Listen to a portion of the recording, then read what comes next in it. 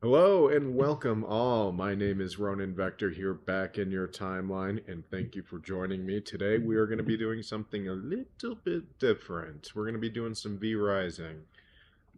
I'm sick of Fallout shit right now.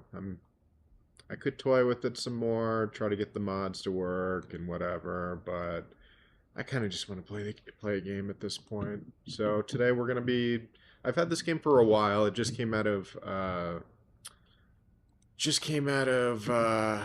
early access on Steam maybe about a month or two ago. And I've been playing on this PvP server on Merciless. So I've got a little bit of a setup, ready to dive into the game, ready to fucking kill Dracula if I can help it. And a lot of humans. So as we can see here, I've already got a little place set up. It's pretty basic. It's a little shanty fort, but that's what we got. And to start off our comic book watching journey here, I am going to start with some Blade. Old Blade comic called Assault on Castle Blood. Never heard of it, never seen it, never read it. So let's give it a shot. Bro, they're nothing but something in cheesy movies and kiddie comics. To a few, we know the truth about the blood-sucking monsters. And we're out here to put every single one of them back in the ground they crawled out from.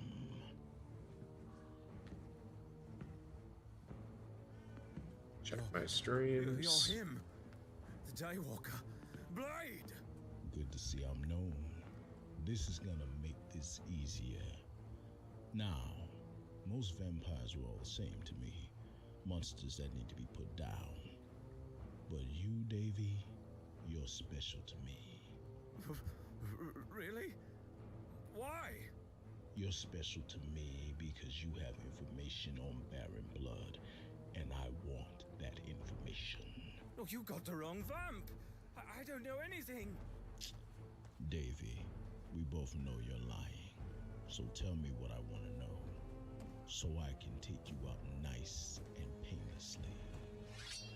Unless you just want me to waste my whole damn night getting it out of you slowly.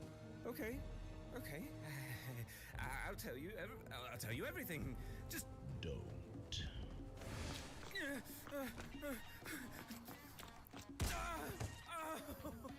Motherfucker, did you think I didn't have a gun? Bite me, you blighting bastard! You shot my sodding leg. I'll just shot you in the shodden head, you wanker. Woo! I turned my attention from Davy's ashes for a moment to see some dumbass grinning from ear to ear. Clearly proud he just fucked up my investigation with his interference. Whoever the hell you are, you better have a good reason why you just killed my informant. Whoa, buddy, no need to be pointing guns at people. Honest mistake.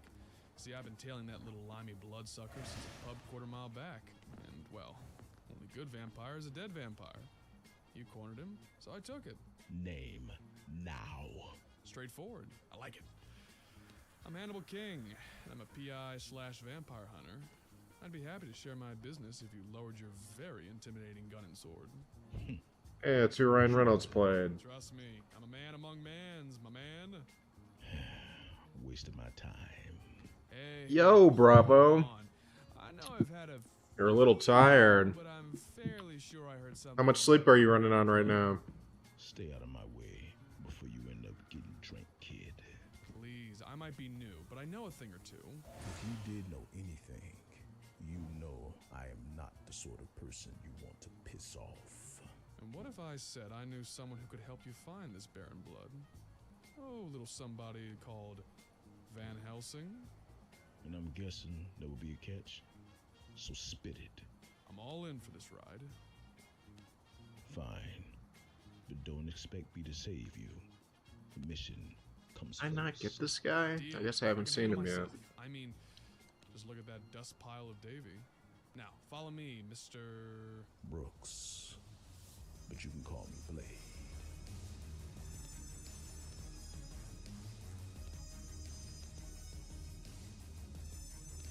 that. King leads me to some sort of old cottage in the England countryside. Got that. It's not run down or anything, but it's definitely got a long history in its bones. The dawn breaking as we near the door. Just got her. Kane may be 1 old, hour of sleep. but Sounds like somebody needs some tea or a long nap. Who is it? Who else? Your favorite Yankee vampire hunter. Bugger off. You're a popular one, King. Wow, what a dramatic Come on, Rach, difference you're in making me level look bad in here. front of my buddy. 43 to We 47. info on Baron Blood.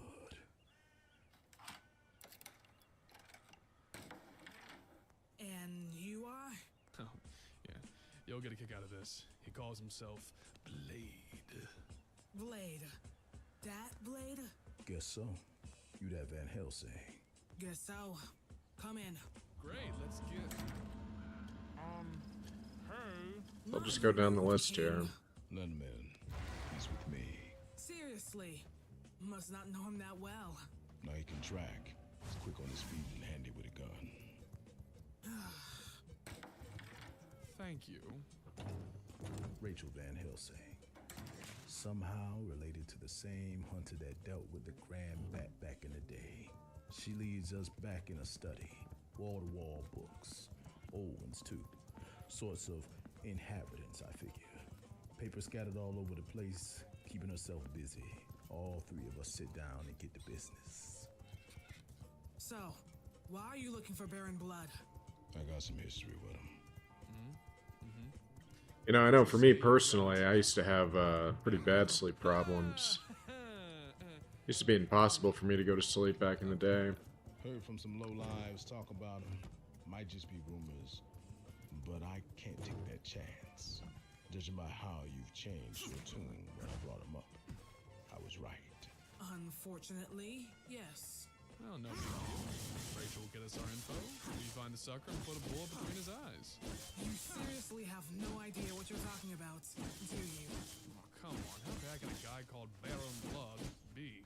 John Fallsworth is an ex-Hydra turned godlike Dracula himself, making him one of the heads of the great vampire families. Only below the dragon, he was responsible for over 100 deaths due to his twisted experiments. Even went toe-to-toe with Captain America. Steve Rogers, Captain America? The Star-Spangled Man with a Plan? That Captain America? No shit. Captain America fought a Nazi vampire? Americans. Van Helsing, I want everything you got on Blood. It isn't much. I've been able to See, vampires. So that does have some, Midnight Suns does have some basis in comics. Pretty sure we can all guess the reason. And if there are Nazi zombies out there, Nazi vampires aren't too far behind. Dried in the day. Keeping livestock can raise too many questions. Besides, Blood isn't the type to find value in keeping things alive. I've been able to track the missing person reports and use them to triangulate Blood's location somewhere in Dimhurst. No, No? No what? No, not Dimhurst? I know where he is. Castle Blood.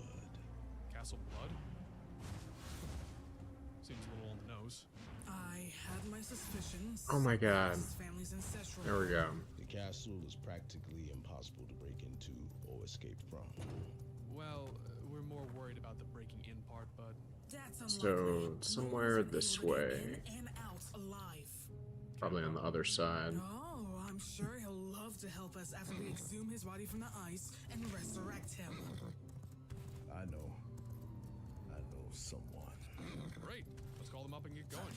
I probably haven't spoken to him in over 2 decades.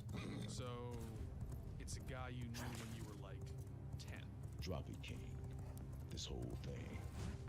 I'm going alone from there. Bullshit, I'm coming with you. I will be as well. Worried about my pretty face and want to protect me? Taking down Blood will take one of their great families off the board. It might even give me a lead to a bigger bat. Well, sounds like we all got stakes in this now. So, cool. That a yes? Keep up.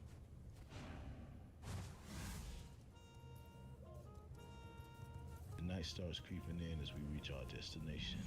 It's Soho, London. An old jazz bar, decrepit and in disarray. A bright blue neon sign blinks above the door. I open it and let the sweet musk of jazz music mixed with cigar smoke into the streets. King and Van Helsing step in behind me. So, is the guy here? Which one is he? You keep back and let me deal with this. What? The old guy? Can't be serious. Hannibal, shut up for 5 minutes, maybe. Oh, and that was Jamal Whistler Afri, folks. Hope you enjoyed. The so-called talent has to rest, so buy some booze until then, why don't you? Hey, Shades. Don't need you creeping around the stage. Well, I'll be damned. Ah, friend of yours. Should have guessed. Haven't changed a little bit, Eric. Never expected to see you work in a shithole like this. Never expected to see you at all. Not with how you left things. We don't have to talk about that. Fine by me, Eric. So I'm guessing you have another topic you want to talk about. False word. Of course, it's that bigot bloodsucker. His kind seems harder to kill than vampires. That's why I need help to make sure he stays dead this time. And you want this old bastard right here? I don't have any other choices. I always knew how to butter up a guy. I'm going with or without you. Basically, you go and get yourself killed or I drag my sore self along. And maybe you won't die. If that's how you want to see it. Sure.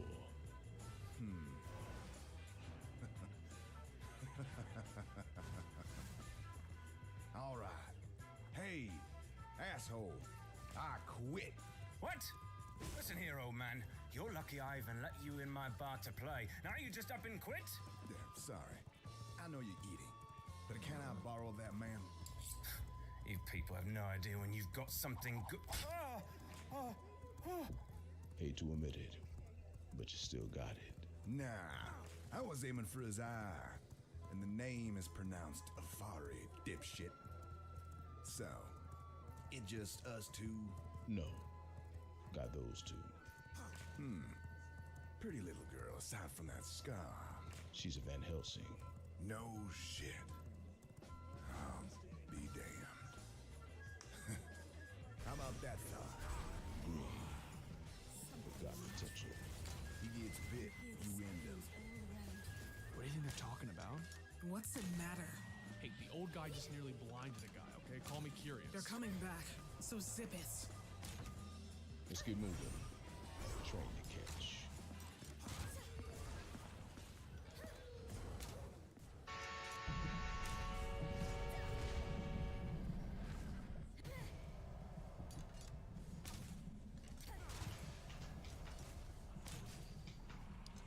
Okay, I can't take the silence. Who is this guy? King! Cuts the bullshit. Like that. Call me Whistler or Jamal. You? Hannibal King, at your service.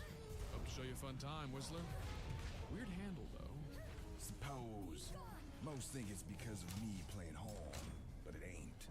See, back in the day, I used to throw blades so quick, they'd whistle. I could make those babies sing. Big guy better keep his distance. How about you, miss? Know you a Helsing, but what's the first name? Rachel. Met Abe. Good man. So I've heard. Hey, how about him? How'd you meet Blade?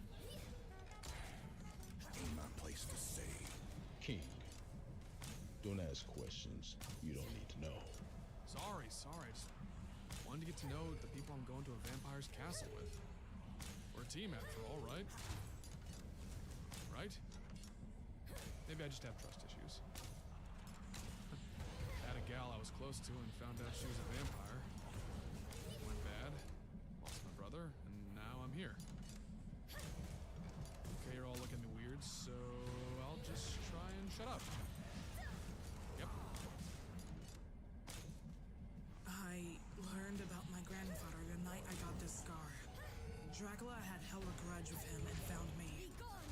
guess Abraham used a shovel to leave a scar on the dragon, and this was the dragon's payback. I was only 9. Christ. Sorry.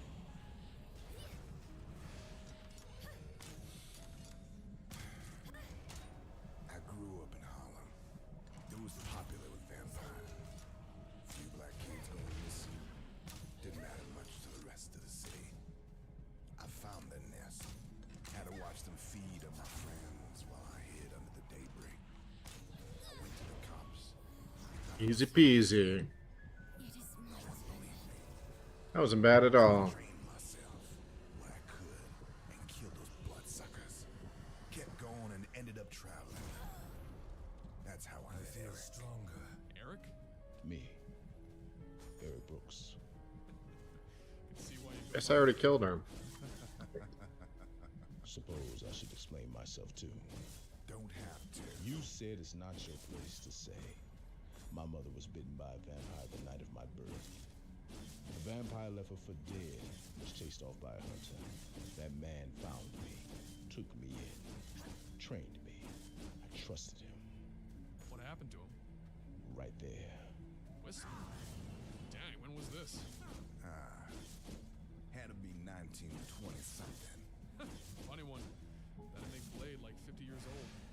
Yes, I am. I never realized he was so old. I know I've heard black doesn't crack, but just how? Vampire that bit my mom changed me too. I got all their strength. None of the weaknesses. The Day Walker. You can call that. Yeah. That's why Baron Blood went after me. Took me to his castle and used me like a lab rat. I don't even know how long I was there. How did you get out? That's fucked. Hey, couldn't let Blood figure out how to use Eric's blood for his own purposes. And I didn't want my boy dying. Don't make it sound like you're some hero. Whoa, man. What's with the anger? You want to know the truth, King? You remember my mom? When she got bit, I got told that it killed her. But that was a load of shit. He killed her because she was changing. Killed her, took me, and lied to me for years. Want to know when I learned the truth? When he got me out of Blood's castle, and I was half dead. He thought I was going, and his guilt made him confess. I tried to kill him. Stopped myself. Left him in the woods. Wouldn't see him again until today. Yeah, that's about the long and short of it. King, I know you're green, but don't get the wrong idea about this little team up. Us hunters don't come together because we like each other. It's all about the hunt. Everything. Second. Everyone, we take as many of those monsters and maybe we can do some good. Right, I'll keep that in mind. And keep my big mouth shut from here on.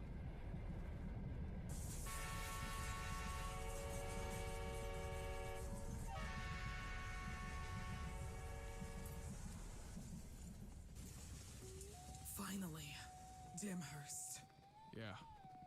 Finally. Yeah. Place What the hell looks is dead. this guy? You got a hunch So is North. See if we can find any locals. Might be able to get some info since we're going in completely blind. Be nice. My grandma was blind. Ran into a lot of stuff. Fog's growing thicker. Because we're getting closer to the castle. I can barely see any of you guys. Wait, did you hear that?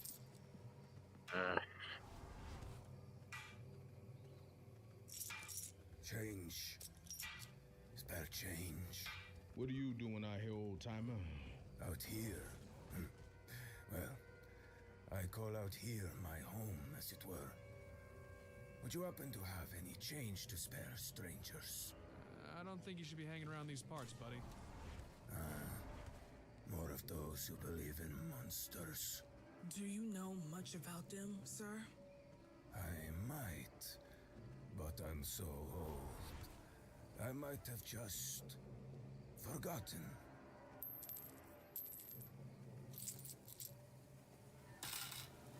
Ah, yes. It began with the missing animals. I lost one of my coach's horses, even. Then the children, the women, men. A few turned up drained of blood and some missing limbs. Those who could leave did. But some stayed. Too stubborn, too poor, or in hopes they could find their loved ones. And the castle. Ah, that. Now that I have heard. Some see lights on at night. You'll think me mad, but one night I wandered to the woods near there. And I swore I saw a shadow crawling along the high tower right before dawn. Did you get a good look at it? No. Though I do recall large pointed ears and what might have been wings under the arms. Anything else you got? I wish I did. I suppose I've smelt odd chemicals lingering near it. Maybe in the basement. Thanks. I recommend Right. you find a new town to live. Oh, I can't. I'm too old, and I know that an old friend lingers in the castle. I wish to reunite with them before they pass. We'll do what we can to help. Oh, thank you. Thank you, young woman. So noble. You must come from a great name. I hope you all stay safe. What a normal old guy. Should we really trust one crazy-sounding old guy with long white hair and goatee? Oh, absolutely. You can't trust that? See any other options? No, but what good is that info even? I hate to agree with King, but he does have a point. See, a couple of hunters had tried their hand at getting blood, but they couldn't find his coffin. But now, we might have a lead. Top of the tower. We get in during the morning, get there, and put an end to that monster. When you say it like that, it sounds easy. Never is. Hey, Now, you probably get asked this a lot. But why the sword? Can't run out of ammo. I thought I had jokes. Jesus fucking Christ. Got killed. What level are they? Grab this. Footmen? Just no level? Don't hurt none that you can 65. most. That makes sense. Right, the vampire thing. So you've got to be stronger, right? What can you do? Hopefully, you won't have to find out. Sure, whatever, I guess. But, like, just a little... Okay, I know you're wearing sunglasses, but I can feel your eyes staring into my soul, so I'll stop. Good. It's almost time to go in. How are we getting in? Way I got in was via the old chapel. Sorry, what? Some castles have chapels that would be a religious building and burial ground for their lords. And being a godforsaken vampire typically makes you less interested in going to Sunday service. Blood had it burnt down after you reclaimed the castle, once back from losing the war. Makes sense, but how do we get in through there? Well, those burial grounds don't have the best upkeep. And they're next to a cliff face. I'm not liking the sound of this. It ain't pleasant, but that whole area is off Blood's radar. Hey! So, be crawling into a Nazi vampire's castle through the ruined graves of his family. Don't have any other choice. You have to trust me. Enough wasting time. We're going in. You don't have to follow. Jamal and Rachel follow me up the rough and rocky cliff face. The shadow of the castle against the dawn that cast over us. To get to the tunnel in the cliff, hardly big enough to squeeze in.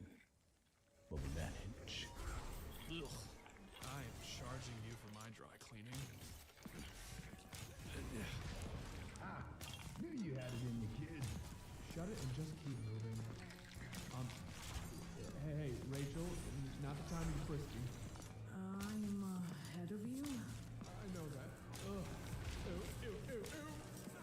We break into a crypt near a pitch black cesspool, and it reeks.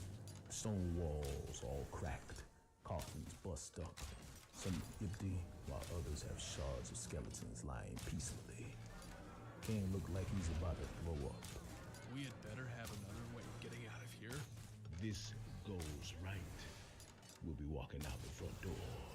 Yeah, and hopefully there'll be less dead people. Well, I don't know about that. Towers across the courtyard, and with the sun in the sky, I expect no bloodsuckers. He can't be alone, right? I doubt it, but we can handle them.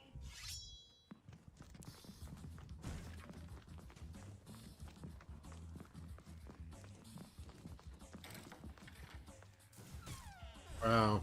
So far, so good. This seems too easy.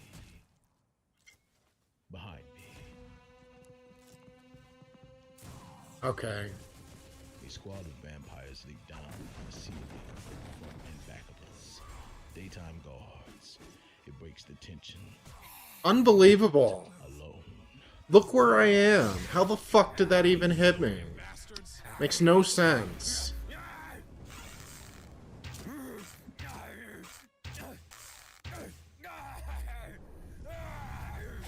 Oh, you old bastard. We will feast on you first. Little rusty, old timer. Bit. Though, I figured I'd be the only one wise enough to keep one unalive to get some information. Now you're going to tell us everything we want to know. Oh, that is rich. Me taking orders from one of your kind. I know your kind all too well. You were once a guy who got told how special and important you are. Then you had to face the outside world and you felt small and powerless. So you wanted to feel powerful by hurting people, just to prove you could. Wait, I recognize you. You're him, the Daywalker, the vampire who does not burn in the sun's light. I am not one of you. I'm much worse. You have returned just as the Master desired. The Daywalker has returned. The sun shall forever set upon humanity. More of them are on their way. But you heard him. They wanted you here. This must be a trap. I don't care if there's a trap. I'm here, and I got a chance to end that motherfucker. So I'm taking it. We better hurry. The tower's just a... What? Am I crazy?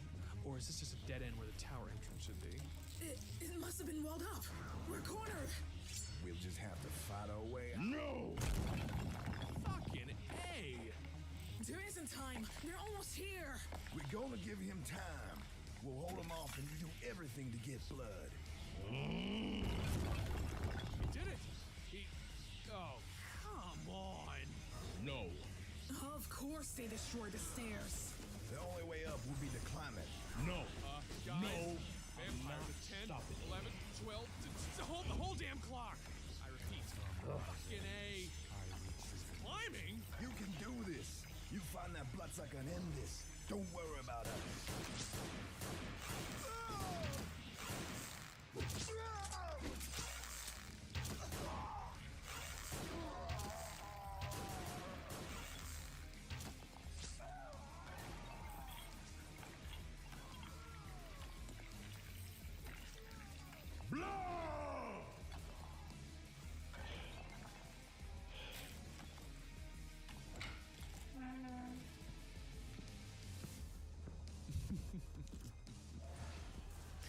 My, how you've grown, boy.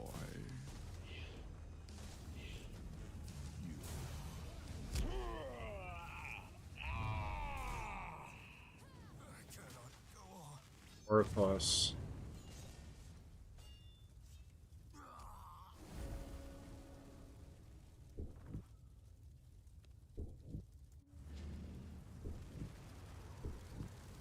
Wake up, boy. We have some pushing up to do.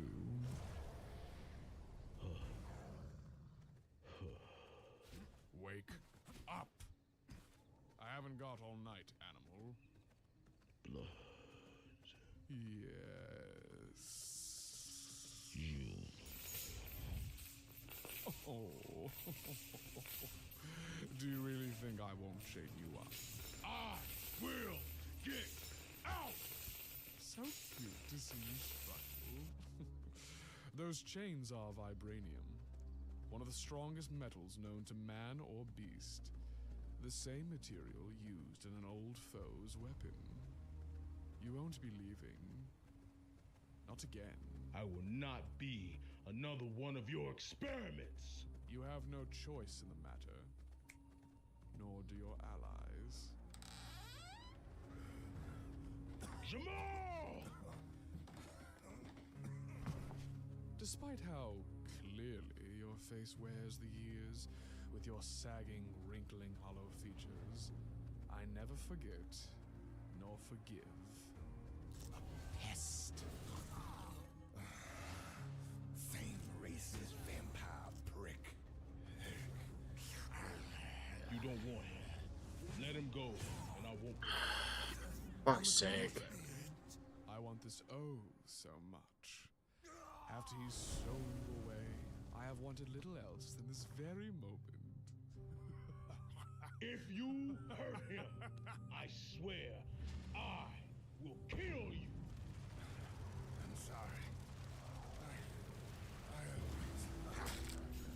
Jamal! I have enjoyed this. Let this be a lesson, boy. You are my property. No one will take you again. Eric, What was that? my name is Eric.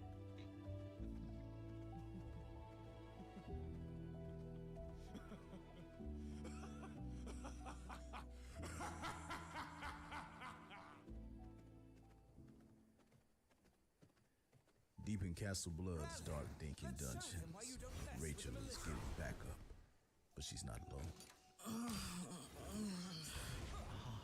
You waking up? Who are you? I am a prisoner, like you. I'm Manos. Prisoner? So this is what Blood has been doing with the missing people. You know about this? Who are you? Yes, I know about this. Someone So annoying. missed. I came here with other vampire hunters to try and kill these monsters.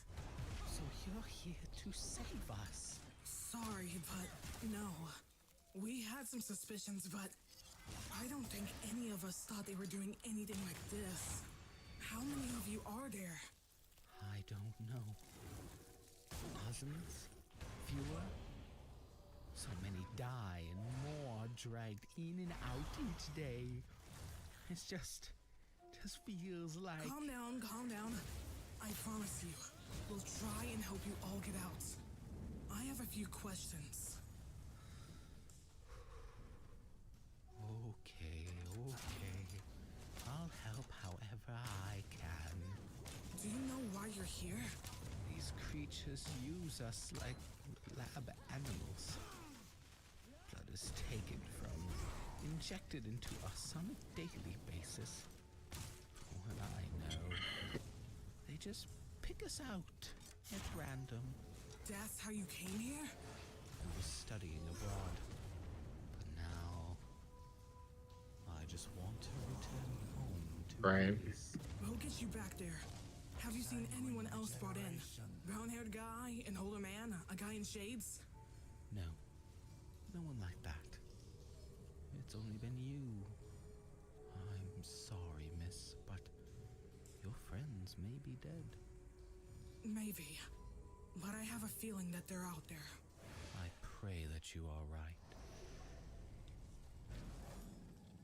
As for King, he might be outside the castle, but he's in deeper trouble.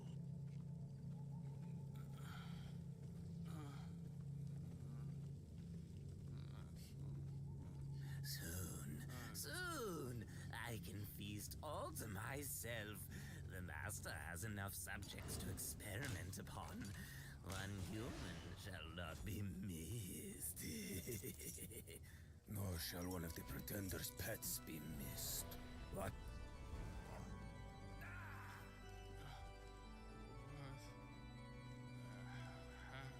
Happened. grow close to passing human. Falsworth, Brooks. I wish to see their final conflict come to fruition. You will help me now. Drink of me and live anew.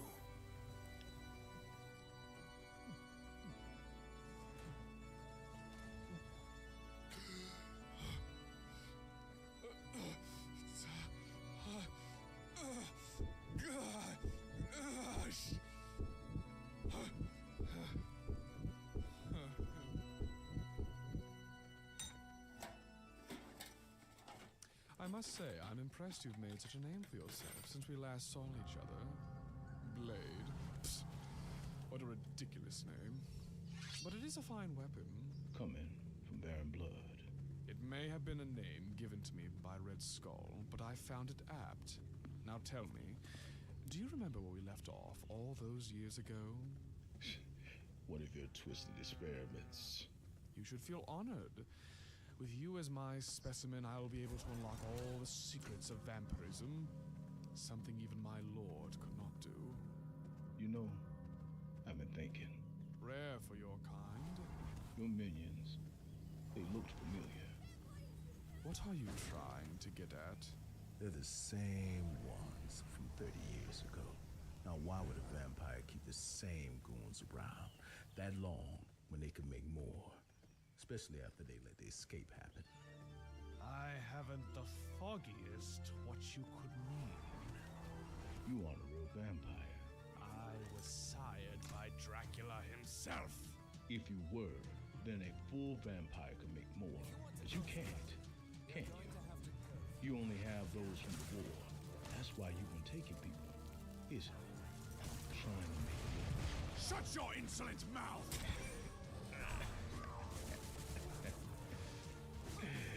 It's all coming together. You went to Dracula, served him for years, and got nowhere. Then you went to Hydra and made yourself along with some others into some pseudo-vampires. It's kind of sad.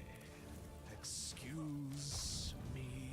You're so desperate, that dumb name, this castle, that outfit, all of it. You want to be a real vampire so bad. Only thing you have in common with him is that you're both stuck in the past. I mean, come on. Using Matt Daddy Drax's name to get taken seriously. You're even more pathetic. I will enjoy this next part. I have missed your scream, boy. Do your worst.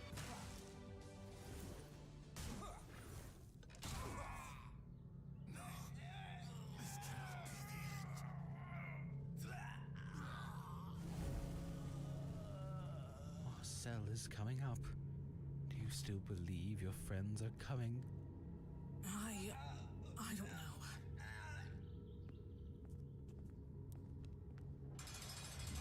Ah, a fresh subject. I'm sure you'll liven up our experiments. Come near me and I'll show you how lively I can be. I think I'll start with the Greek first. Unless you wish to take his place. Please, no more. I'm too far gone and won't be able to survive anymore. I worry. Maybe you'd like to take a taste instead, sucker. What was that, soldier? Don't think it matters much. You traitor! Nah, much worse. Hannibal! Catch! Thank you. I was worried you were dead. Me too. We've got people to get out of here. Stand behind us, Skinny. Free anyone you can. Yes. Rachel, lead them out and I'll watch your back. What? But you can't. No can't. Just trust me. You're a good man, King. Man among mans.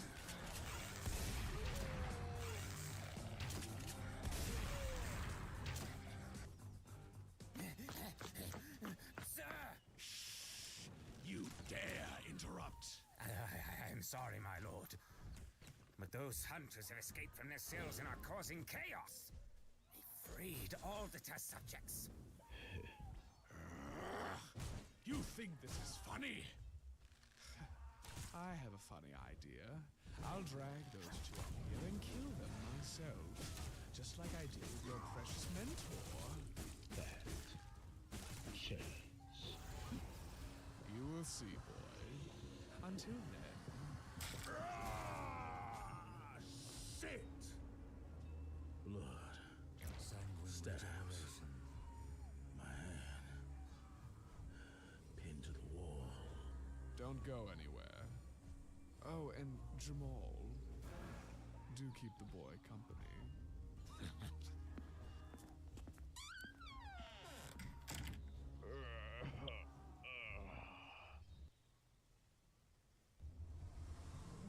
Hate to see you like this, son. How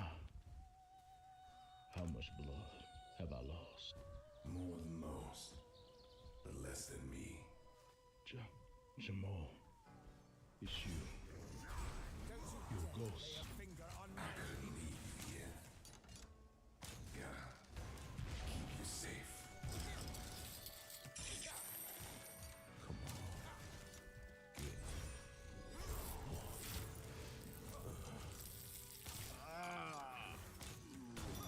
Eric, you need to get up. You've got to fight. I know you can do it. I don't know if I can. Everything hurts. Eric, I know you won't like it, but you gotta drink what's left of me. No. I can't do that. I won't. Listen, it ain't doing me any good anymore. You're weak. Drink the blood, and you might have a chance. I know you hate it, but you have to. It's more than that. It's Oh, fuck off. it's you. I don't. I can't. Son, I wasn't the best man. Yep, to cool. raise you, but I was proud that I got to. I'm proud of the man you've become. I love you, Eric. I want to see you get out of this. Okay. Okay.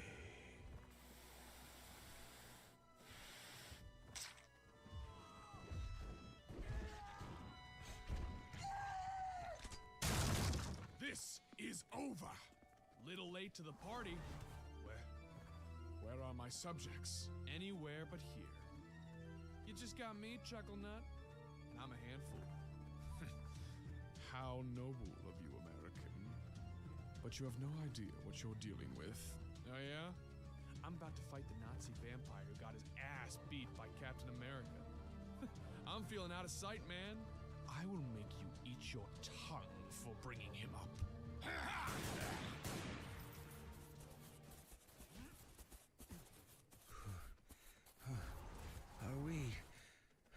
Are we almost there?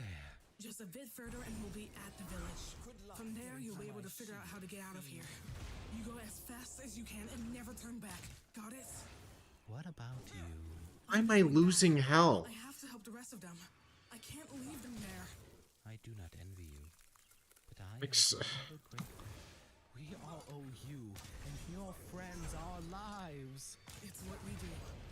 Please, I will repay you however I can. Once this is over, find me and my family. I am Morbius. Manos Morbius. Let's just worry about getting you people safe. Are you fucking kidding me? Why is it over there doing nothing? Like, how useless is that?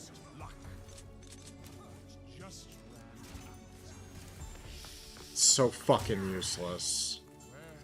Really pisses me off good. No, you can't be. Shut up. I'm gonna end this. End you. Whatever it takes. Even if it costs you your humanity. I'll take solace knowing that you are so weak as to need to become a vampire to even attempt to challenge me. But there is the difference.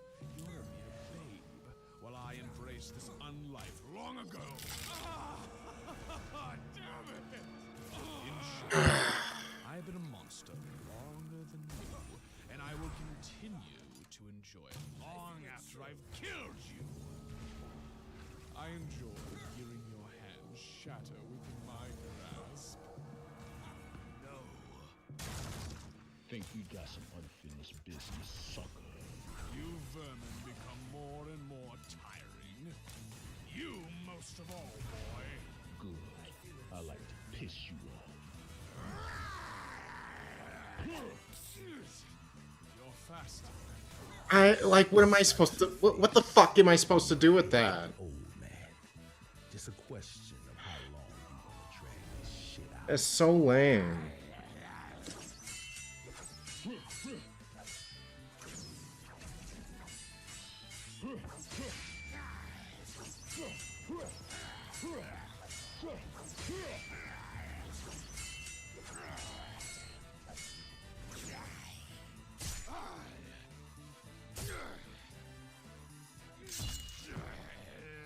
It's over. No. No. I refuse. I'll escape. Not so fast.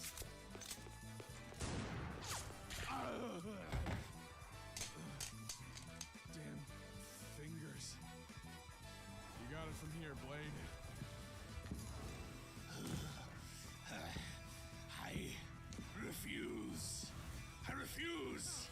I refuse. You talk too much.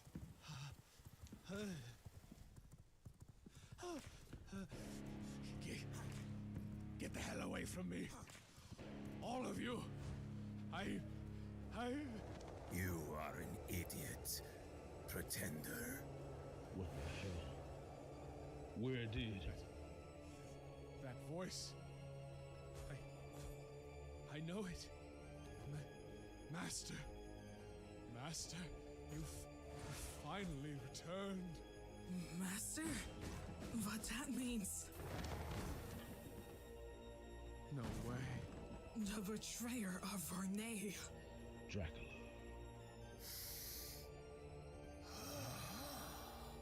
Oh, it is you, my master, Lord Drac. Hush, pretender. Should we stop this? You may resume your little brawl after I've made my deliberation. Now, Falsworth. Years ago, I made you a servant, and now you parade yourself as a vampiric sire to me to award you some status. Worse still, you made yourself this mockery by stealing my blood. And what have you done with these deceptions that I allowed? Locked yourself in a castle to try and discover the secret of the vampire.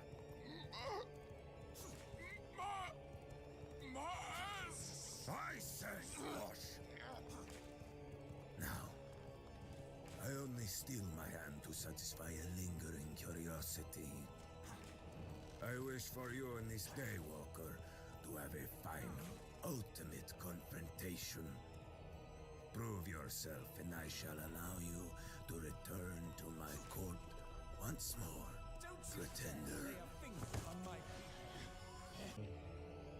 So, seems like your outside matches your ugly ass inside. Sorry about that. OBS crashed for some reason. Not sure for how long. Let's see.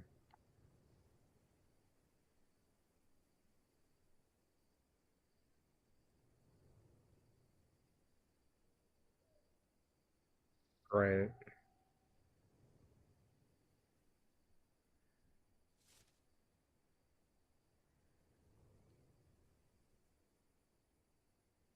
That looks like I didn't lose too much.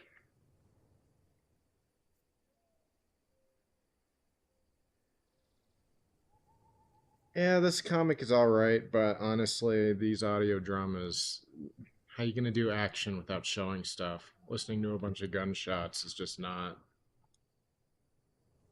It's not. That's nothing. That doesn't show action or tell. Should have narrated what was going on, not just play a bunch of sound effects. As far as I'm concerned.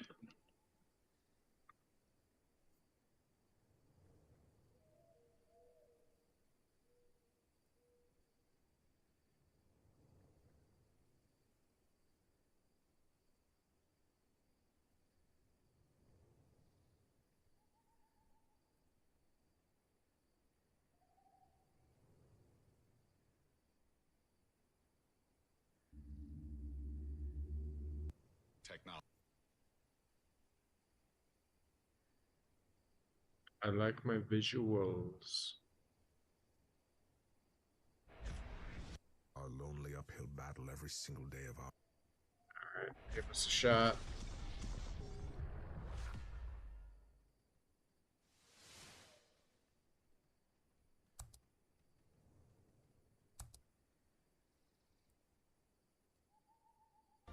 Introduction. 17 stories about bad guys. Truly, the mind doth boggle. But after pondering for a moment, you might ask, why feature the savage and sinister supervillains? Why not chronicle the exciting exploits of our proud and praiseworthy heroes? Since we never want a loyal Marvelite to wallow in a sea of doubt and uncertainty, permit me to address that cogent query in a valiant attempt to set your mind at ease. First of all, in presenting stories featuring villains, there is one external, inflexible rule. The villain must have someone to battle. Okay, who inevitably fights the villains? The heroes. Therefore, most sagas featuring supervillains will certainly feature superheroes as well. So you need not worry about the good guys being staunchly represented. Good luck getting But why do we stress the importance of villains? Here's why. The viler the villain, the more heroic the hero. Think about it. Would David have seemed so heroic battling Goliath if Goliath had been a 5-foot-tall accountant? Would legend have paid homage to the battle between Ulysses and Cyclops if Cyclops had merely been a mild... I don't understand why I'm so fucking slow if I haven't been hit. Like, what, to what end does that serve me? Famed for his kindness and charity. Now let's take some examples that are closer to home. Would loyal readers have followed the exploits of the Fantastic Four all these years if their archenemy, Dr. Victor Von Doom, was a beloved Bavarian pediatrician? And what about Spider-Man? How exciting would his adventures have been if Carnage was a gentle, fun-loving philanthropist whose greatest pleasure was helping those who were less fortunate than he? Take the mighty Thor. Imagine how excited you'd be about his battles with Loki if Loki was a sensitive and caring brother who spent his time writing poetry and wrapping bandages for the Asgardian branch of the Red Cross. Now then, since mighty Marvel has always had the most evil villains of all in its ever-expanding universe, then as surely as night doth follow day, so it must verily follow that ours are the most heroic heroes of all. Yep. And you, oh lucky listener, super fair. Fair stuff. Yeah. No, I should freeze twice without being able to move. That's cool. You know, many times at comic book conventions, bookstores, and the various exotic places where superhero fans gather. Whoops. Let me clarify that for a moment. By superhero fans, this is such shit.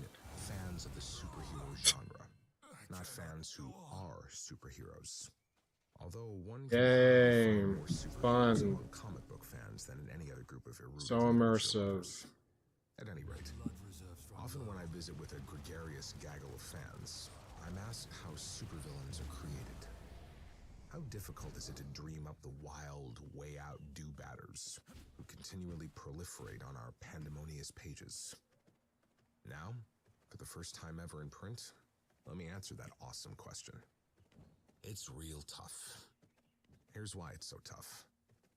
There are many important qualities a supervillain must possess. First and foremost, he or she must have some sort of awesome superpower. What the fuck is this video? Such superpower. What is the supervillain? You need a superpower. You need an hour-long video to say stupid shit like that? See how the Green Goblin's doing. different kinds of technology inside this room, but also they Jesus find Christ. Nothing's gonna Okay, work so getting today. back into our coverage over Ultimate Spider-Man with Ultimate Spider-Man number 5, we actually pick up with Norman Osborn. Now, we're in the past. This is months ago in the past, but we do pick up with Norman Osborn and Emily. And you have the two characters right now talking about the idea of their son being late once again. And of course, they are talking about Harry Osborn. Now, when it comes to Harry, he tries his best to call up his dad and say, hey, Dad, listen, this is why I am going to be late, but don't worry, I am nearby.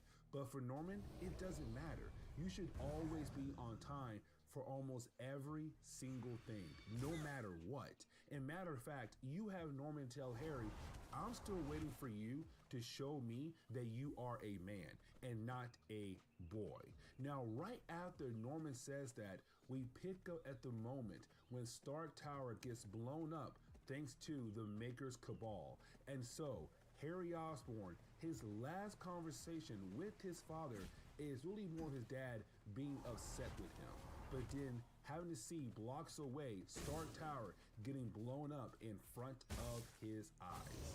Now, a few weeks after that moment, we do pick up with Harry and Gwen. Now remember, in this new Ultimate Universe, Harry and Gwen are married, which honestly made things a tad bit more interesting for Spider-Man fans out there. But when it comes to Harry and Gwen, they're having a conversation with Norman Osborn's lawyer. Now, when it comes to his lawyer, he does inform Harry that Harry is going to inherit every single thing that his father had left behind, including the company. Now, when it comes to Harry, he also gives word that somebody left a message for him. Now, the lawyer says he has no idea what this message actually means, but he does know who had left it behind. And of course, the message came from the Kingpin, Wilson Fisk. Now, to the outside world, it may seem that the Kingpin is just your regular businessman and that's it. But in reality, in the shadows, this man is the governor of the greater New York territory. Oh, And also, just run he into is it, the I Kingpin guess. of crime of Manhattan. Now, when it comes to the Kingpin, the reason why he called this meeting with Harry is to talk about the company that was left behind by Obadiah Stane and the Stark family. Because remember, in the Ultimate Marvel universe, those two families actually work together. They share the company with one another. But Obadiah Stane died a while back, and currently there's no Starks around at the moment. And so Kingpin owns the company, but he wants to make sure there is no way that this company could possibly rise up and cause them more problems down the road. And so he believes that Harry can do Any a great purpose to job to make this? sure this company is completely destroyed. He says, Harry, I am going to sell you the company. I want to make Place sure to there hang is out, no I way guess. down the road that this company can bite me in some kind of way. So I want you to take care of getting rid of everything left in that company. Now, 2 weeks after that conversation, we do pick up with Harry Osborn, Gwen, and also Dr. Octavius. Yes, you heard that right. We're getting our first look at Dr. Octavius. Now, the three characters were able to find a lab that was left behind by the Starks. And once they are able to break into the lab, they find all these different Iron Man suits and different kinds of technology inside this room. But also, they find a database that contains a lot of information about the Cabal and What a also pointless Wilson place. Fisk. Now, when it comes to Dr. Octavius, like I said, he works for Harry Osborn. And so you have Harry assign Doc Ock to go through every single piece of data inside that database to learn everything about what's going on inside this lab. And also, what kind of information was kept on the different members of the Cabal, especially Wilson Fisk. And Doc Ock is down with the idea of doing everything for Harry and Gwen. Now we do jump forward in time to the point where now we're only 4 months from the present day. And so now we pick up with Harry Osborn getting his Green Goblin suit. The suit was actually created by Doc Ock. and he was only able to create it by using the tech that was left behind in this lab. Now, when it comes to Doc Ock, he also tells Harry, listen man, when I turn your suit online, something else happened. You see, across the world, apparently there are different pieces of Stark tech out there, just hidden. But on top of that, they all came online in a matter of a few minutes.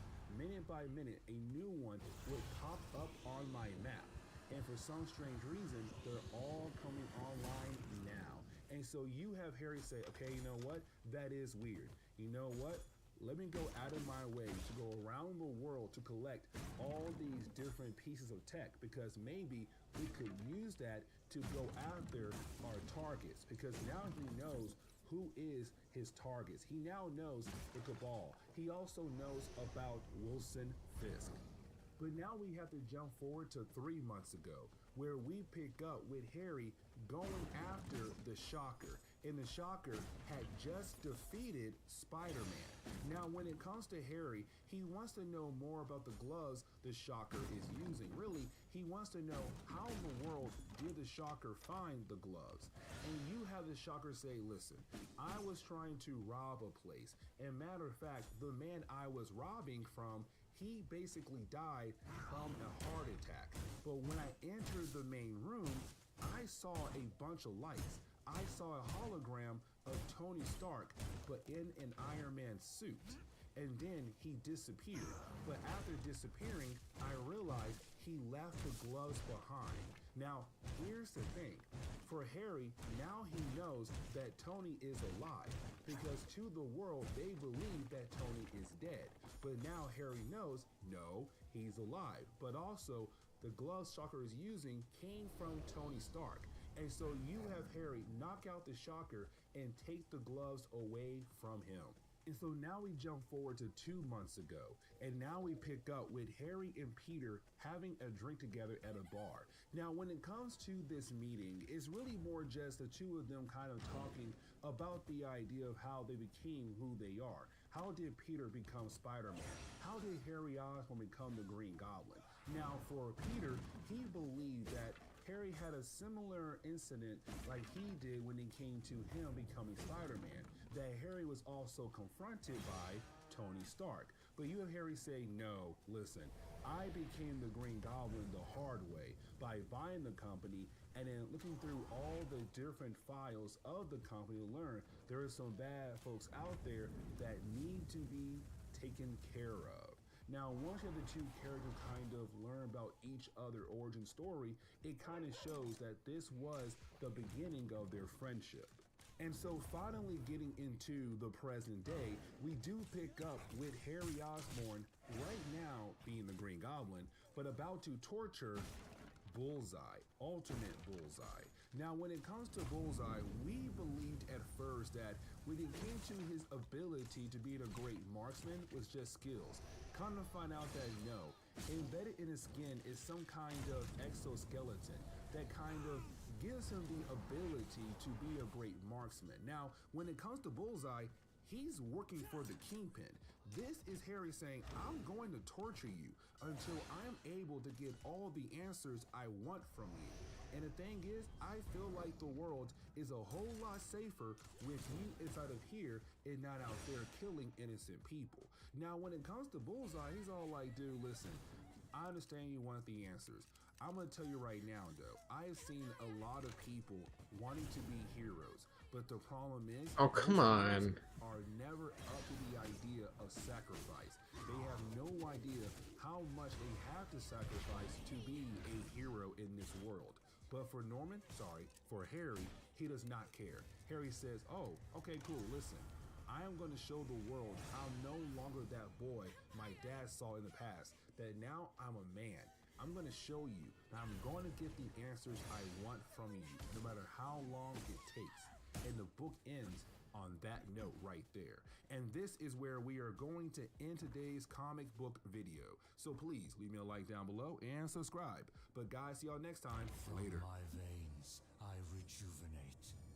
Begin the process of trying to defend themselves against the Ultimates, because if the Ultimates are going to be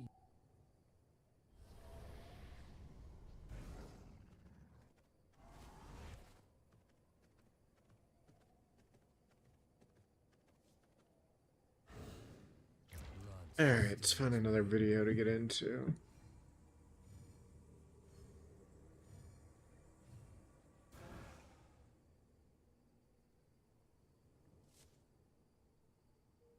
Something new. Need something new to get into.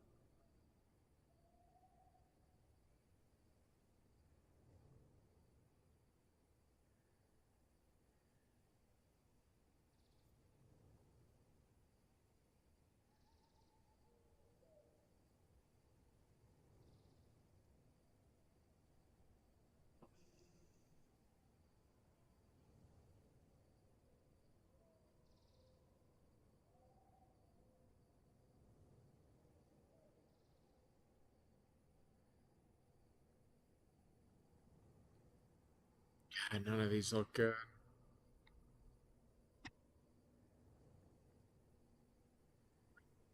The adventures.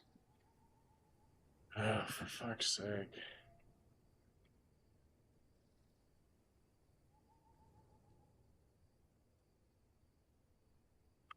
Digging any of this.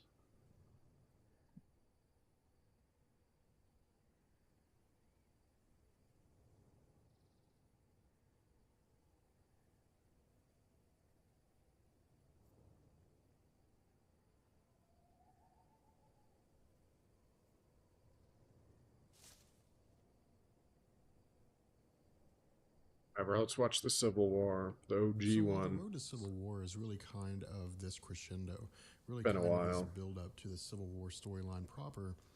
The Civil War storyline itself really kind of hits the ground running. As we begin our discussion on the Civil War, we will see that we will basically go from 0 to 60, that we will start the story, and from the time we start to the time we end, it'll basically be non-stop. There really won't be very many slow moments. A lot of the slow moments that exist outside of the Civil War storyline proper. They exist within the tie-ins. And the tie-ins is really kind of where you get the background story of what's going on. It really kind of fills in a few things. Now, for the most part, we're not really going to be discussing the tie-ins properly. We're really going to kind of be skimming over the ones that aren't really essential to progressing the Civil War story.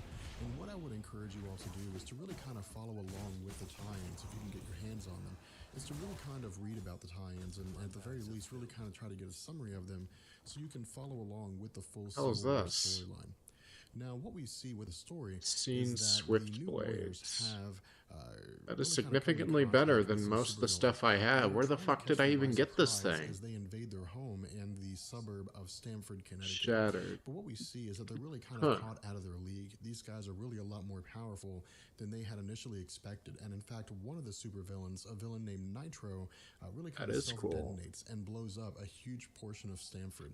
Better get that back home. Casualties are expected to be around 600, but as we'll see with the progression of the Civil War storyline, the actual casualties end up being well Guess I'll go north, see if I can't find anything. Around 60 to 70, or maybe even as many. Alright, maybe things are turning around. Are composed of children. I gotta get it repaired, but kind of see this public backlash.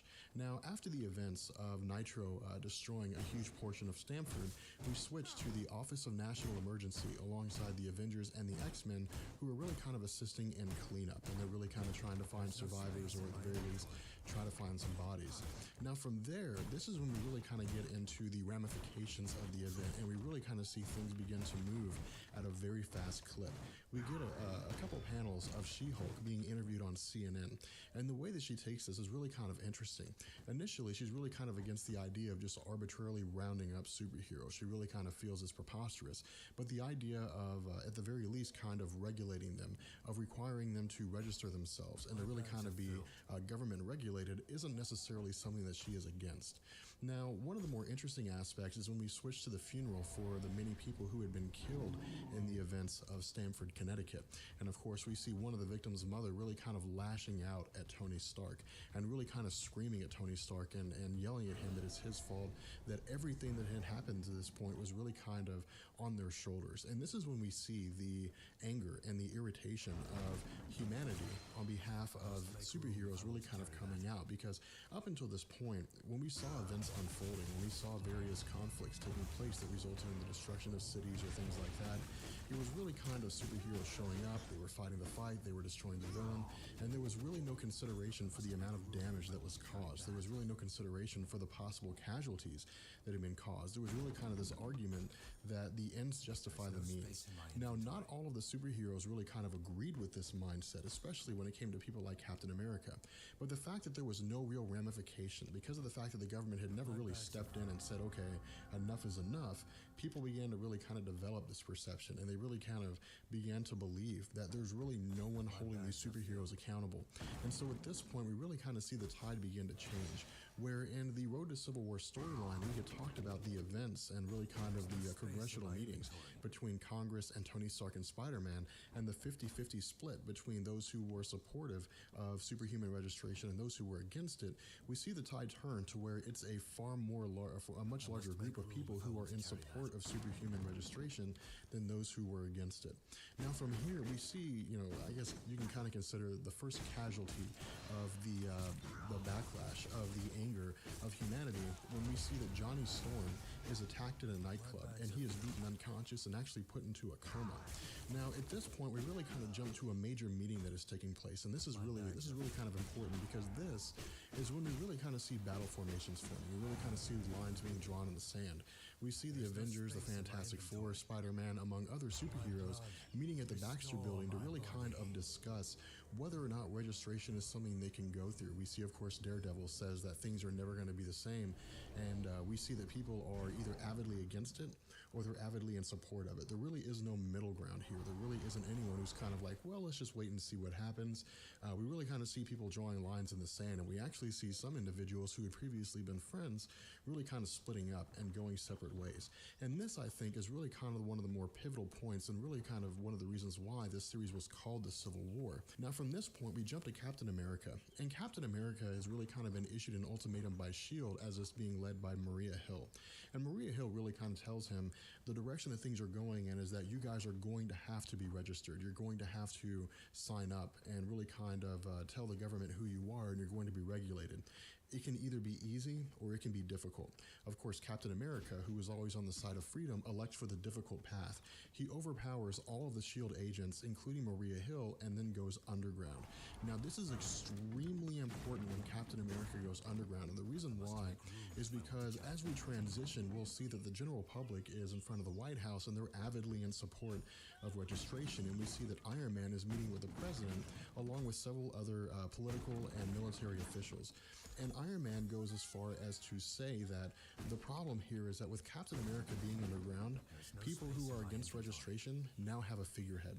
They have someone they can rally around. And so now they will not be as diverse and separated and as easy to conquer, more or less, as they would have previously been. Because not only do they have a figurehead, they have the figurehead. They have the one guy that will be the best person to use to rally anyone to a particular cause in the form of Captain America. And from this point moving forward in the comics, what we'll see is basically kind of a rush. We'll see a race taking place between Captain America and Iron Man, where each one is attempting to divvy up superheroes. Initially, they start with the most popular person, the most popular people, Ant-Man and so on and so forth. And then they kind of work their way down the line, and they begin to pretty much go for whoever they can get. We also see them enlisting the aid of individuals who are a little less savory, in addition to individuals who really kind of are in the middle of the road and really aren't sure which direction they want to take. And we'll really kind of see that come to fruition with the X-Men. Now, as far as the tie-ins are concerned, I would say probably one of the most important tie-ins between Civil War issue number 1 and Civil War issue number 2 is the Amazing Spider-Man issue number 532. And the reason why is because, as we saw with the Road to Civil War, Iron Man had enlisted the aid of Peter Parker. He had told Peter Parker that he needs him really more than anybody else to be on his side. And the reason why is because Spider-Man is a very well-recognized figure in the superhero community. And for the most part, if Spider-Man will go along with it, people will lend a little more credence to it than they normally would have, just because of the fact that he is really kind of always fighting on the side of good, and he is always trying to help people as best he can, even if it's at the risk of his own personal detriment. And as we progress through this comic, we will ultimately see at the end that Spider-Man will stand in front of the press and reveal himself to be Peter Parker. With that being said, I'm going to go ahead and bring this video to an end. I really hope you guys enjoyed it. If you guys have any suggestions for the future videos, or if you would like me to go more in depth regarding the tie-ins, then please let me know. And I will catch you guys later. Peace.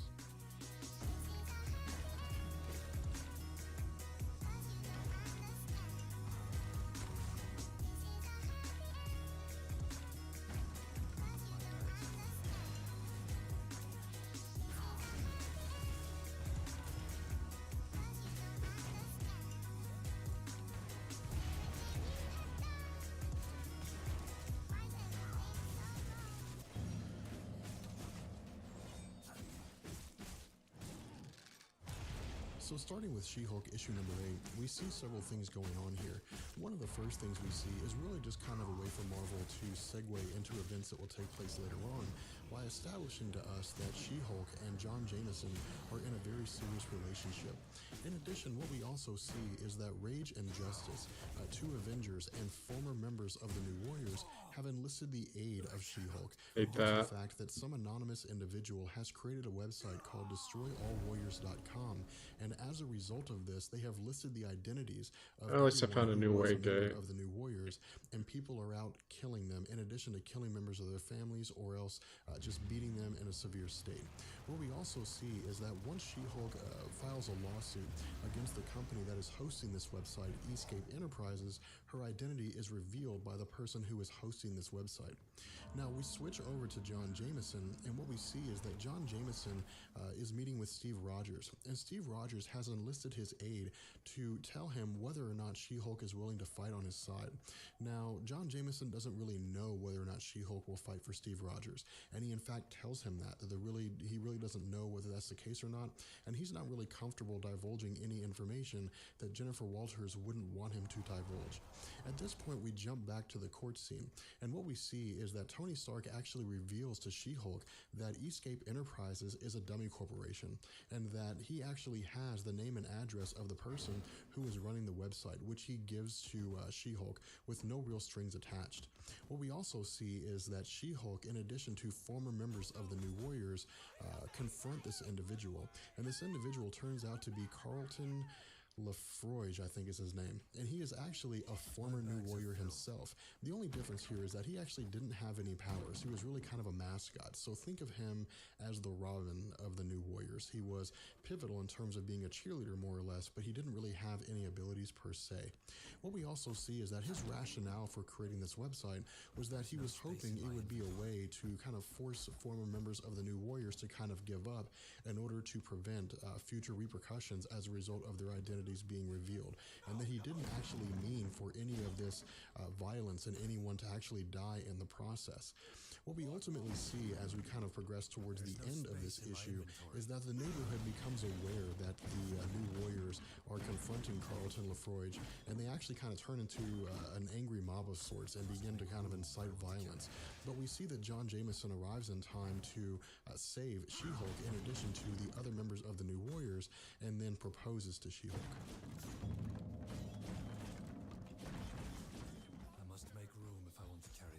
So while I wouldn't go as far as to say that the events in She-Hulk issue number 8 are boring or anything, what I would say is that I don't believe that story is nearly as rich and entertaining as the story that we get in Wolverine Volume 3, issue number 42. And the reason why is because one of the greatest aspects of Wolverine comics is the inner monologue that we get to follow along with as we progress through the comic book, and this issue is no different. Now at this particular point in time, one thing to bear in mind is that Wolverine is both a member of the New Avengers as well as an X-Man, so he really kind of holds allegiances to both sides. And as we begin the comic, we see that he is involved in an effort to stop the actions of the Crusader, a religious fundamentalist who has hijacked a C-130 and plans to use stolen money to finance a terrorist plot that will destroy several headquarters of superheroes. We see that Wolverine is able to dispatch the Crusader along with his minions pretty swiftly and actually crashes the plane in a cornfield. From there, he travels to a bar where he sees the Stamford incident unfold on television, and he's actually paged by the Avengers to assist in the cleanup process. While he's assisting in cleanup, we see him overhearing a conversation between Tony Stark and Captain America, where we learn that Nitro actually survived his self-detonation and that he hitched a ride out of town on a truck. From there, we learn that several days have passed with no real information regarding the whereabouts of Nitro, and we actually see that Wolverine is asked to leave a restaurant due to the fact that the patrons, who are humans, are really kind of fearful and don't want him there because of the current climate involving superheroes.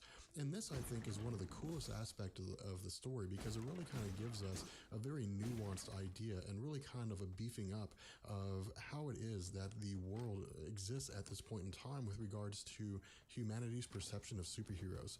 As he leaves the restaurant, he takes the back door, and he is confronted by a group of staff from the restaurant who have knives and various weapons, but of course they flee once he reveals his claws. From this point, we jump to the meeting that we discussed in Civil War Volume 1, or I'm sorry, the first video that we did in Civil War, where we see that various individuals are discussing and they're talking about the superhuman registration and so on and so forth. We see that Wolverine meets with Tony Stark, who tells him not to go searching for Nitro. But we really kind of see Tony Stark wording this in a way that he's really kind of asking for Wolverine to go search for him, just because of the fact that the search for Nitro is in the hands of S.H.I.E.L.D. And he says that if S.H.I.E.L.D. knew where he was or knew how to find him, they would have found him already, which really kind of leaves it out there that Nitro just may very well not be found. At this point, Wolverine's unable to accept this. He is unwilling to accept this just because of the fact that the actions of Nitro led to the deaths of several hundred children, which he is unwilling to let go unpunished. So we really see him kind of talk to Luke Cage. And when he's talking to Luke Cage is of course siding with registration, and Wolverine makes the statement that this whole this whole registration movement with regards to superheroes is very similar to the Nazi Germany movement. And of course, Luke Cage is really unable to kind of compare the two and says that our government and the actions of their superhuman registration policies is vastly different from what's going on in Germany, but Wolverine doesn't really buy it. We see that Wolverine travels to the Xavier Mansion and attempts to enlist the aid of Emma Frost and Cyclops in order to track Nitro, but of course they turn it down. And the reason why is because at this point in time, they don't want to get involved in the Civil War, just because there's already enough hatred out there for mutants already. They don't simply want to compound that by coming out in support of, coming out against a bill that humans support, which will ultimately turn them against them more than they already have. We actually see that Wolverine eventually leaves and travels back to Stamford, Connecticut, where he picks up the scent of Nitro and the truck that he had hitched a ride on. And then the comic really kind of comes to a close as we begin to realize that he is going to go on this quest for vengeance, despite the fact that Tony Stark had asked him not to.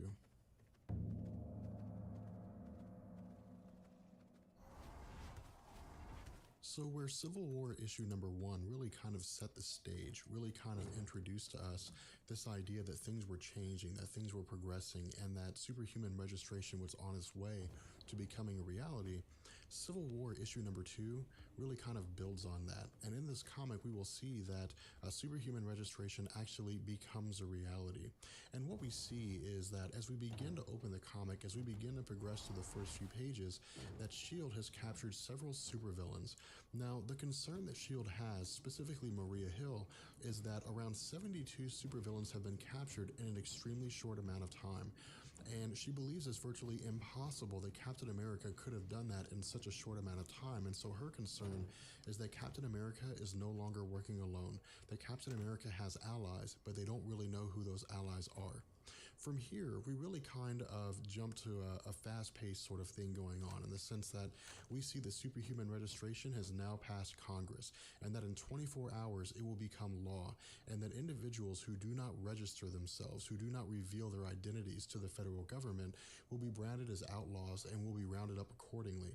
In addition, we see that Tony Stark is hailed as a hero by the federal government, and that Captain America is considered public enemy number 1 for the most part.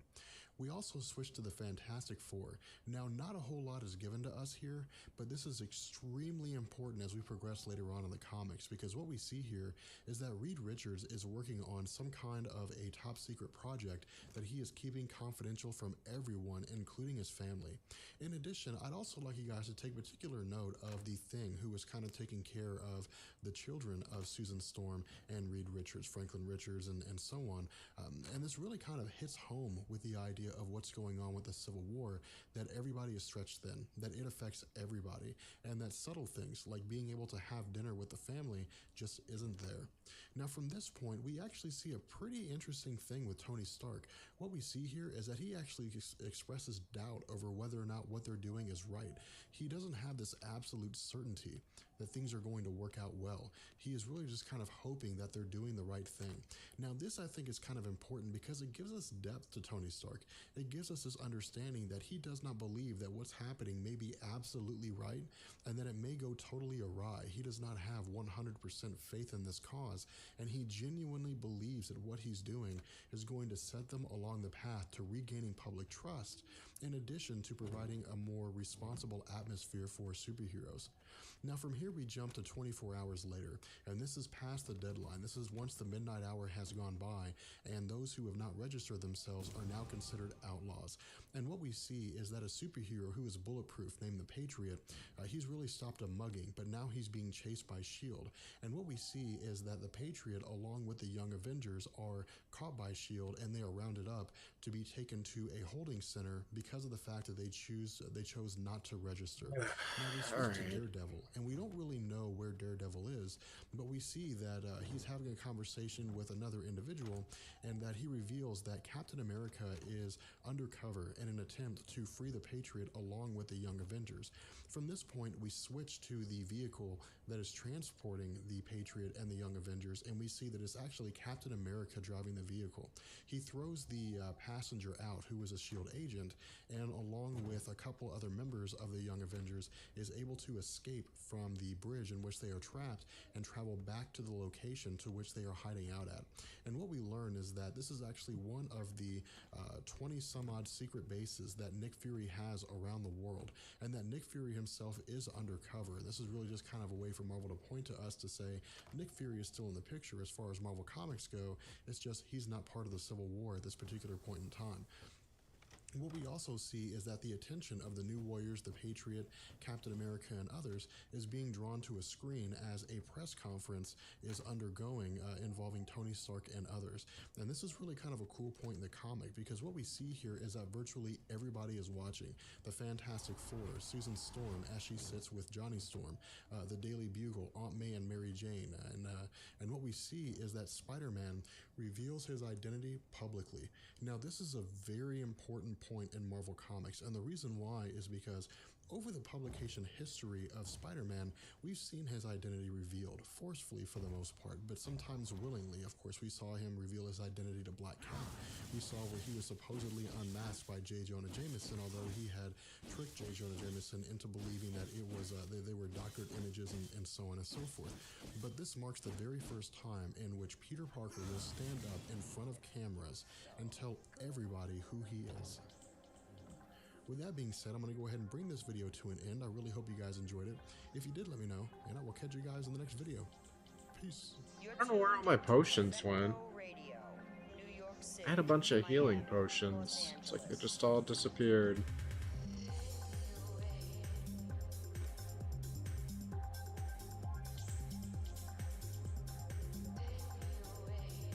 Yeah, I had a shit ton of them. I wish I knew where they went.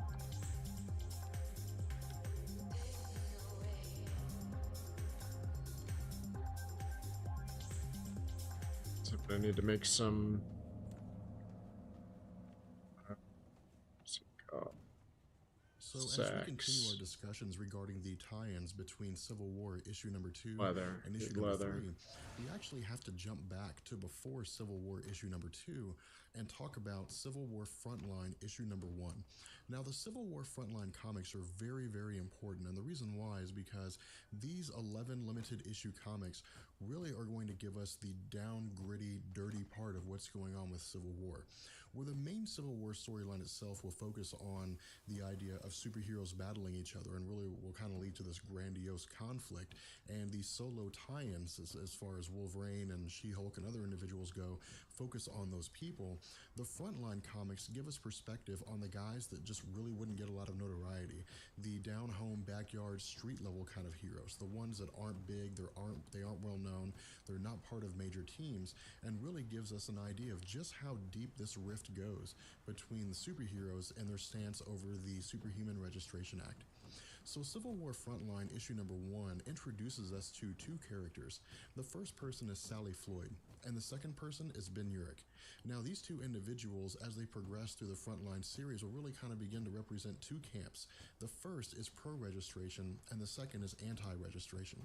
Ben Urich, for the most part, is pro-registration, and we actually see that in his early kind of speech as he's conversing with Sally Floyd, although it's not until later on that he will really kind of be pulled into being part of the pro-registration movement by Iron Man.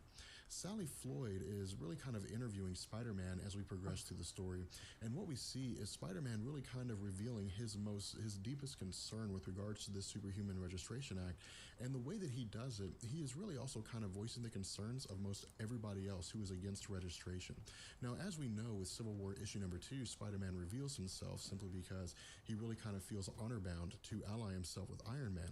But as he is conversing with Sally Floyd, he tells her that these people who are superheroes are not just kind of running around and partying and doing whatever and just kind of having a good time, that they have just as much to lose as anybody else, that they're mothers and fathers and sons and daughters and brothers and sisters, and that supervillains and other individuals, normal humans who would seek to do them harm, will have a greater way to do that, will have an easier way to target them if they know what their real identities are. And this particularly hits home for Spider-Man, because throughout the publication history of the Spider-Man comics, Peter Parker was really kind of always able to maintain this invisible wall between individuals that would seek to do them harm some of these made and people up. that know his actual identity. It was a way for him to keep people like Mary Jane Watson and Aunt May safe, especially after the death of Gwen Stacy's story arc where she was killed by the Green Goblin, Norman Osborn. And so for him, when he's talking with Sally Floyd, he says his biggest concern is that people who didn't previously know his real identity will now know what it is, and they'll be able to target those that he loves a lot easier and really kind of target them in a way to where their goal is to directly either I guess maybe cut Spider-Man out of the scene entirely, or to render him virtually incapable to the point that he doesn't want to be Spider-Man anymore because of the emotional turmoil. Now from this point, we cut to the reveal of Tony Stark, letting people know that he is Iron Man. Now this isn't necessarily a huge scene in the sense that he is revealing himself to be Iron Man. This has been done before, but it's really kind of a big scene because one of the biggest parts of Tony Stark's character in Marvel Comics is that he's an alcoholic, and it's not something that he makes known to everybody. It's really only something that us as the reader and a handful of other individuals know. But this is really kind of him coming out and really kind of bearing it all and kind of setting this example that if he is going to side as a superhero with the idea that superheroes should register themselves, and he is going to kind of lead this forefront, then he should be the first one to take the first step, which he does. In addition, the fact that he is now coming out and telling people that he is an alcoholic means that there are going to be personal ramifications in his own personal life that are going to be a result of this. But for him, it's more of doing what he perceives to be the right thing than doing what may be uncomfortable or maybe something that he thinks will be personally painful for him. Now, after this, we actually get a reveal that's pretty big, and this is very important as we progress through the Civil War story. What we learn is that Speedball, one of the members of the New Warriors who had encountered Nitro and had really kind of forced Nitro into the situation where he self-destructed, is actually alive, and he is taken to a hospital, and as he comes to, we learn that he's under arrest. The individual that's over him is part of the SHIELD anti-superhuman registration terrorist movement, meaning that he is part of SHIELD and the NSA and is there to ensure that individuals who do not register are placed under arrest. And he tells Speedball 4 things. The first thing he tells him is that he is the only survivor of the incident in Stamford, Connecticut. Let's try attacking someone else. The second thing he tells him is that the casualties ranged anywhere between 600 and 1,000, and at least 60 of the people who were killed were children. The third thing that he tells him is that because of the fact that he had absorbed the brunt of impact from Nitro's explosion, and that the brunt of the impact with regards to his kinetic energy absorbing powers had kind of conflicted with somewhere down this way. In his brain, he is now virtually powerless. He is I am going to use the pate real quick. The fourth thing that he tells him is I will be right back, and this really kind of but I'll keep the video the going. Civil War Frontline issue number 1 comic.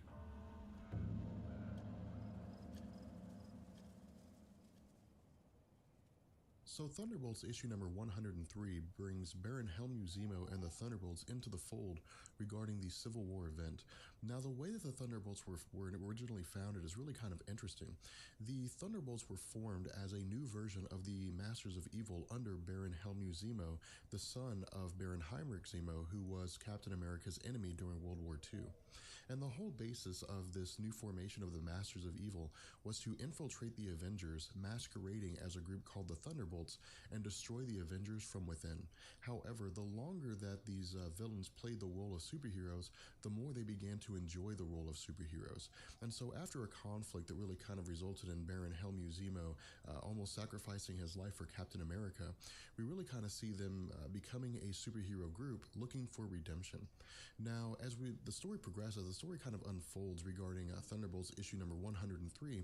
We see that the Thunderbolts are recruited by Tony Stark, Ant-Man, Reed Richards, and Peter Gyrick in order to play the role of tracking down supervillains who refuse to register and recruiting them to the cause of the pro-registration movement. Now, this is when we really kind of see Tony Stark getting into less than savory methods of promoting the superhuman registration movement. And this is when we really kind of see him ally himself with people who are dubious at best, because we don't really know what the intentions are as far as Baron Helmut Zemo goes in this part of the comic. We don't really know what it is that he wants to do. We don't know if he is truly just masquerading as a good guy and is at heart a bad guy, or if he really is looking for redemption. And this kind of dubious nature of him as a person is of course mentioned and discussed with Reed Richards and Ant-Man and Tony Stark directly with Baron Helmut Zemo. Because of the shady history that both of those groups have in the past, they're not really sure whether they can trust him or not, but at this point it's really the best option that they have. Now, as the story progresses, we see that the first assignment that Baron Helmut Zemo gets is to track down various supervillains. He's successful in doing that, but as the comic comes to a close, we actually learn what his intentions are, and that while the Thunderbolts issue number 103 comic took place, or begins to take place, 2 weeks after the events of Stamford, Connecticut, 3 weeks or a week before the events of Stamford, Connecticut, the Thunderbolts had already begun rounding up various superheroes and supervillains. Go kill some hunters. And were really kind of indoctrinating them to their own cause so that Baron Helmut Zemo could build up an army for his own purposes.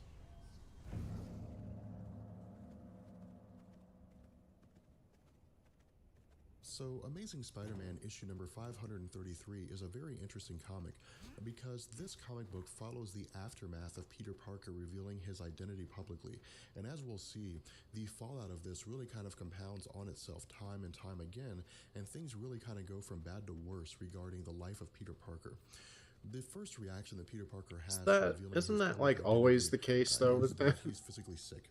He really actually starts vomiting in one of the restrooms. Oh. And then he confronts Tony Stark and tells Tony Stark that should anything happen to him, that he is to take care, that Tony Stark is to take care of Mary Jane Watson and Aunt May.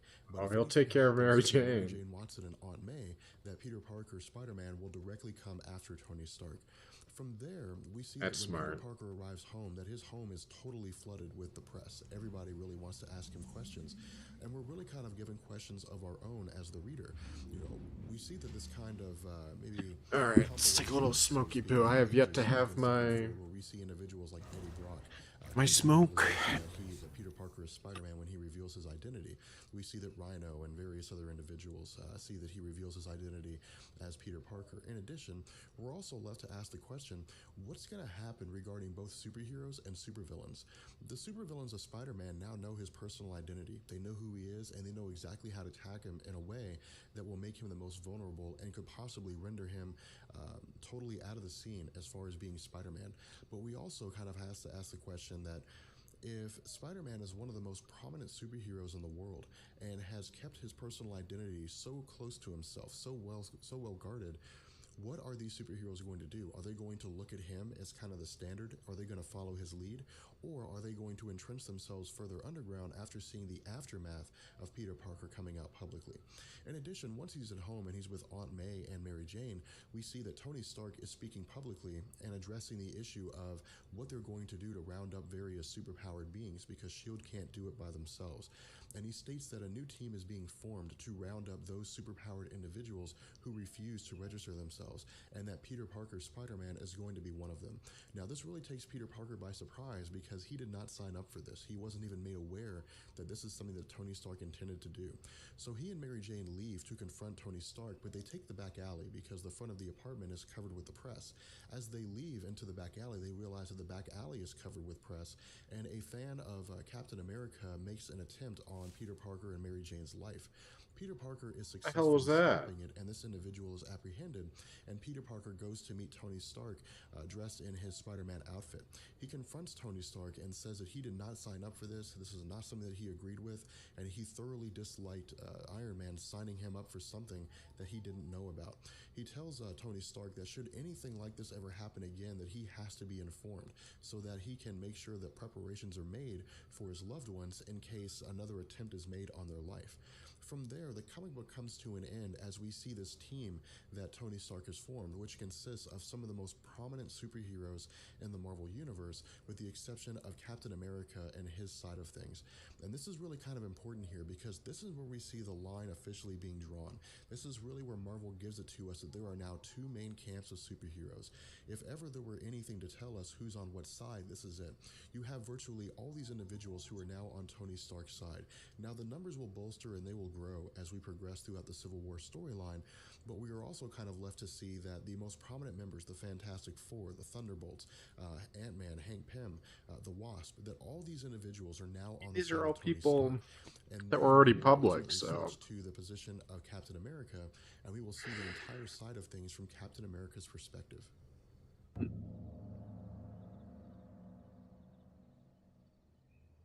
I don't know. So Civil Where War do you Part get? 1 Where do you issued fall number 2 on follows the major registration? events as Do you they register unfold in a Civil War superheroes or do you storyline. not? And we actually see some great Because storytelling in this comic. I would go as far as to say vigilanteism. this is probably some of the best storytelling Most people in the don't entire react Civil War well to event. that.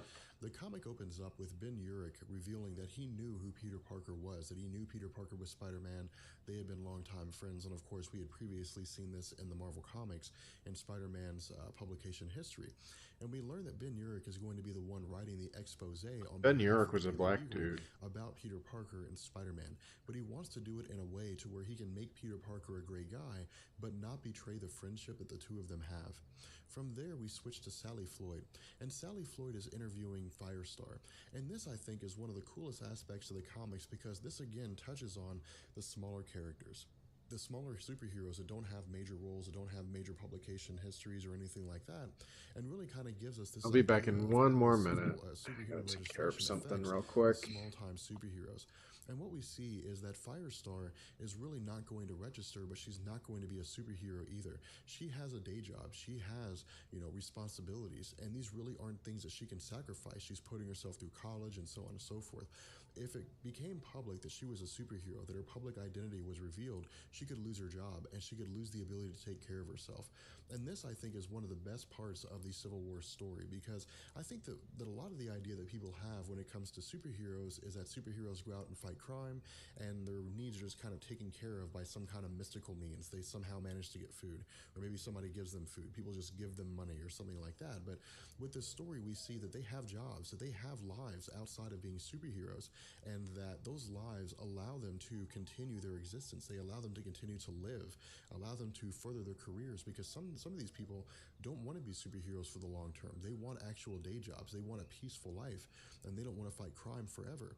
And so what we see is that Firestar actually abandons her role as a superhero and kind of returns to her normal life. From there, we jump to J. Jonah Jameson. And J. Jonah Jameson really kind of feels betrayed by Peter Parker. He employed Peter Parker. Peter Parker was a great employee for him. And the job of Peter Parker was to provide him with evidence that would incriminate Spider-Man. But because Peter Parker was Spider-Man, we had seen over the course of Peter Parker and Spider-Man's publication history that he had really kind of given him small bits, stuff that wouldn't really incriminate Peter Parker or Spider-Man, or wouldn't even really lead to the identity of Spider-Man as Peter Parker being revealed. J. Jonah Jameson feels betrayed by this. He feels like all this time he had been defrauded by Peter Parker, that Peter Parker had essentially been tricking him and making a fool out of him. We learn that he doesn't actually want to do an expose on Spider-Man anymore. He wants to abandon the entire idea of Spider-Man and focus on superheroes that are pro-registration and really kind of build them up. But we learn that this really isn't going to work out, that the goal, the job of the Daily Bugle is to sell itself. And so if they go away, if they walk away from the hot topic at the moment, which is Spider-Man, they will lose money to other news outlets. From there, we jump to Prodigy. And Prodigy is a superhero who had been around for a while, but was really kind of a smaller guy. Wasn't a great, big, huge superhero on the level of Tony Stark or Captain America or anybody like that. And this part of the comic takes place 1 minute before the midnight deadline for superhuman registration. We see that Prodigy is on a rooftop drunk and is really kind of screaming at the crowd below, which consists of Ben Urich and Sally Floyd, among a few members of the press and a multitude of citizens, and is really just kind of ranting about how he believes that the superhuman registration is an erosion of individual freedoms and rights, and he's really kind of trying to prove a point here. We see that Tony Stark and S.H.I.E.L.D. arrive, and after a quick skirmish, Tony Stark is successful in defeating Prodigy and takes him away. And this, I think, is very pivotal when it comes to the Civil War storyline, because what we see here is really kind of a Marvel Comics allegory to real-world events that are taking place here in the United States, where people are sacrificing their own individual freedom for a measure of personal security. And we see that Sally Floyd is really kind of providing this monologue as far as the events go regarding the fight between Prodigy and Tony Stark, and Prodigy's ranting and raving and so on.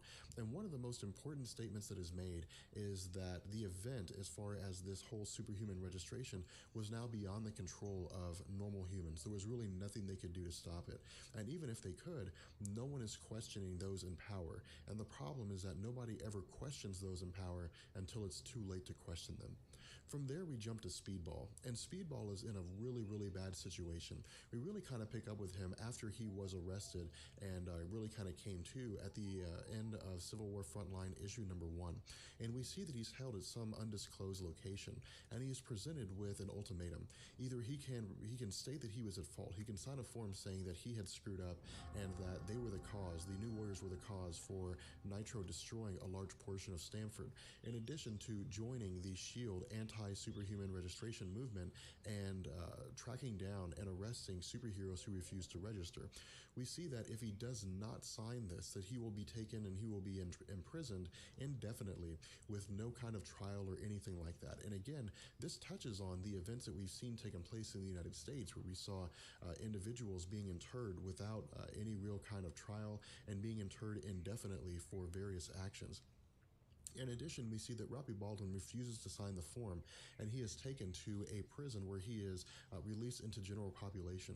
From there, he's ridiculed and abused by various prisoners who view him as a baby killer.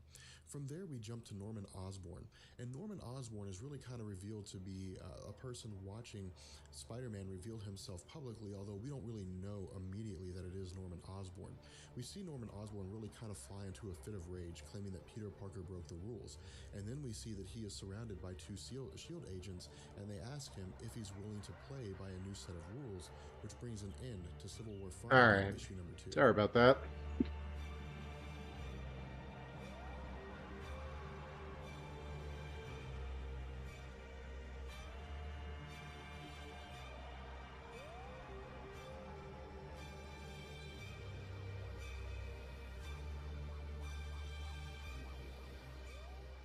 So continuing our discussion with the Civil War issue number 2 tie-ins, we pick up with the New Avengers issue number 21. Now, this comic is really kind of interesting, and even when I sat down and read this comic for the first time, it really kind of struck me as strange, just because the artistry was so different from what I was used to with reading most of the Marvel comics. And that's one of the interesting things when it comes to these major crossovers. When Marvel does these huge crossovers, they enlist virtually every single artist that is working on their current storyline. And so we see the artists who are working on New Avengers, we see the artists who are working on Iron Man, we see the artists that are working on Spider-Man, and they really all kind of come together to bring us a full and complete storyline.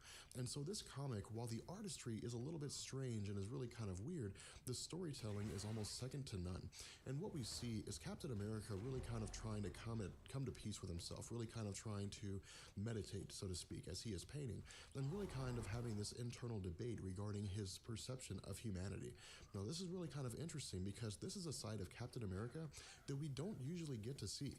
And Captain America, for the most part, is always portrayed as being the one guy that always has faith in humanity.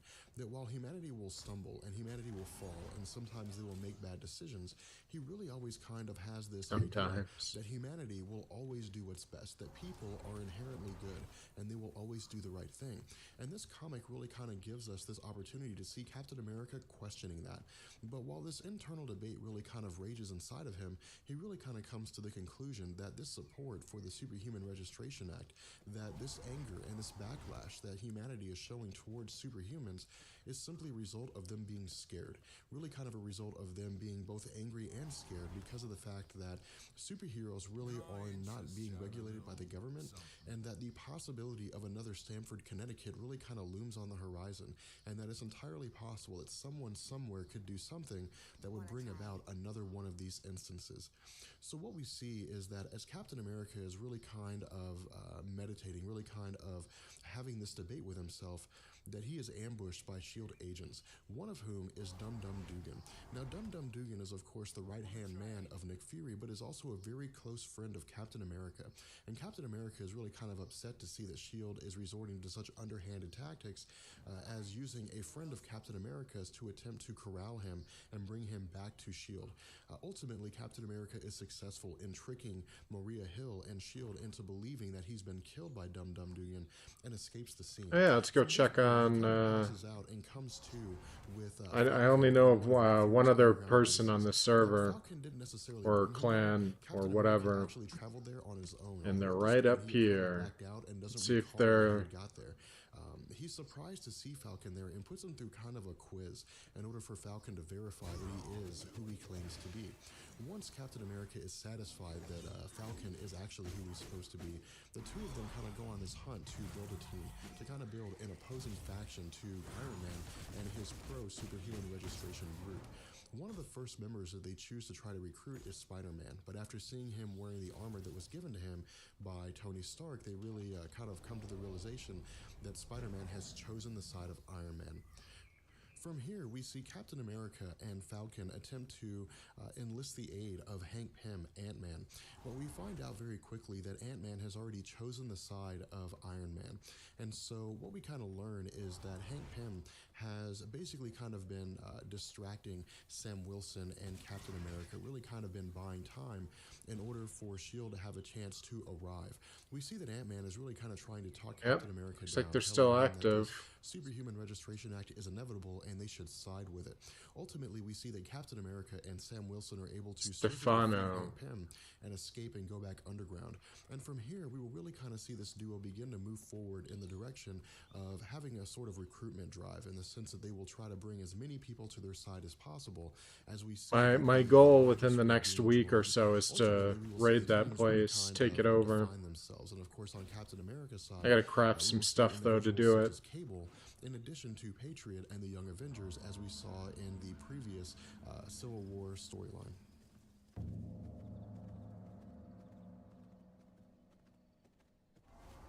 So, as we continue with Wolverine Volume 3, issue number 43, we really kind of continue this trend that we saw in Wolverine Volume 3, issue number 42, where we have some action, but most of the comic consists of, I guess, plot-developing dialogue. And what we see is Wolverine is really continuing this quest to locate and destroy Nitro for his actions in Stamford, Connecticut. Along the way, he is tracked and located by Tony Stark, but because of the senses that Wolverine possesses, his enhanced sense of smell and so on, he is already aware that Tony Stark is there. After a conversation between him and Tony Stark, where Tony Stark asks Wolverine to stop what he's doing because it could lead to another Stamford, Connecticut, Wolverine reveals that he already knows where Nitro is, that Nitro is in Big Sur, California, and Wolverine's really kind of just blowing off some steam so he doesn't go into conflict with Nitro and really kind of instigate another scenario like Stamford, Connecticut. In addition, Wolverine's entire motivation for this is because if Nitro is captured by S.H.I.E.L.D., he'll most likely be interred, he'll be put into a prison, then he'll go through the trial process, and most likely be found guilty for his crimes and executed. But Wolverine feels like this is a long, kind of drawn-out punishment, that it would take 10 years worth of appeals and so on and so forth, and that that Nitro deserves to die now. Ultimately, we see that because of the fact that Wolverine had told Tony Stark that Nitro is in Big Sur, California, that Tony Stark invites Wolverine to join S.H.I.E.L.D. as they attempt to apprehend Nitro. From here, we switch to Daytona, Florida, and we see someone who is a surfer, but we don't really know who he is. However, he is being, I guess maybe looked at by two individuals who are attempting to locate him and believe they found him. From there, we switch to Wolverine's perspective as he is with multiple S.H.I.E.L.D. agents at Big Sur, California, attempting to capture Nitro.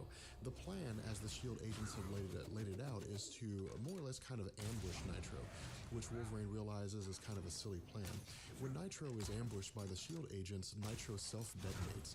From there, we see that virtually everybody, including Wolverine, appears to be totally incinerated.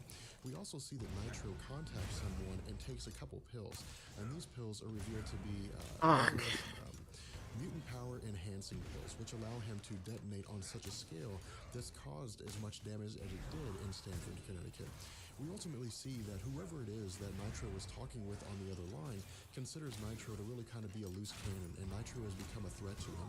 God Because damn Nitro it. says that he has killed Wolverine, who is both an X-Man and an Avenger. Yeah. And he's really just kind of drawn way Is that what too much that attention. says right We see there? that ultimately Or Wolverine does it is say I revealed to be died? alive, and his Kind of fight looked like factor has that. allowed him to restore himself back to his current form.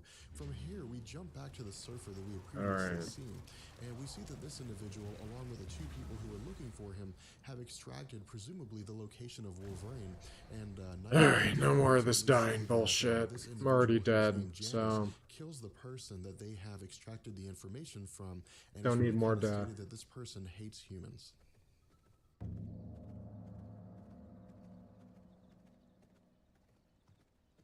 So Fantastic Four issue number 538 largely follows Ben Grimm, the Thing of the Fantastic Four.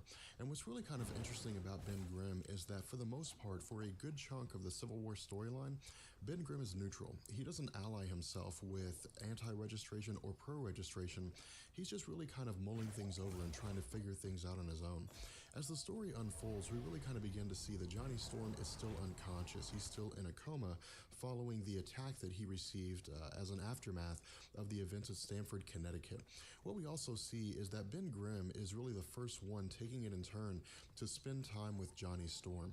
And he really kind of talks to him, really kind of makes his personal feelings known, really kind of the normal thing that you would see when a person is spending time with an unconscious individual.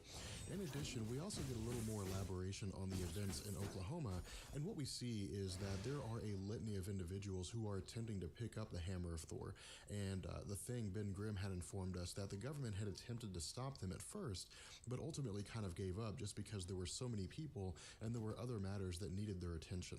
In addition, we switched to Susan Storm, relieving Ben Grimm from monitoring Johnny Storm, and we see that Ben Grimm is kind of watching events unfold on TV as a result of the passing of the Superhuman Registration Act, and individuals on behalf of Tony Stark really kind of combating and attempting to apprehend people who have chosen not to register themselves. Ben Grimm travels to Yancey Street, where he watches Miss Marvel and various other individuals attempting to apprehend superheroes who refuse to register, and Ben Grimm doesn't really do anything. He just really kind of observes the situation and then goes to talk to the police. And the police are really kind of frustrated here because you have protesters, people who are against the Superhuman Registration Act, that are doing the best they can to thwart the efforts of the police, because they really can't do much to thwart the efforts of superheroes. The police really kind of want to eliminate the idea of protesters. Right, They really cool. want to impose this martial law kind of thing, where protesters are simply not allowed to act How slow violently this against police. is. And Ben Grimm really kind of plays the role of maybe the voice of reason here, stating that just because people object to something, just because they do not advocate what it is that the police are willing to do, doesn't mean that the people are wrong. They have every right to really kind of protest here the best way they know how. From there, Ben Grimm really kind of is frustrated. He's really kind of angry on both sides. One, he's angry because this Superhuman Registration Act is being handled, for the most part, in a very, I guess maybe Orwellian way, in the sense that we really kind of see the government imposing. God these very damn it! stringent Fuck this guidelines game. and really kind For of going real. this path that could lead to a very dark place. But we also see the fact that people are just angry and frustrated, and Ben Grimm's really just kind of irritated here because he doesn't really quite know what to do. In addition, we see him really kind of engaging in a conversation with several street-level thugs, in addition to people from the neighborhood. And one of these members, and his name kind of escapes me here, engages in a pretty in-depth conversation with Ben Grimm and really kind of talks to him about how Ben Grimm needs to choose a side, how the government and what they're doing just isn't right, and somebody needs to stand up for superheroes, even if it is street-level people. He talks about how they really have no powers, there isn't a whole lot that they can do, but they can do something, which is better than doing nothing. Ultimately, Ben Grimm really kind of leaves the scene, and we also kind of switch to the Thinker, who is a longtime enemy of the Fantastic Four, and we really kind of see him discussing with Puppet Master how the events as they're unfolding will really kind of lead to the ability for him to really kind of step in and to manipulate things for his own benefit. And what this really does is kind of demonstrate to us, along with the events that we saw in Thunderbolts issue number 103, that despite everything that's going on, that villains are going to continue being villains, that villains are going to continue scheming, and they're going to continue manipulating things for their own ends. From here, we jump back to Oklahoma, and what we see is that among all the people who are attempting to lift the hammer of Thor, one individual in a top hat and a trench coat walks up with a duffel bag and is successfully able to take the hammer of Thor.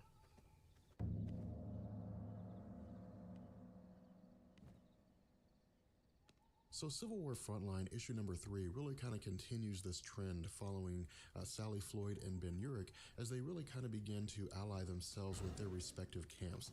Now, one thing to bear in mind is that these individuals at this point in time aren't necessarily fighting on the side of their respective camps. They're just really kind of, representing them through the media. And we see that Sally Floyd has been taken to a secret location where she is meeting with various superheroes, which include people like Solo and Typeface and Battlestar, who at one point was an ally of Captain America. He was a sidekick and actually carries an adamantium shield, the same kind of shield that Captain America carried in his early days.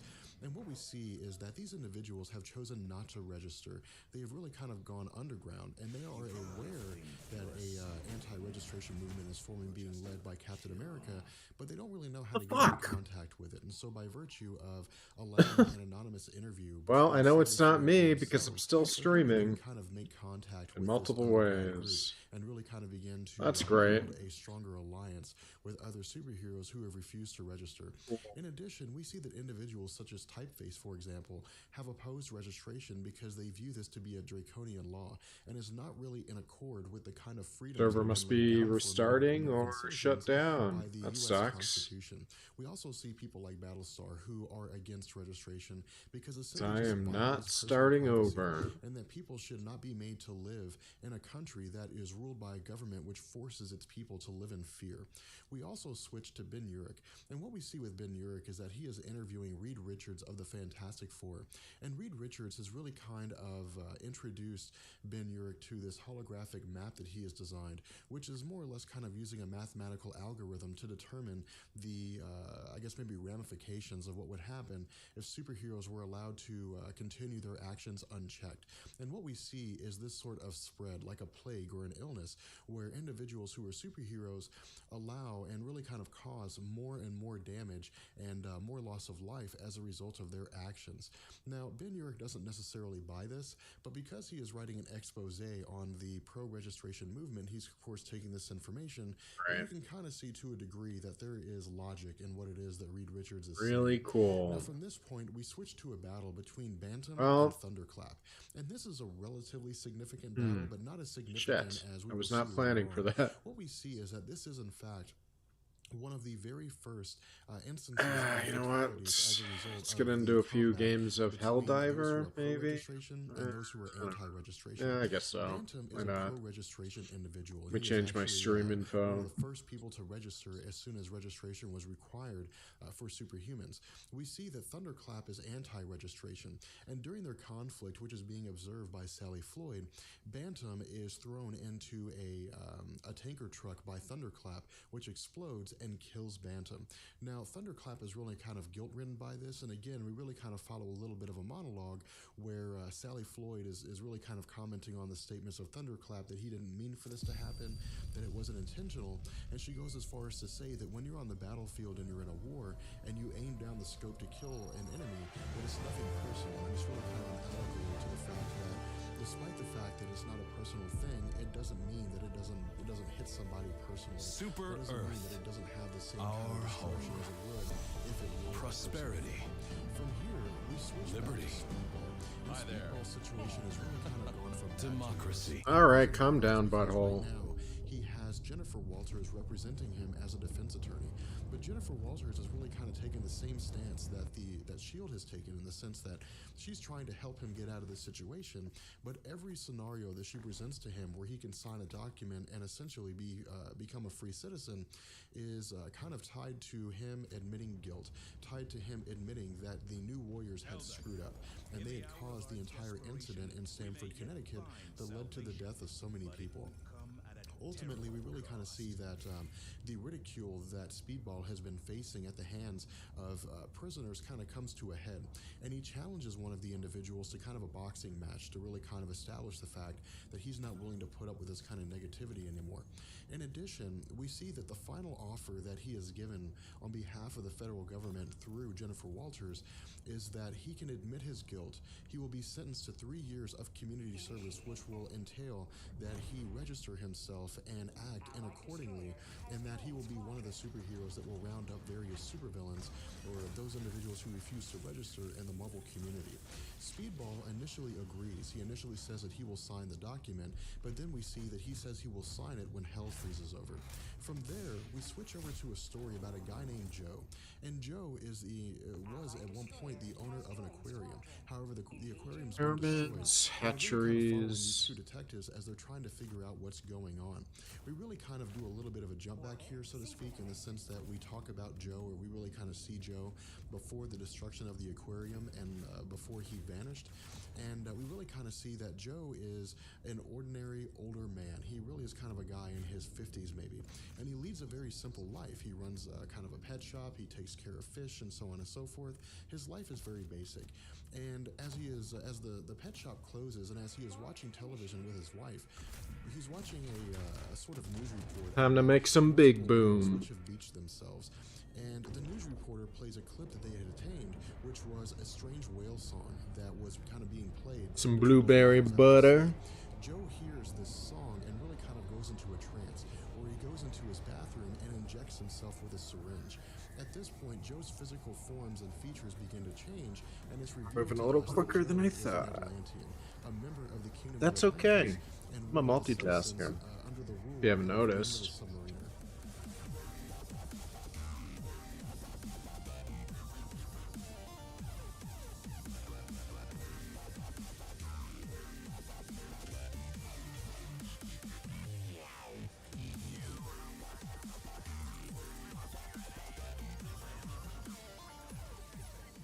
So Civil War issue number 3 picks up after the events of both the tie-ins and Civil War issue number 2, and what we see as the story really kind of begins to progress is Reed Richards of the Fantastic Four attempting to enlist the aid of Black Panther for the 50-state initiative on behalf of the President of the United States.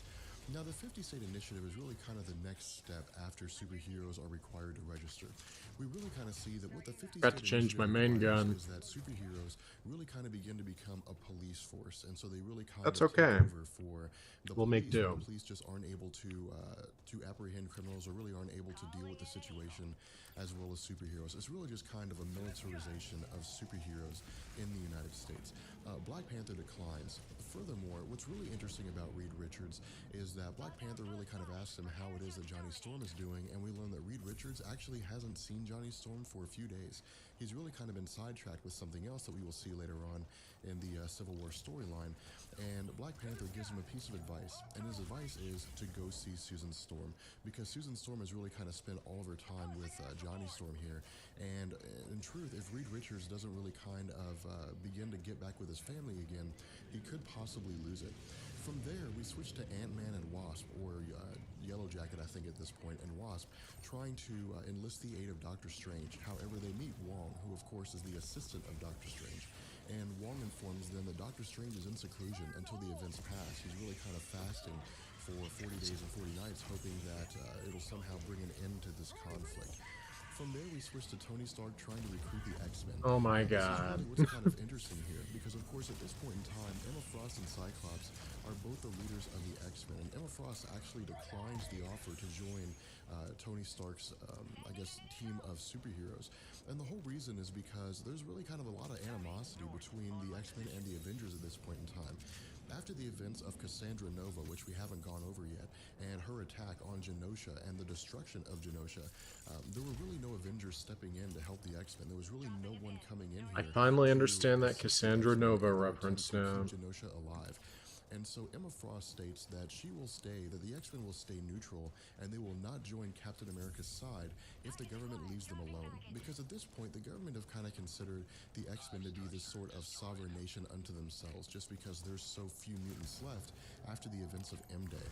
And so we really kind of see Tony Stark leaving empty-handed. But as he's meeting with Happy Hogan to leave the X-Men premises, we see Bishop step out and ask Tony Stark for a word. In addition, we switch to Captain America, Daredevil, Hercules, and Goliath, and they're really kind of meeting with the new identities that Nick Fury has given them. The identities aren't necessarily everything they'd hoped for, but at the very least, it'll give them a chance to continue their actions of being superheroes, while also being able to revert back to identities that no one's really aware of. They receive a report of a fire at a petrochemical plant on the Hudson River, and they leave to assist. Now, at the same time, what we also see is that Johnny Storm has come to and wants to know where his sister is. At this point, we switch to the petrochemical plant, and we see that Cable, among others, have really kind of joined Captain America as they assist to help those individuals who have been trapped in this fire. But Cable realizes there's no real communications. There's no one really asking for aid. There's no one calling for help over any of the phone lines or any of the, I guess maybe radio channels or anything. And so it's really quiet. At this point, Cable realizes that the petrochemical plant is owned by Tony Stark and realizes that the entire thing is a trap. From here, Iron Man and his team arrive to inform Captain America that it is a trap and it is the only way to get them all in one place. From this point going forward, we really kind of begin this huge conflict that goes on between all the superheroes. S.H.I.E.L.D. is really kind of informed by Maria Hill to stay hands-off. They're really kind of there in a support capacity, and they really don't need to intervene at this point in time. And the fight is really kind of going both ways. I mean, it's really kind of an even event for the most part. Of course, we see that Captain America booby traps Iron Man's armor. We see that all these different individuals are engaging in conflict. Everybody's fighting, and there's really no guarantee as to which side it will go to until Hercules steps in. And Hercules is a very, very strong, one of the strongest Marvel superheroes. I keep forgetting the buttons. Playing too many games. Once he gets into the conflict, we see that Maria Hill says that codename Lightning has authority, and then we see that Thor arrives. With that being said, alright, got one down. Let's get this little nest over here. Expansive as some of the other Civil War stories have been, but what we'll see going forward is that things are really going to kind of pick up in speed, and things are going to go much, much faster, and there's going to be a lot more going on. So, thanks for watching, guys, and I'll catch you all later. Peace. Shit.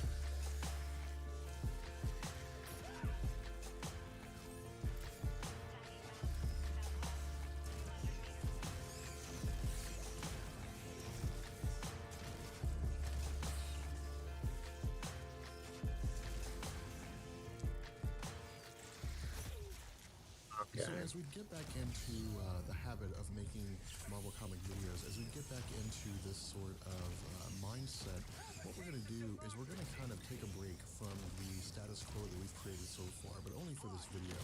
Instead of making you guys wait until Monday to do Civil War issue number 4, we're going to go ahead and really add this video to our Tie-In Thursday series of videos. And the reason for this is because, one, there are no tie-ins between Civil War issue number 3 and issue number 4. That was something I had previously misspoke about. But the other reason for this is because you all have been extremely patient while I've taken my break.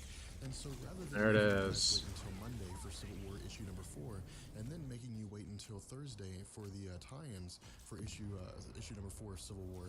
Not a bad run. These on Thursday and Monday. So got one main one down. Issue number 4, and we'll do these the tie-ins, and then on Monday we'll finish up the tie-ins and then do Civil War issue number 5. So what we see as the story begins to unfold is that, again, Thor has arrived at the chemical plant where Captain America and Iron Man's forces are fighting, and virtually everyone is surprised to see him, or at the very least What I everyone on the really side of wanted was Captain my America. blitzer. And we see individuals like Falcon and Dagger really kind of shocked, and Dagger goes as far as to say that they thought Thor had been killed. But right off the bat, Thor is really kind of acting uncharacteristic and states that Dagger is going to be the one that gets killed, which is not something that Thor normally says. In addition, we see Thor begin to attack Captain America's forces with relentless fashion. And again, this is uncharacteristic, and the reason for this is because some of Captain America's forces are friends of Thor, and Thor is not one to arbitrarily attack his friends without question. Now, as we begin to see his attack continuing on Captain America's forces, Dagger really kind of panics and says that they need to get out of here, that something is extremely wrong. But again, Thor continues his attack on Captain America's team. Now from this point, we switch to Captain America and Iron Man. And what's really kind of interesting here is that Iron Man is offering aid to Captain America. He's telling Captain America they will give him medical treatment if he'll just surrender. Now, the way that Captain America really kind of reacts to this is very important, and I would like you guys to pay very particular attention to this. And the reason why is because Captain America is really kind of an extremist now. He is so ingrained in his idea that anti-registration is the way to go, that the Registration Act is so wrong and so against freedom. Fucking hell, are you kidding? Any opinion other than his own. And this is very uncharacteristic of Captain America, because throughout all of Captain America's publication history, he's been a very reasonable person.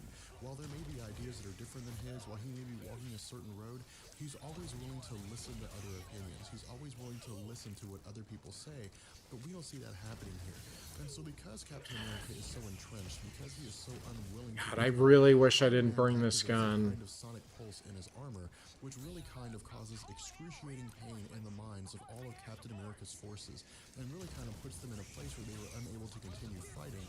But what we see is that Captain America is really able to withstand this sonic pulse, and Iron Man really kind of gives him credit for it. And as Iron Man is beginning to deal the final blow to knock out Captain America, Hercules comes to the rescue of Captain America, and by virtue of throwing a tanker at Iron Man, disables the sonic pulse that had been rendering Captain America's forces unable to fight. From there, the conflict begins again, and everybody begins fighting each other once more. In addition, this is just not my fucking day, is it? Engaging Iron Man, he calls for Falcon to rescue Captain America, which Falcon successfully does. And of course, Falcon tells Cable that he needs to interface with Cloak's mind so that they can activate a teleport and get everybody out of there. In addition, what we see is Goliath confronting Thor. Now, this is an extremely important part of Civil War, and the reason why is because what we see is that Thor kills Goliath. Now, this is an extremely important thing, and the whole reason why this is so important is for several reasons.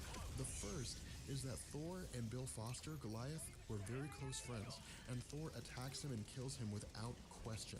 And so right off the bat, we know that if there were any other kind of indication that something's not right, or this isn't actually Thor, this really kind of solidified it, that there's no way that this is actually Thor, or if it is Thor, his mind has somehow been warped, or his mind has somehow been screwed up, so that he doesn't know who his friends are. And what we see as a result of Goliath being killed is that get up. Turn. Everyone is wildly surprised to see this. Captain America's forces, Iron Man's forces, and Captain America's forces, S.H.I.E.L.D.'s forces. Everybody is really kind of surprised to see this happen. And because Thor has gone to such an extreme degree and killed someone, all of Captain America's forces go into panic mode, and everybody demands that they retreat in order to get out of there to keep from being killed. In addition, we see Thor continues his assault on Captain America's forces, but Susan Storm comes to their rescue, creating a force field around them that no one can enter, and really tells them to get out of there, to get to safety. In addition, we see that Falcon really kind of thanks her for her effort, that everything is really kind of not going the way that anyone had expected it to. In addition, they ask about the wounded individuals who are part of Captain America's forces who have been injured. Are they going to leave them behind? Of course, Cable replies that you're welcome to stay if you want to, but the best shot for all of them is to get out while they can, which they successfully do. Jesus Christ, I'm so sick of this. Cloak.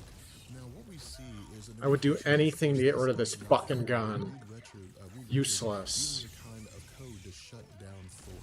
Now, from this point, everybody starts screaming. I can't believe the kind of fucking problems I'm having with There were this. some kind of directives that were installed in Thor to keep him from doing what it was that he did. Jesus Christ, get up. Storm really kind of turns her back on Reed Richards. And this is really kind of interesting here, because while the Fantastic Four really I can't make this stupid fucking retarded shit up. I really can't. Of the real life version of what you would expect. It's really awesome. This is really an instance where it's entirely possible that Reed Richards and Susan Storm could split up. Really love that my whole fucking game gets messed up because of one gun. No one saw coming. It was a severe and fatal mistake on behalf of Reed Richards. In addition, we see that...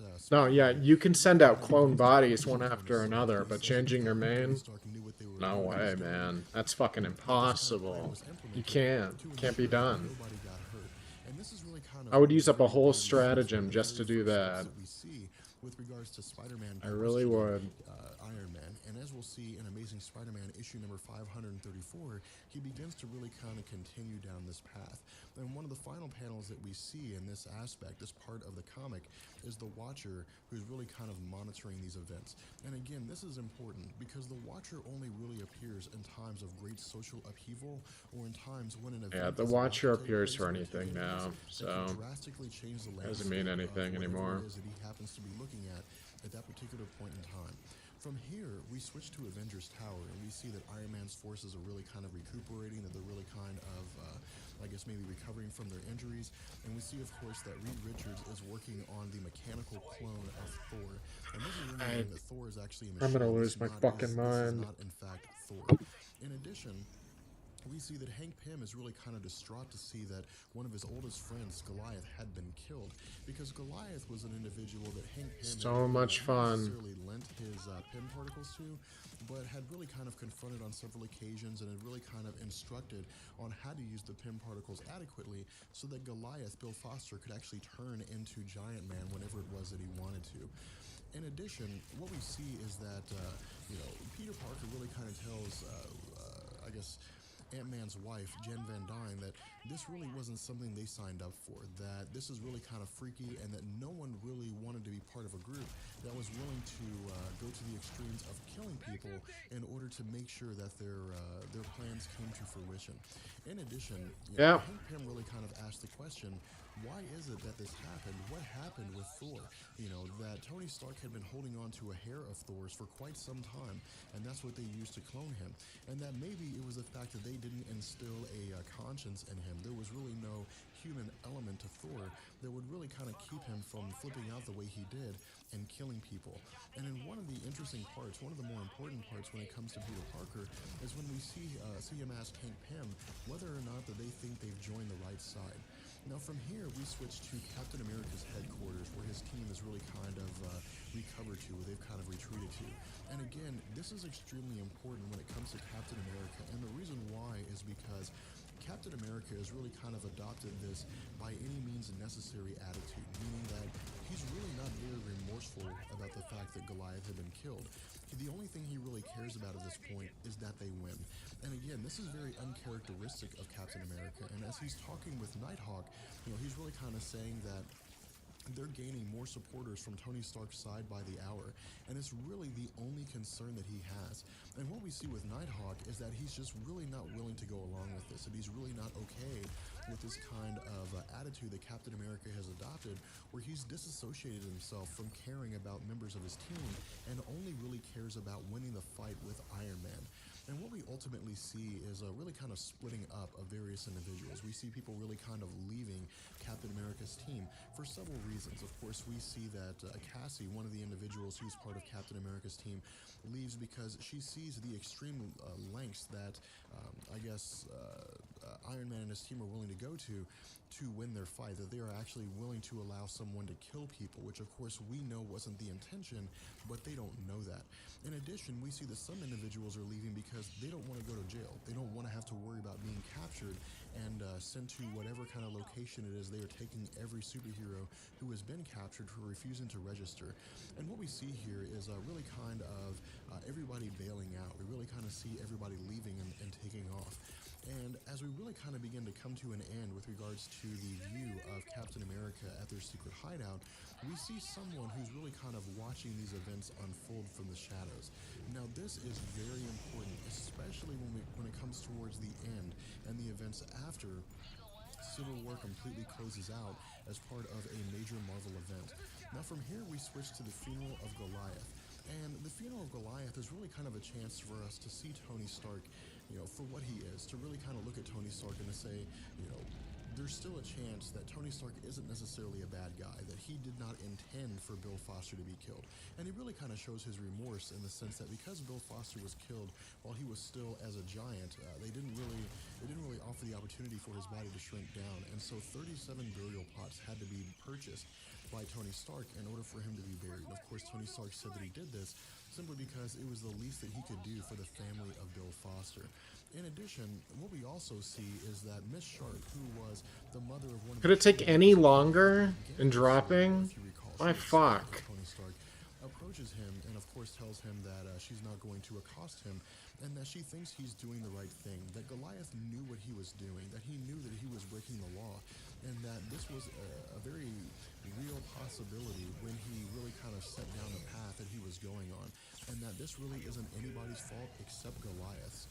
What we also see is kind of comic book panel montage of sorts, where we see that Susan Storm has written a letter to Reed Richards telling him that Johnny's out of the hospital, that the family's going to be back together again soon, that she should be happy about this, but she's not. And the reason why is because she's so ashamed of what Reed Richards has done. She's ashamed of the fact that Reed Richards had effectively, alongside Iron Man and Hank Pym, created a hero, created a clone that really killed people, that had gone to such a degree that it really had no conscience and was so violent. She really is kind of telling him that, the hands of everybody who was on the side of on the side of Iron Man is soaked in blood, that Bill Foster's blood is on their hands. And what we see is that she's really kind of leaving Reed Richards and leaving Iron Man's side to join the side of Captain America.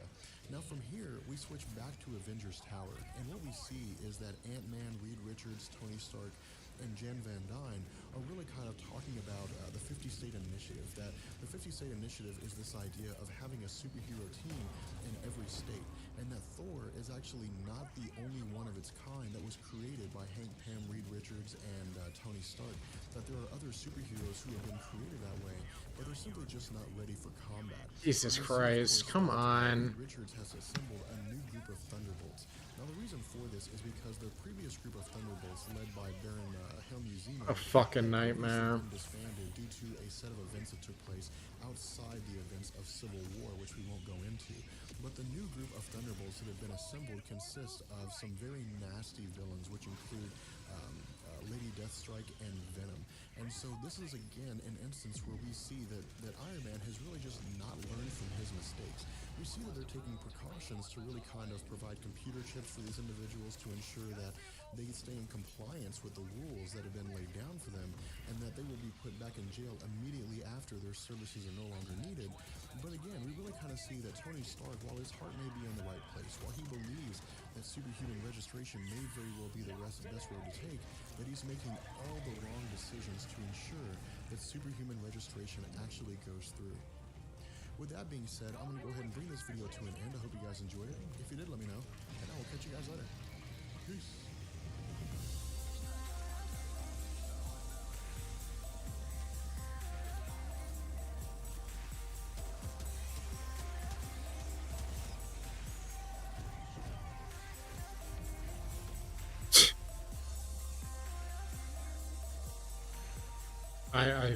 I fucking hate this gun on this level.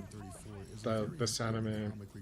Truly detest And the it. reason why is because this really kind of gives us this internal struggle that's going on with Peter Parker. Really kind of gives us maybe this internal struggle regarding his feelings of loyalty towards Iron Man, but his hero worship of Captain America.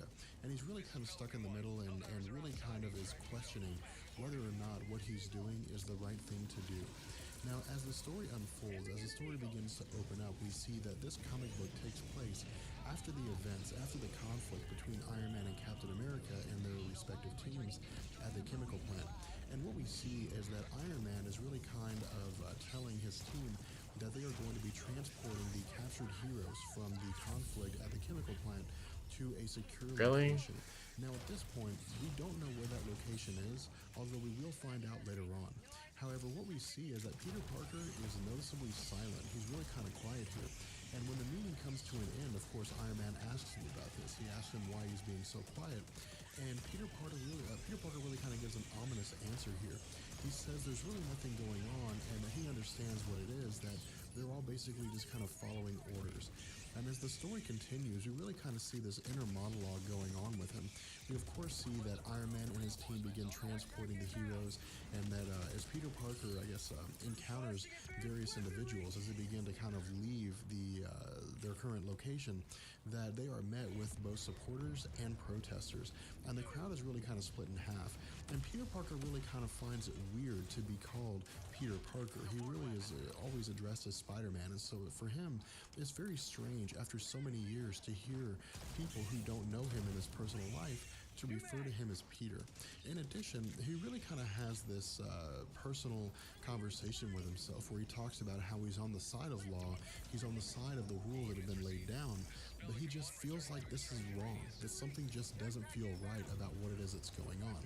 As they begin to kind of progress, of course, Peter Parker asks Iron Man why it is that he's not out in front leading everything, and he's really not scouting around and looking for potential threats later on down the line.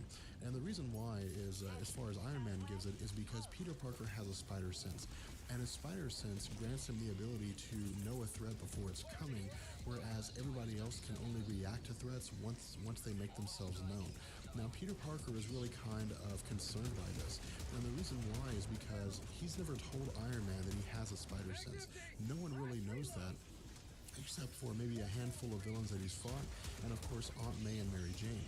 And so his concern is that Iron Man may very well be using this suit the suit that he's given him to really kind of track him, to really kind of monitor him, and to gain a lot of information on him. And so for Peter Parker, he really kind of views this as a concern that Iron Man has taken liberties that he really wasn't allowed to take. What we also see here is that Spider-Man fucking hate this. Captain America.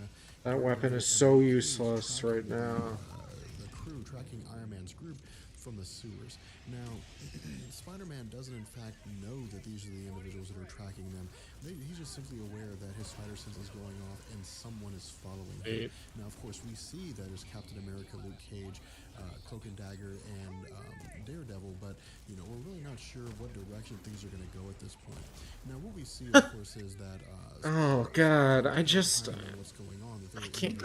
can't. But Iron Man doesn't want to engage in a fight while they're transporting prisoners. And while we're not necessarily given a direct reason for this, I would go as far as to say that if there were some kind of a conflict, and for some reason those superheroes were to become released from their containment trucks, then most likely it would be a vast number of superheroes siding with Captain America against the relatively small contingent of people that Iron Man has taken with him. Now what we see is that Iron Man makes a decision to really kind of take a back Fuck my life. and they end up on Yancey Street. I hate this goddamn gun. I can't stress how fucking much I hate it right now. We talked about how Yancey Street is an area of New York where it is really a large home to people who were avidly against superhuman registration. And so for the most part, Iron Man's team has really kind of gone into the lion's den here. And we really kind of see this playing out. We of course see that Captain America and his team make themselves known, and they directly combat Iron Man and Spider-Man and so on and so forth. But what we really kind of see here is something that I think is very intriguing, is a direct confrontation between Spider-Man and Captain America. Now the confrontation isn't immediate. Captain America offers Spider-Man a chance to side with him. Of course, Spider-Man turns this down, and then he begins to fight Captain America. And this is really kind of interesting here, because we really kind of see the hero worship that Spider-Man had for Captain America for so long. We see that for the most part, Spider-Man is entirely outclassed by Captain America. Spider-Man even goes as far as to say that Captain America has knowledge in hand-to-hand combat that Spider-Man could never gain over the course of his lifetime. And Captain America is really kind of always one step ahead of everything Spider-Man does. Now, towards the end of the fight, Spider-Man begins begins to realize that the flaw in his fighting with Captain America is that he is fighting Captain America man to man, as opposed to fighting Captain America spider to Find a man, a Of course, we see man. Captain America's shield is stripped away, but shortly after this, Captain America actually That was so goes out in a painful fight for that no takes off. goddamn And the reason reason. why is because he hears that his team is really kind of struggling against Iron Man's team, and so he takes off to help his friends. From there, we see Alright, I'll just have a little kind of go through this freedom entire smoke. inner monologue, this entire inner debate. It'll make me where feel he's really better. kind of discussing this with himself. He's really kind of talking about how Captain America's shield This morning is not going the way I wanted. represents the laws that we lay down. And while not every law that we like is fair, or not every law that we have to follow is right, that these are in fact the laws, and the laws do have to be followed. Now, ultimately, he leaves Captain America's shield clung to the wall, where Captain America can later come back and find it. And some of the ending lines that we see is really kind of Peter Parker again questioning whether or not he's doing the right thing, by really kind of stating that he really hopes he's on the right side. Nothing says I'm on the right side, like So wondering if Final you're on the Issue right number 4 side. continues a really kind of journey, I guess, with Sally Floyd and Ben Urich, along with Robbie Baldwin, in addition to the events that followed after the destruction of Joe's Marina. And as we begin to kind of progress through this story, we see that Ben Urich and Sally Floyd are meeting yet again at a coffee shop, and really just kind of talking about the Superhuman Registration Act and their roles as reporters and so on. But where we had previously talked about the kind of evolution where these individuals would begin taking sides, this comic really kind of brings us this instance where Sally Floyd really kind of goes full on against registration.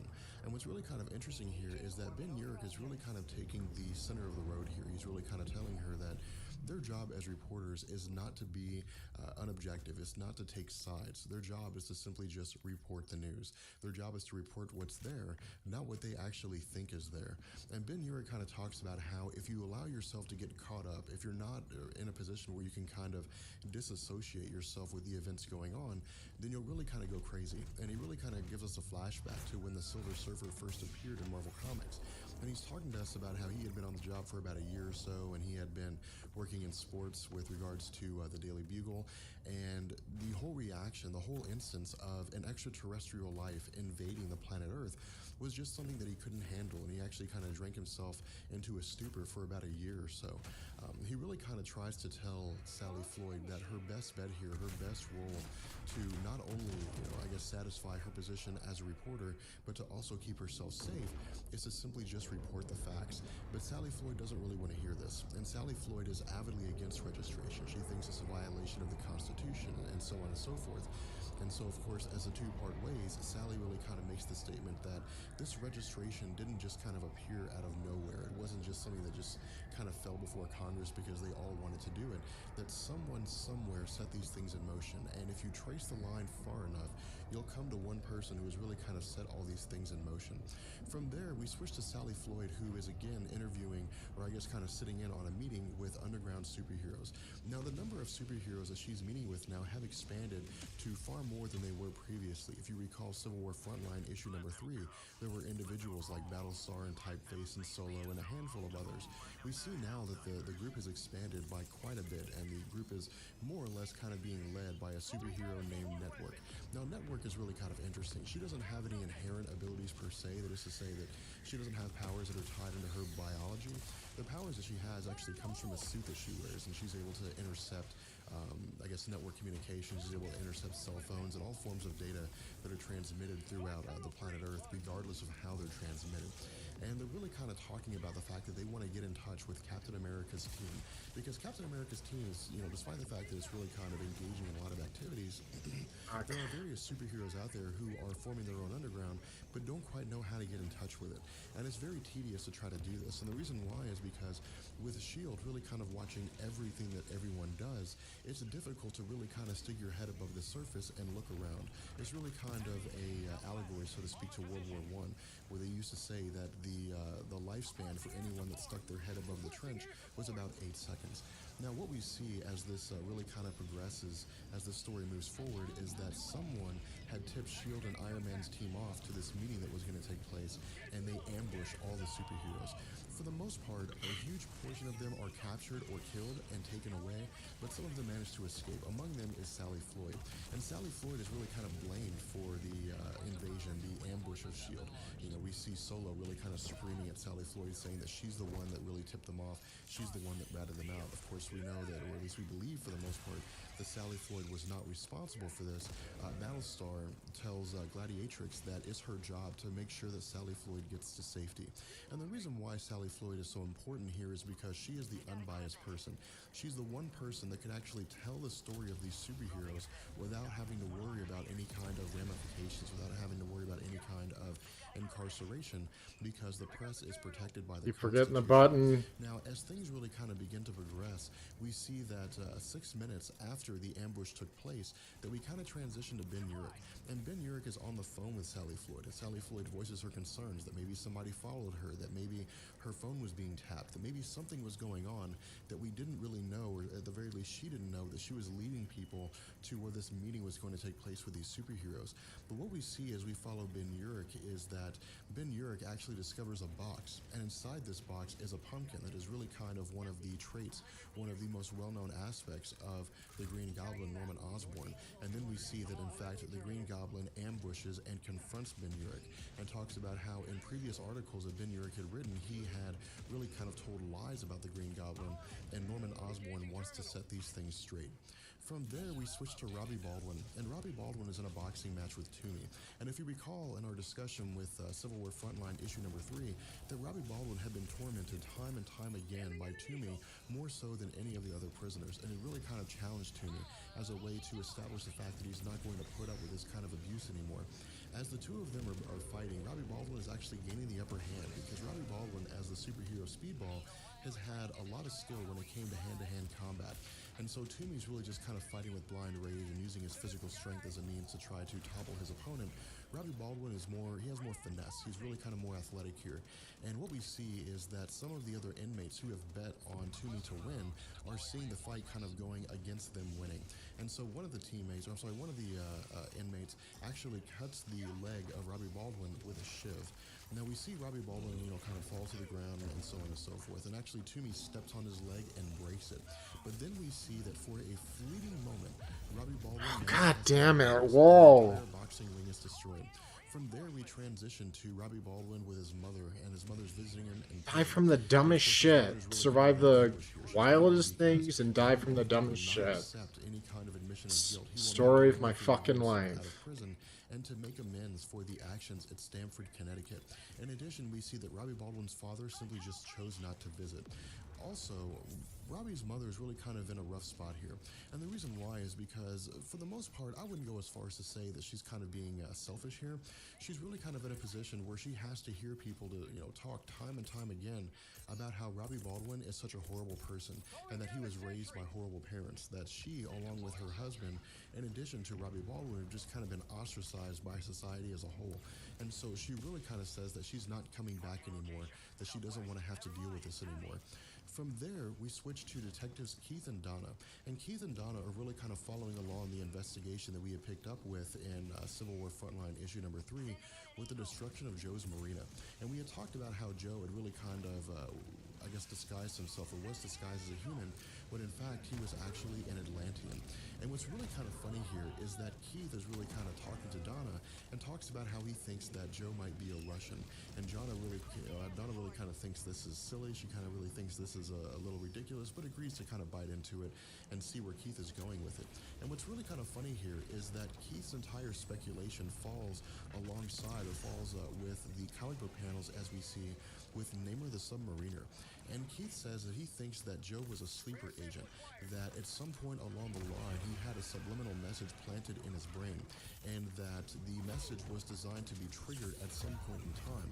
Now, while he's really kind of I guess stating this in relation to Joe being a Russian. What we actually see going on here is that Joe was an Atlantean. What am I missing? A super spy of some kind, and that at some point a subliminal message was implanted in his There brain it by is. name of the Submariner, and that when the message was activated, What? he would Still? activate as an Atlantean to carry out whatever task it was that he was programmed to do.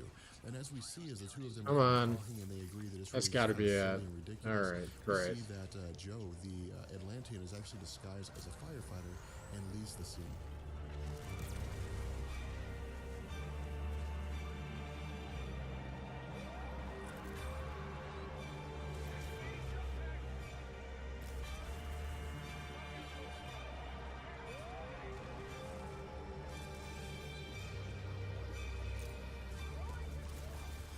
So Wolverine Volume 3, issue number 44, I think is going to be a very great comic for those of you who are avid Wolverine fans, but have really kind of felt disappointed by the amount of dialogue in Wolverine Volume 3, issues number 42 and 43.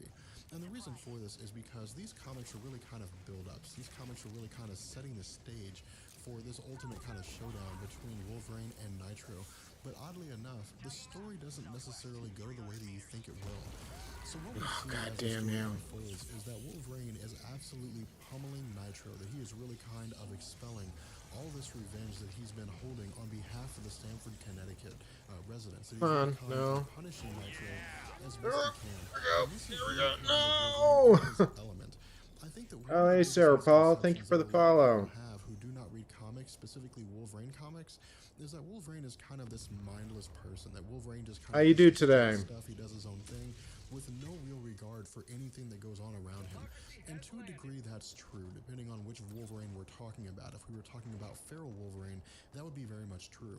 But Wolverine, for the most part, in fact, in the majority of the comics as we see him, while he is an anti-hero and while he really kind of walks his own path, in the end, he's really kind of a good guy. He's really kind of doing things the best way he knows how.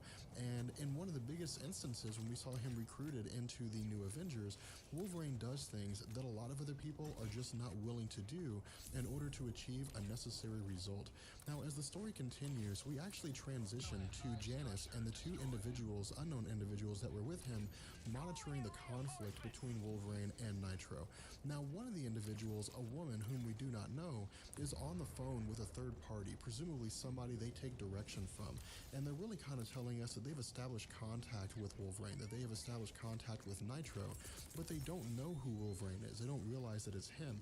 Now, they're asked by the person over the phone if Wolverine or if this individual is an enemy or a friend.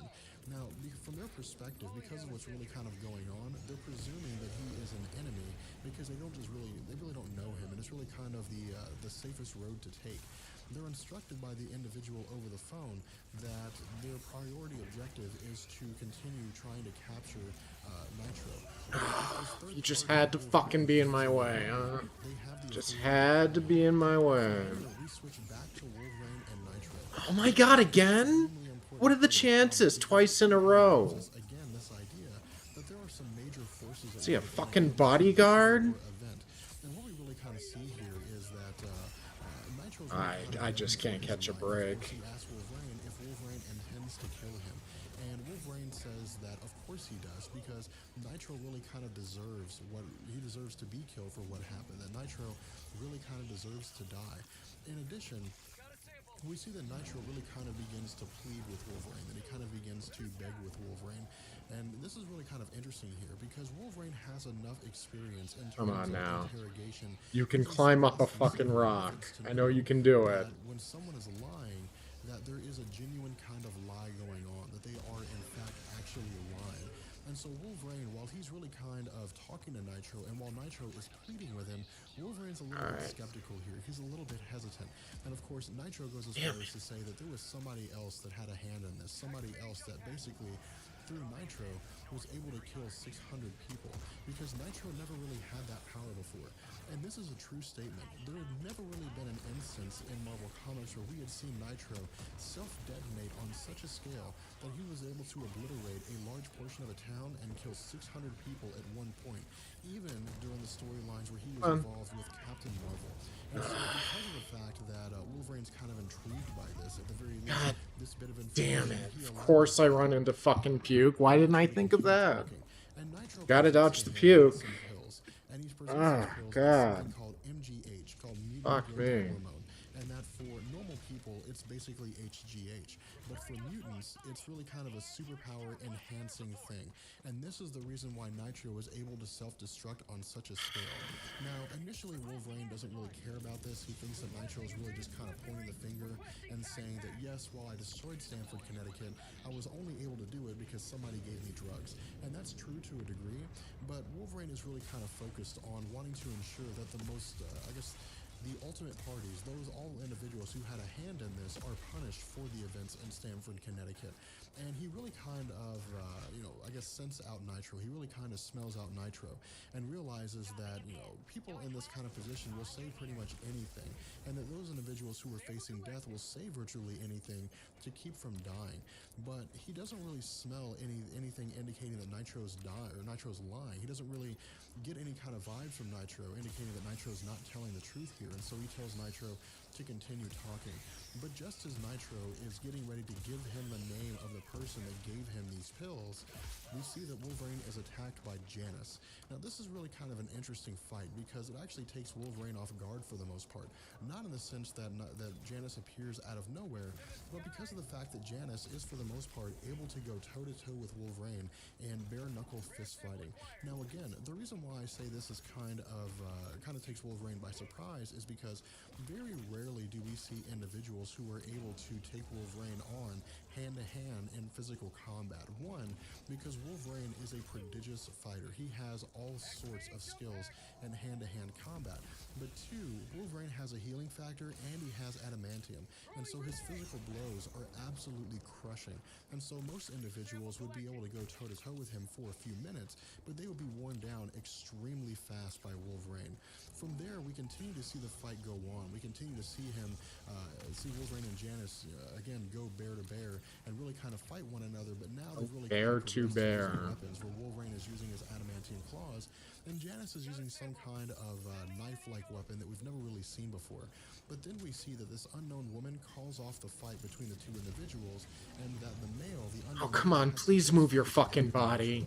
Now from here, we see that this woman really kind of begins to bargain with Wolverine and tells Wolverine that if he leaves, if he allows them to take Nitro with them, that they will go in peace and they will have no more quarrel with Wolverine. But Wolverine's not willing to accept these terms because, again, Wolverine wants to ensure that all guilty parties regarding Stamford, Connecticut are held responsible for their actions. And so we see that Janice re-engages Wolverine and the two of them begin to fight once more. But then we see that Nitro attempts to overpower this individual that we know as Paul, who is really kind of attempting to keep him subdued. And that that Nitro begins the process of self-destructing, but that Paul shoots him with something that really kind of disables his ability to use his powers. From there, we again switch back and forth between Wolverine and Janice as the two of them are really kind of fighting their respective enemies. We see Janice fighting Wolverine, we see Paul and the unknown woman attempting to subdue Nitro. Good times. And then we really kind of switch to some unknown location. And we see the two individuals, presumably working in an office building, are really kind of talking about severing ties or ensuring that the ties are severed between themselves and Nitro so that no one can really kind of trace the connection between the two of them. At this point, we switch back to Wolverine and Janice, and we really kind of get the portion of the comic that deals most with dialogue. It really kind of deals more with giving us information. And this is actually done in a very interesting way and gives us some really cool information. Initially, the woman that is talking with Wolverine asks Wolverine why it is that he's willing to give his life for someone like Nitro. And Wolverine states that he's not giving his life for Nitro, that he's not going to die for Nitro, but that Nitro basically has information that he needs. In addition, we see that Nitro is able to kind of sneak up on Wolverine and really kind of able to not necessarily overpower him, but really kind of take him by surprise. And of course, we see that Wolverine is in turn able to overpower Nitro, and then we kind of again switch back to the discussion portion, kind of switch back to the dialogue, where we see that Janice attempts to attack Wolverine, but Wolverine kind of tells him not to. It says that this fight really kind of needs to stop and everybody needs to calm down. And then he starts talking with Nitro, and he asks Janice, how is it that you're able to go toe-to-toe with me? How is it that you have this much strength? Is it because of a strength boost of some kind, mutant growth hormone, radiation? mutation to the super soldier formula, and we see that Janice says that it's their birthright, that they are born with this inherent ability. They don't come from Stanford, What the fuck was that even? World. And then we see Janice really kind of put on. Can't wait to see which reject called me in this time so I could jog halfway across the map. Atlantean. Now, from this point, Wolverine really kind of has an idea of what's going on now. That these Atlanteans are there to, I guess, procure Nitro for the purpose of Nitro. Yep, it's about what I expected. Or at the very least facing justice for his actions in Stamford, Connecticut, because his actions resulted in the death of Namorita. We learned that Paul and the Unknown Woman are members of the Atlantean royal family, and they've been sent here to acquire Nitro. Now, Wolverine asked who it was that sent them here, and then we switch to Namor the Submariner, who says, do you even have to ask that question?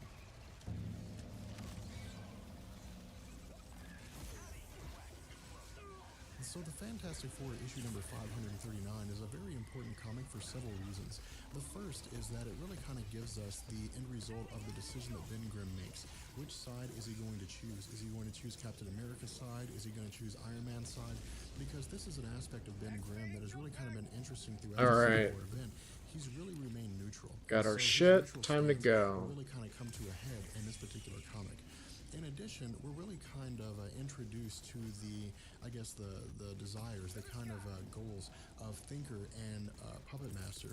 And if we recall the discussion that we had previously had on the Fantastic Four in Fantastic Four issue number 538, we had talked about how the Thinker and Puppet Master were villains that were really just kind of using the current Civil War to their advantage to really kind of implement their own schemes. At the time, we didn't really know what that meant, but in this comic, we will find out. And what we see as this comic begins to unfold is that Captain America and his team are really kind of going over and sort of finalizing plans to intercept Iron Man's convoy as he is transporting the captured superheroes that we saw in Amazing Spider-Man issue number 534 to an unenclosed destination, a non-disclosed destination. And so this is really kind of interesting here because this comic book takes place before the events of Amazing Spider-Man issue number 534, and then really kind of catches up and takes place alongside the events of Amazing Spider-Man issue number 534. No. And what we see as Captain America... Guess it's too late now. I'm stuck with this fucking thing. ...plans out as they're really kind of trying to get things finalized is that 3 members of the Yancey Street gang appear to them and tell them they know exactly the route that Iron Man is going to take. They know exactly where it is that he's going to go. I love doing that. It's all my joy I get. I'm taking it. Which route he was going to take was really going to kind of stretch their numbers thin in the sense that they would have to cover all the routes. Now they have a pretty solid idea of which way to go. Now the information is kind of questioned by Captain America, that is to say he's really kind of curious where it came from. And the Yancey Street gang won't necessarily tell him where it came from. They'll just simply tell him that it is a very reliable source who is beyond contestation. Now from here, we switch to the Thinker and Puppet Master. Now the Thinker and Puppet Master are really interesting here because the Thinker and Puppet Master are longtime enemies of the Fantastic Four. And while neither possesses any superpower per se, they are both really kind of very respectable in their own right. Thinker is a genius level intellect. He really is able to predict the most logical or the most likely outcomes in any given scenario using mathematics to his advantage. In addition, he is a very talented, technological genius and really kind of has a level of intelligence that is on par with Dr. Doom and Reed Richards and individuals like that. In addition, Puppet Master, again, doesn't necessarily have any powers, but what he does have is the ability to manipulate this kind of magical clay. And whenever he makes clay models of particular individuals, he is able to manipulate the actions of those individuals. And what we see is that they have gone through the very tedious process of making a very large-scale model of this area, this section of Manhattan, where they expect to have their plans really kind of unfold. And what we see is that they've made some clay model decoys of virtually everyone who's going to be involved. A multitude of individuals, including the Yancey Street gang who are going to be protesting. A multitude of individuals, including the superheroes. Now, under normal circumstances, Puppet Master is not able to manipulate the actions of superheroes. But due to a kind of headset that the Talk about your hate boners. Is now going to be able to manipulate those individuals. In addition, what we learn is that the information that was revealed to Captain America on behalf of the Yancey Street gang was actually given to the Yancey Street gang by fuck Puppet my Master life with and by this. the Thinker, so that they could really kind of control all variables in this equation. From there, we switch to Ben Grimm, and Ben Grimm's really just kind of having lunch. He's just really kind of enjoying himself, and you know, there's some witty banter back and forth between himself That's and right. the deli maker, the deli owner. But the deli owner goes as far as to inform him that the Yancey Street gang intends to protest Iron Man's convoy and actually intends to create as much of a disturbance as they can. And this really kind of concerns Ben Grimm because he feels like the Yancey Street gang may very well have been bitten off more than they can chew. They're really kind of over their heads in this one. And so from here we switch to to Spider-Man, and we really kind of. Why can't you just die? Number 534. Thank you. But this time we get more of a Son of a bitch. and when we saw that Spider-Man's spider senses began to go So off, and painful. really kind of detected Captain America and his team. We see that that the group is actually ambushed by the Yancey Street gang and a multitude of protesters. And Iron Man makes the decision to go ahead not and this shit again. away from these protesters and to head down Route C, which takes them to Yancey Street. And the team, the entire convoy is really not necessarily ambushed by individuals. Nope, on this I'm street. getting out of here. They're really just Done. verbally Done abused. with They have that. things thrown at him and so on and so forth. And then we see Puppet Master and Thinker really kind of begin to get into the fray. And what we see is that Puppet Master manipulates one of the jet pilots into firing missiles. Now, the missiles, for the most part, are really kind of, I guess, intercepted by Iron Man's team. But then we see that Ben Grimm arrives in the midst of all this chaos and watches everything happen at the same time that Captain America's group appears. While all this is going on, we see that Mouse of the Yancey Street gang, who is under the influence of Puppet Master, goes to a trash can to pick up a bomb that had previously been laid there. And under the influence of Puppet Master, his intention is to lay the bomb out and kill as many people as possible, as many of the superheroes as possible, which will fulfill the goals of the Thinker and Puppet Master, so that they will have as many superheroes out of the way so that they can really kind of begin their plans for conquest and so on and so forth. What we see is that Ben Grimm is able to stop the bomb from killing a large array of people by throwing one of the convoy trucks on top of it, and then realizes that Mouse is under control of Puppet Master. But then we also see that he's distraught to see that one of the members of the Yancey Street gang, a younger member of the gang, is killed in the explosion. From here, Ben Grimm really just kind of freaks out, and he goes absolutely chaotic on Iron Man and Captain America, not in the sense that he becomes physically violent, but in the sense that he just starts screaming at them, that this war that they have caused, this civil war that they have started, has really kind of torn the superhero community in half. But not only that, it's cost the lives of people who, under normal circumstances, would never have been involved in this in the first place. And so he's Time to really go. asked by both Captain America and Iron Man to join their respective sides. And Ben Grimm declines both offers. He says he will not join either side. He actually goes as far as to say the hell with them and that he's leaving the country. He doesn't even know if he's ever going to be back again.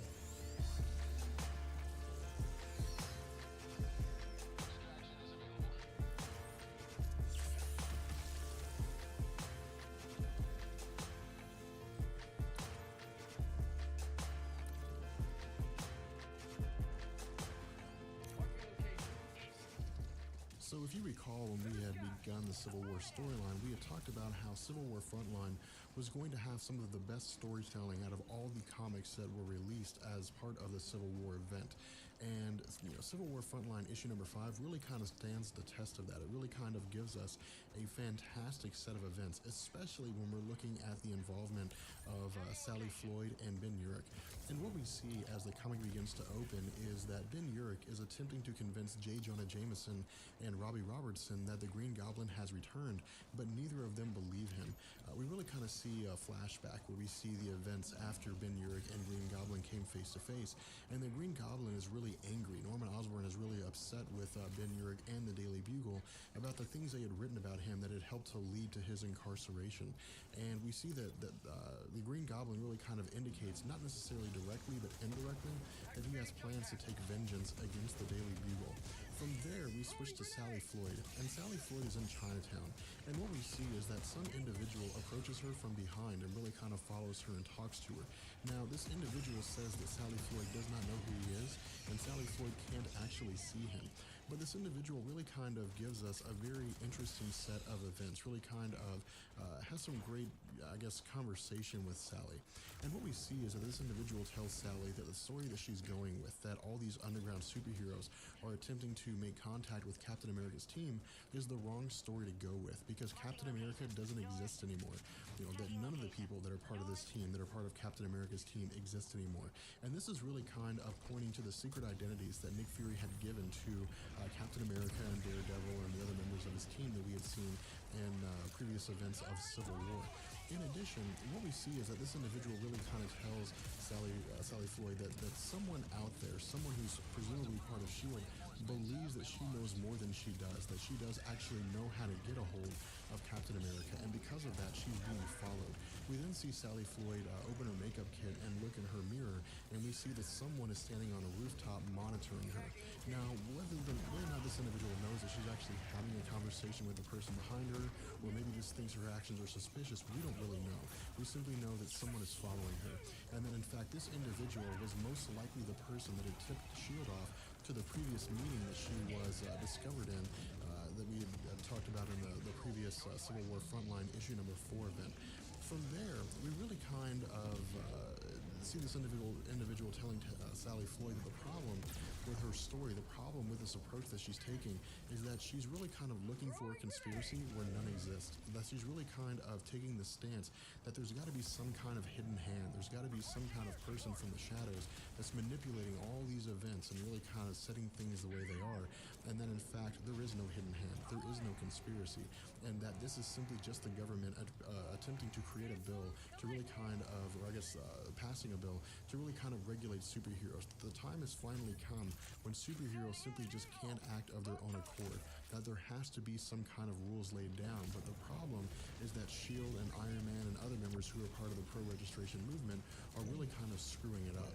We see that Sally Floyd attempts to turn around and ask this individual more questions, but he has disappeared before she can do that. What we also see is that kind of a switchback, I guess, to Ben Urich. And Ben Urich is again continuing to attempt to convince J. Jonah Jameson and Robbie Robertson that Green Goblin has returned. But then we see that one of the staffers appears and tells J. Jonah Jameson that he's confirmed with Iron Man and other maybe independent sources that the Green Goblin is still locked up.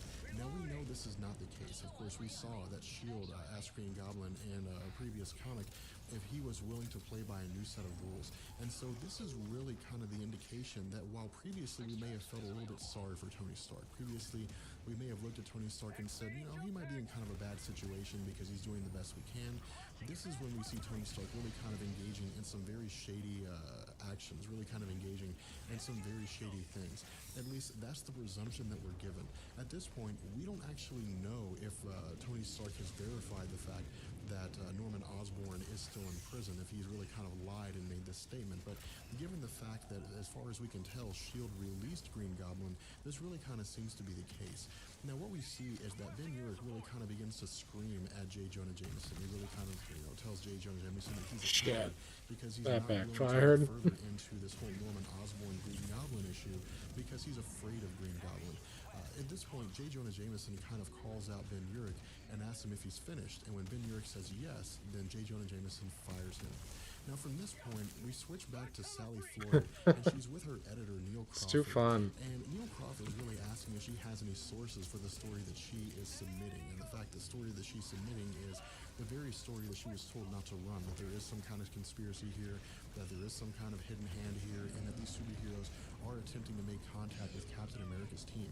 Of course, she says that none of these superheroes are going to come forward to verify this information, and so the Daily Bugle really just kind of has to take it that it's absolutely true. What we also see taking place is that Eric Marshall appears with several S.H.I.E.L.D. agents. And if you recall our previous videos when we had talked about the early comics of Civil War Frontline and the instances where Robbie Baldwin was in prison, that Eric Marshall was one of the S.H.I.E.L.D. agents, or the S.H.I.E.L.D. agent that had informed him that he had, that the connection between his brain and his superpowers had been lost, that he was... All right. And so on and so forth. Eric Marshall informs... These are finally going my way here. She has been identified as... Sure, now that I said that, the game will crash, but... And did not come forward and report. What you gonna do? Sally Floyd and Neil Crawford really kind of hide behind the Constitution Constitution here and really kind of say that they're really kind of exonerated from any kind of charges of this caliber because the Constitution provides the press with the ability to, one, hide their sources so they can maintain a free flow of information without fear of prosecution, and two, because the freedom of the press is one of the last bastions of a free society. But we see that Eric Marshall combats this by saying that those rules don't apply anymore. What we see is that Sally Floyd and Neil Crawford don't comply. They refuse to reveal their sources. And so Eric Marshall places Sally Floyd and Neil Crawford under arrest for, harboring unregistered superheroes or refusing to report them, and for acts of terrorism. Now from here we switch to Robbie Baldwin and She-Hulk, or Jennifer Walters acting as the lawyer for Robbie Baldwin. And what we see is that Robbie Baldwin is being transported to a new facility. And as they're moving along the way, She-Hulk really kind of tells him that this new facility is someplace called the Negative Zone. Now, the Negative Zone is a very important part of Marvel Comics because it appears off and on. It was actually something that first appeared in the Fantastic Four issue number 51 in 1966. And the Negative Zone is basically a parallel Earth. It's another dimension.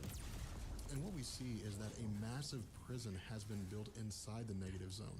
And the purpose of this prison is to house all superheroes who refuse to register, or anyone who is found guilty of being an unregistered superhero. This may very well include individuals who are registered, but for some reason have lost their registration credentials. Now from here, we switch to the story of Joe. We really kind of get back into the story of Joe and the sleeper agent, a member of the Atlantis royal family.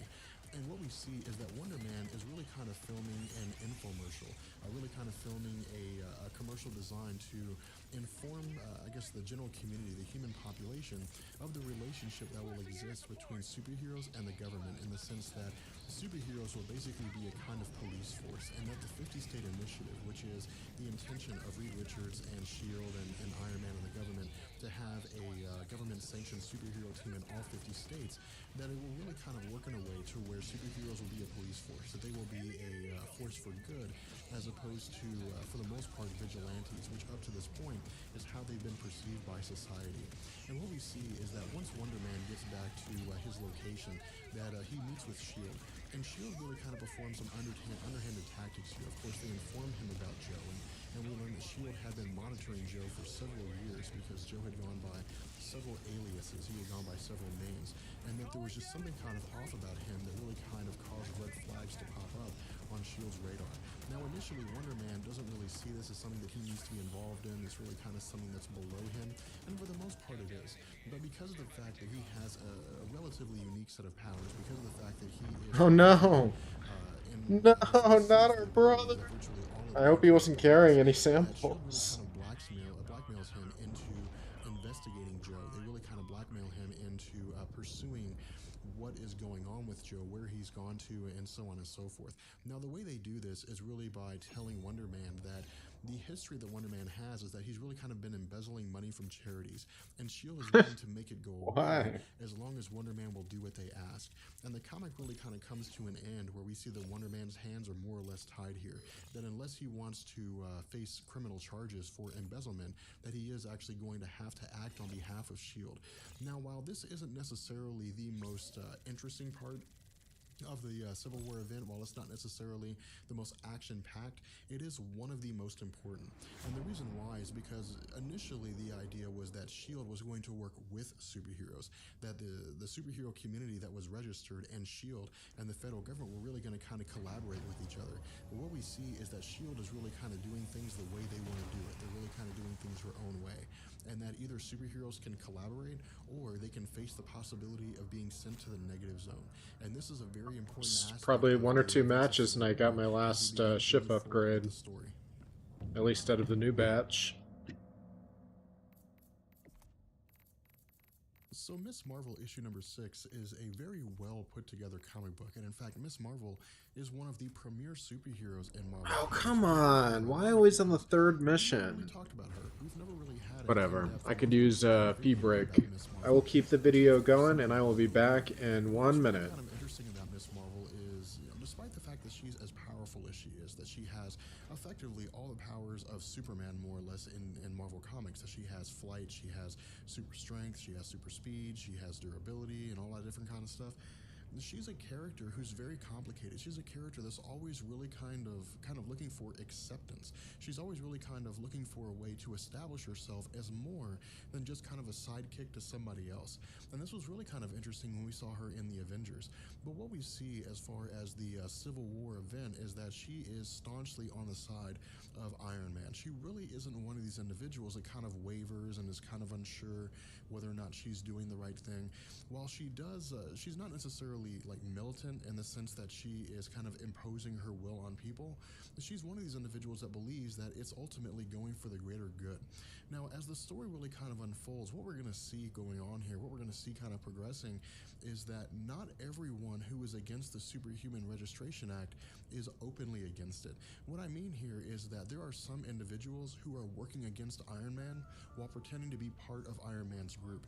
And as the story begins to unfold, we see that Miss Marvel and S.H.I.E.L.D. are attempting to track down a superhero named Prowler. Now, Prowler is really kind of interesting. Hobie Brown is one of these superheroes that isn't necessarily inherently powerful, meaning that he doesn't really have any powers of his own. He actually uses technology to really kind of enhance himself, to really kind of make himself a superhero. And what we see is that Miss Marvel and S.H.I.E.L.D. are able to successfully capture him, and they take him back to Rikers Island for interrogation. Now, one of the things that I really enjoy about these comics is that Marvel has really kind of put in here more or less kind of an ability or the chance for us to look at these characters and to see what their inherent powers are, what kind of aliases they've had, and what stance they take with regards to superhuman registration. And this, I think, is a very important thing because as the Marvel Civil War event really kind of progresses, unless you're paying very close attention or unless we're doing something like we are here where we're kind of explaining the events as they progress, you might really kind of find yourself getting lost. You might really kind of find yourself being shuffled around and not really sure who stands for what or which side anybody's on.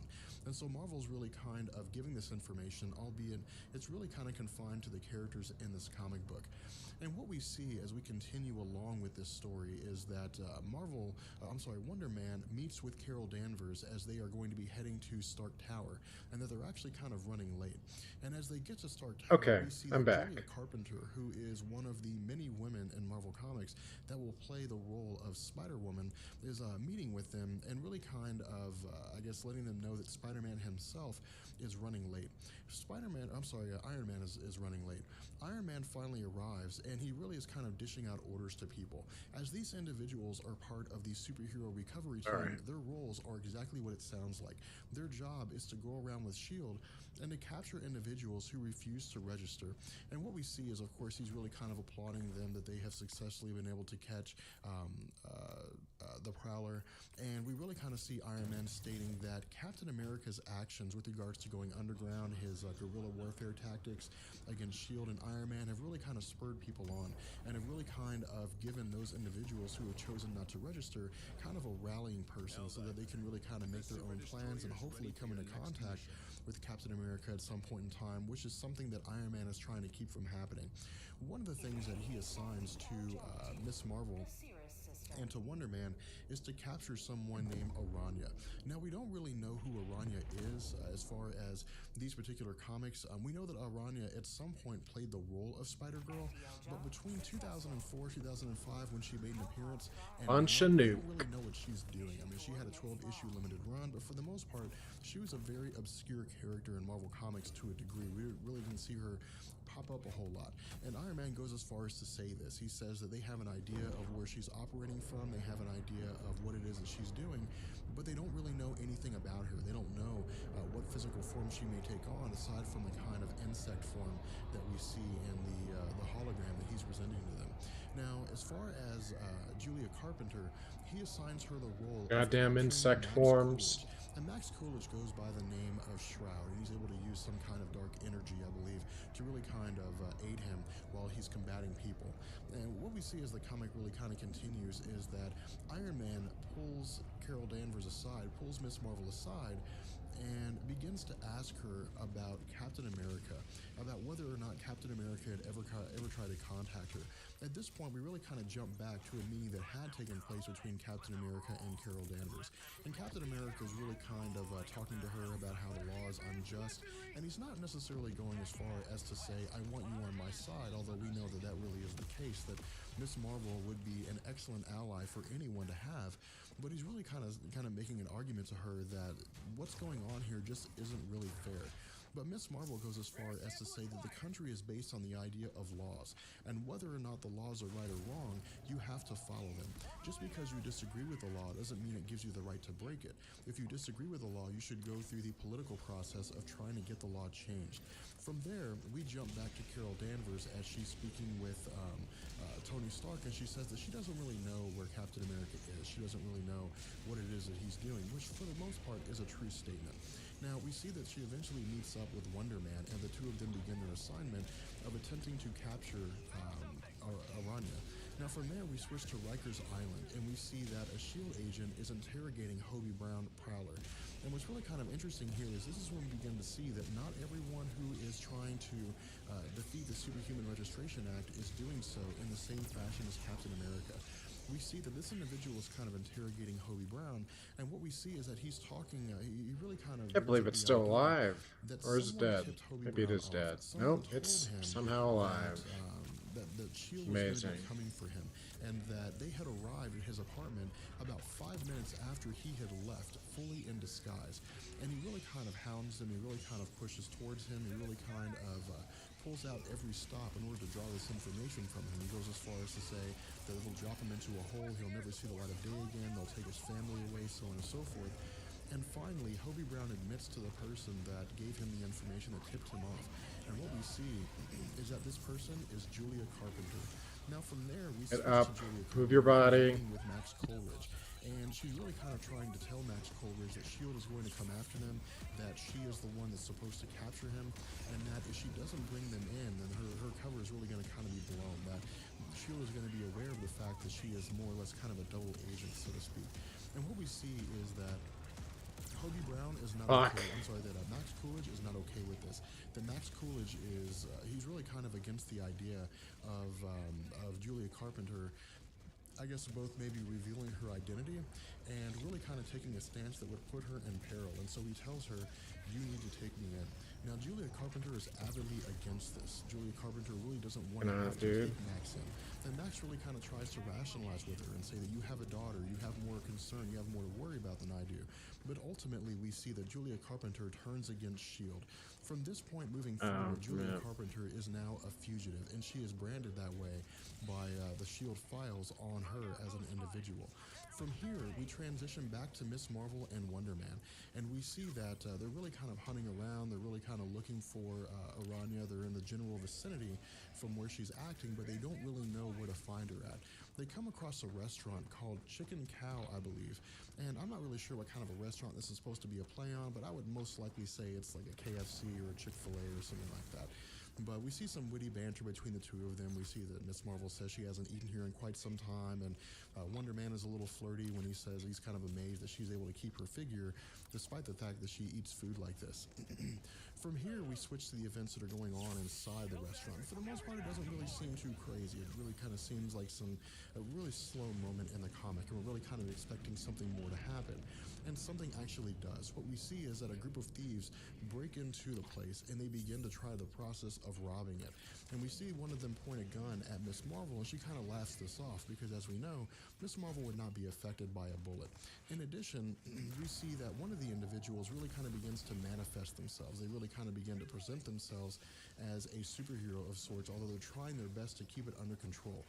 Miss Marvel and Wonder Man are able to defeat the criminals with the slightest of ease, and then we see this individual break out and ask them, is there anybody that wants a piece of me? And then that's when it's revealed to us that this is in fact the person they've been looking for the entire time.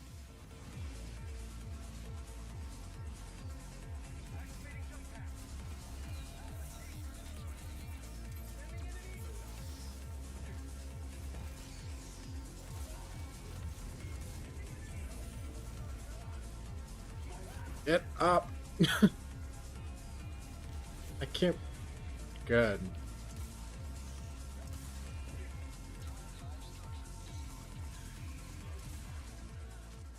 So I was a little bit hesitant about including Heroes for Hire as part of our Civil War discussion. And the whole reason for that is because for the most part, Heroes for Hire doesn't really do a whole lot in terms of progressing the main Civil War storyline. But what it does do is really kind of serve the purpose of showing us just how deep this rift between the superhero community goes. And we had talked about this when we began our conversation, our videos about the Civil War event. We had talked about how we will see stories like Civil War Frontline that will show us that there really isn't anyone that's really kind of being spared with regards to the Civil War event. That for the most part, everyone's kind of choosing sides. Now, to do a little backstory here, Heroes for Hire was originally a group that was founded under Luke Cage. And in fact, when Luke Cage first appeared in Marvel Comics, his comic book was titled Luke Cage Hero for Hire. And for the most part, that's exactly what he was. He was a person that people could go to if they needed something done, if they needed something accomplished. So think of the Heroes for Hire as a team, as a Marvel version of the A-Team. If there's anything that you need to have done, if there is a goal that you need accomplished, or simply something you need investigated, they would be the people you go to. Now, the team is kind of hit and miss when it comes to superpowers. Characters like Paladin, for example, have enhanced abilities, but they're only slightly above superhuman, whereas you have individuals like Colleen Wing, who really has no superpowers. She's just a very athletic individual. And then you kind of have people who are in the middle, like their leader, Misty, who has a bionic arm, but aside from that, there really isn't anything that she has that nobody else could gain just by physical training or anything along those lines. Now, as the comic book begins to open up, what we actually see here is really kind of an introduction to the team. We really kind of see some information here showing us how it was that the team came together, because this version of Heroes for Hire is actually the first iteration that we see during the events of Civil War. This Heroes for Hire issue number 1 is the newest version of this team. There have been different variations over time. Of course, Colleen and Misty were really kind of assistants, or really kind of, I guess, sidekicks to Luke Cage, but they weren't really main stars. Now, in this comic, they are. And what's really kind of interesting about this version of Heroes for Hire is that, with the exception of maybe an individual like Paladin, or maybe Humbug and Shang-Chi, and possibly Orca, I'm not 100% sure where this stands, this team largely consists of women. Now, this is a very cool concept in Marvel Comics, because for the most part, you don't really see teams that are largely composed of women. Either it is kind of a 50-50 split, or maybe a 60-40 split of men and women, or it is a larger proportional, I guess, ratio between men and women, where there are more men than women. But you don't really see an instance where you see more women than men. And that's what makes this comic really kind of cool. That's what makes the Heroes for Hire, at the very least this current version of Heroes for Hire, really kind of stand out. But again, these individuals don't really have a whole lot in terms of superpowers when it comes to the Marvel community as a whole. Now, once we get past the introduction phase, once we really kind of see some of the escapades that they got into, we see that Misty and Colleen are meeting with Spider-Man, Captain America, and Reed Richards, and they're really kind of enlisting the aid of Heroes for Hire to track down and capture Captain America. Now, the big kind of issue here, what's really kind of going on in the mind of Misty, is she's concerned that not everything is what it seems to be, that their role will kind of be fulfilled as far as them being able to track down and possibly capture Captain America, but she's afraid that once that's done, they're going to be rounded up just like everybody else. Now, for the most part, they're in support of superhuman registration. They think this needs to happen. They think that it's about time that superheroes were held accountable. But again, she's really kind of concerned about this. In addition, her other concern is that they have individuals out there in the superhero community that are friends, that are allies of the Heroes for Hire group, and so she's a little hesitant about about tracking down these individuals, about really kind of tracking down their friends and turning them in for refusing to register. Not only that, Heroes for Hire, because of the nature of the work that they're in, they have a lot of contacts. They're largely a detective kind of team, and so it's very important that they can form contacts and not have to worry about those contacts maybe suffering some kind of I guess, reciprocation, maybe suffering some kind of hazard of being a contact for the Heroes for Hire. Now, I think that one of the most interesting parts and one of the most important parts about this whole conversation between Spider-Man and Reed Richards and Iron Man is when Misty brings up the idea of slavery. Now, Misty doesn't necessarily bring up this concept of slavery to really kind of bash them over the head, but what she says is that just because something is a law doesn't mean that it's okay. And in fact, some of the worst laws in history have been overturned by people openly defying them. And she really points at the idea of Susan B. Anthony, that in 1872, Susan B. Anthony had gone and voted for a congressman despite the fact that it was illegal for blacks to vote at the time. And that as time progressed, because of the backlash of this and because of other events that had taken place, that law was overturned. Now, Iron Man goes as far as to say that this isn't really kind of a black and white issue, that this isn't really a racial issue, that this is an issue of what's for the greater good. But we see that Colleen really kind of combats this and says that the issue here is that when you have a law that really kind of disenfranchises people of civil rights, that it will always end in a violent conflict of some sort. Ultimately, the group really kind of comes to terms with Captain America and his stance. I'm sorry, with Iron Man and his stance. They really kind of come to the to an agreement where we see that Misty says that if they are going to do this, that they are going to really kind of try to undertake the role of capturing Captain America, that she's going to need all the resources that Tony Stark has. That she's going to need all of the, I guess maybe the money at his disposal, not in the sense that they're going to use it all, but in the sense that there really can't be anything holding them back. There really can't be anything that gets in their way. And so Iron Man ultimately agrees to this and says that no matter what happens, that no matter what takes place, that they will be protected, that they will not have to, be concerned about the idea of being turned in or of being, I guess, stabbed in the back once their task is complete. From here, we switch back to Chinatown, and we see that Misty and Black Cat and other members of the Heroes for Hire are kind of meeting together. And we see that Black Cat returns with some information saying that Vienna, a well-known supervillain in the Marvel community, is helping people escape the country. She's providing new passports, providing new identities, and the people are going underground because of it. Now, they don't exactly know where this is going on. They don't exactly know how this is happening, but they have a few ideas. One of which is to head to the shipyards because it's the easiest way to leave the country. In addition, we see that Humbug is able to use his powers to talk to various insects in order to really kind of comb the streets and really kind of listen into what's going on, gain information, and ultimately discover where it is that Vienna is at. Now, Vienna is actually near the shipyard. She's actually kind of in a downtown underground area of Manhattan. And we see that she's meeting with various villains to really kind of provide them with information they can use to leave. Now, the villains are really kind of a mishmash of different people that we've seen in Marvel Comics, and for the most part, we're really not going to go too in-depth into them.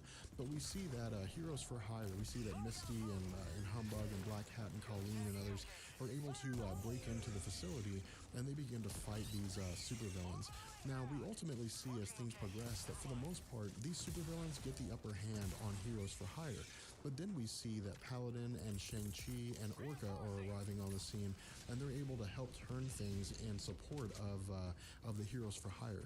Ultimately, Heroes for Hire is, of course, successful in defeating these supervillains, and we see kind of an interesting scenario going on here where Misty goes as far as to say that they have an upper hand on all of these superheroes, on Iron Man and Captain America and various people, because at the end of the day, they don't know who to trust. They don't know who they can go to, but that Heroes for Hire is not going to have that question, that they can trust each other because for the most part, they exist as a cohesive family. Where the fuck are the samples? Am I just blind and dumb? So as we continue with Wolverine Volume 3, issue number 45, what we see is that as with previous comics, this comic picks up from the previous events. Not seeing. Now, what's really kind of interesting here is that we see Wolverine and Namor the Submariner engaging in physical combat. The two of them are actually fighting, because as we saw with the previous comic, Namor the Submariner I don't get it. had really kind of appeared and made it apparent that he was the person that had, I guess, established all of these sleeper cells, forget or it. at least woke them up so that they could engage in the activity or the investigation of trying to find the killer of Namorita. Now, here's what's really interesting when it comes to the idea of these Atlantean sleeper cells. For the most part, we don't know who put them there. We don't know how they got there. We don't know when they were there. We really have no idea at what point this whole project involving the Atlantean sleeper cells began. We don't know if maybe they were established within the first time that Namor the Submariner had inherited the throne of New Pangea as the leader of the Atlantean kingdom. We don't know if maybe it was after the Illuminati were formed, we have no real clue as to when it was that this takes place. All we really know is that somewhere along the line, sleeper cells, Atlanteans who were masquerading as humans, began to move about on the surface, and we don't know what their purpose was. One of the really interesting things that we see when it comes to a comparison between the Atlanteans and humans is that the Atlanteans, for the most part, hate humans, and this is really kind of a cool aspect of their characters. Very rarely do we ever really see an instance where Atlanteans will have normal dealings with humans. They're very inhuman. They're very similar to the Inhumans in this way. The Inhumans, for the most part, really kind of exist off on their own. They really kind of exist totally separate. And under normal circumstances, Black Bolt would never really have any dealings with normal people. And in fact, his dealings with anyone outside of his own people, of the Inhumans and their own territory, is really kind of isolated to the Illuminati. With Namor the Submariner, it's the exact same way, but this is where the two get a little bit different. Where Black Bolt says he wants nothing to do with humans, Namor the Submariner at some point along the line seems to have sanctioned this kind of endeavor where he is really kind of using sleeper cells as a way to ensure that nothing Jesus really Christ, happens. really? Because these individuals are sleeper cells, they don't know that they are Atlanteans. They are just kind of woken up at some point in time. And so it's not as though they're kind of reporting information back to the Namor the Submariner. It's not as though they're kind of keeping him aware of events that they are unfolding here on the surface. They're just kind of there, or at least that's the perception that we're given of them. And so when you look at this idea of sleeper cells, the one thing to kind of bear in mind is that we have no idea how this started. We have no idea how long they've been there. And what we'll see as this comic really kind of progresses is that this is a point that Wolverine raises to Tony Stark. So as we continue with the comic, we of course see Namor the Submariner and Wolverine continuing to fight one another. And what's really kind of cool here is that Namor the Submariner and Wolverine are really kind of just in a knockout, drag down kind of brawl between one another. And for the most part, they're really kind of having an even fight. Now we see that Wolverine knocks Namor the Submariner down, and as he does, he goes to, of course, dress himself, and the two of them again begin to fight once more. Now from there, we kind of see some witty banter back and forth. We see the two of them kind of taunting one another. We see that Wolverine really kind of says that he expected better of Namor the Submariner because Namor the Submariner is royalty. He is the king. He's the leader of Atlantis, of the new Pangea territory for Atlanteans, and so he thought that he would have a little more strength, maybe a little more fight. At the same time, Namor the Submariner more or less says the same thing, that Wolverine has a reputation for kind of being a murderer, and he really kind of taunts him by asking if he murders people by boring them to death. In response to this, Wolverine uses his adamantium claws to impale Namor the Submariner. Now at this point, Janus attempts to come to the aid of Namor the Submariner, but Wolverine incapacitates him quite quickly, and in fact he actually takes off his breathing mask and really kind of exposes Janus to the oxygen-rich atmosphere. Now this is one of the inherent traits of Atlanteans in the sense that they can't breathe our normal oxygen. They have to have a sort of breathing apparatus that they use occasionally in order to allow them to survive on our surface. From here we see him throw one of their transformation darts into the neck of Paul, and Paul becomes incapacitated. And then we switch to this unknown woman who has apparently put one of their weapons to the throat of Nitro. Now this is really kind of a ruse. This is really kind of designed to keep Wolverine off of his toes. And we see that Namor the Submariner reemerges, shouts Imperious Rex, and then knocks Wolverine unconscious. Now, one of the questions a lot of people have when it comes to Namor the Submariner is, what does Imperious Rex mean, or does it even mean anything? As far as I understand it, Imperious Rex has no real importance when it comes to Namor the Submariner. It is really kind of a battle cry. It's the equivalent of I guess maybe Thor using his hammer, or picking up his hammer and shouting Valhalla, or the Beard of Odin, or something along those lines to really kind of, I guess maybe get himself rallied up, or to get other people rallied up for the upcoming conflict. And what we see is that Namor the Submariner and this unknown woman and Nitro really kind of begin to fade away as Wolverine becomes unconscious, and then Wolverine is knocked out entirely. Now from here, Wolverine comes to, and once he realizes that the two of them, or I'm sorry, that all three of them have taken off, he really kind of begins to try to pick up their scent. And the reason for this is, of course, Wolverine, one of his most prominent abilities is the ability to really kind of sniff anyone out, but also because Atlanteans have a very distinctive scent. And because Atlanteans are almost never on the surface, it's not only very easy for Wolverine to pick up their scent, it's also very easy for him to hold it, just because there really isn't going to be an instance where he's going to lose their scent because it's so unique. From here, we see that he's able to track their scent down to the water, and from there, he really loses the ability to track them further just because he doesn't have the ability to swim underwater. He calls for assistance from appears, and of course, Wolverine kind of talks to him and says, I need your ability, I need your assistance. I'm not able to travel underwater, and I need to track down Nitro from the hands of Nimr the Submariner so that he can, effectively stand justice for the crimes that he's committed. At this point, we see that Iron Man has actually lent his suit to Wolverine, and Wolverine has a little bit of inner monologue here. He really kind of has an instance where he, really kind of expresses what he's thinking and what it was that led to Iron Man allowing him to use his armor. Initially, Iron Man didn't want to use it, or didn't want to do it. Iron Man did not want to give his armor to Wolverine, but Wolverine pointed out the fact that there are a handful of sleeper agents that have been found so far. And again, he points out the same thing that we had discussed earlier, that at some point along the line, these sleeper agents were installed by the Atlantean people, and so we don't really know where these sleeper agents are at. We don't know who they are. We have no idea who they could be. And so because of this, this is really an instance whereby they need to gain as much information as they possibly can. And so after this is kind of revealed by Wolverine, of course, he says that Iron Man allowed him to use his armor. At this point, we see that Wolverine has reached New Pangaea, which is the home territory of all the Atlanteans, and is the one place in which all of them reside. What we also see is that he confronts, Nimr the Submariner. And Nimr the Submariner is initially not very receptive to Wolverine, but he doesn't realize it as Wolverine. To him, this is Tony Stark. And Wolverine really kind of plays on that. Wolverine really kind of plays on the idea that Nimr the Submariner thinks he's Tony Stark, and he really kind of moves forward accordingly.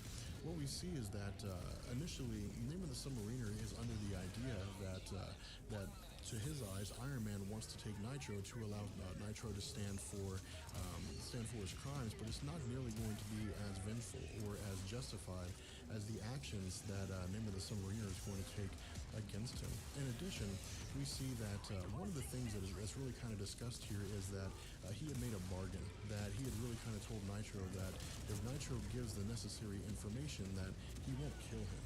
And so Wolverine is again trying to maintain this bargain. He's really trying to uphold his end of the deal. And this is really kind of important here because this really kind of goes in line with the idea that Wolverine is a very honorable person.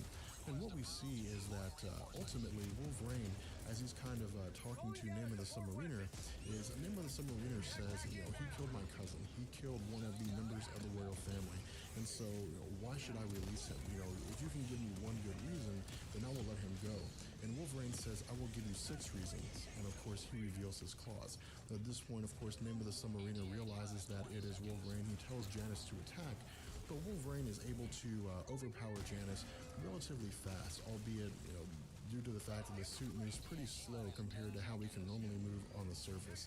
From here, we again see that Nimr the Submariner and Wolverine begin to attack each other, and the two of them fight for only a few moments or so. In addition, he takes one of the women who have attacked him on behalf of Nimr the Submariner, and she really kind of pleads with him to kill her because they're never going to let Namorita go. Wolverine's really kind of holding her hostage at this point. Wolverine's really kind of saying, if you don't give me Nitro, I'm going to kill this woman. But she doesn't mind dying because to her loyalty is to Nimr the Submariner. It is loyalty to the royal family, and this is really kind of the way that most Atlanteans kind of view the royal family of the Atlantean people. They're really kind of dogmatic in this sense. To them, honor is the most important thing, and the royal family is the most important thing. And this is really kind of a throwback or kind of an allegory to the mindset. Democracy!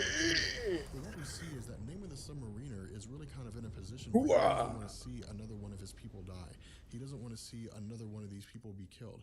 And so he asked the question to Wolverine, why is this murderer worth your word?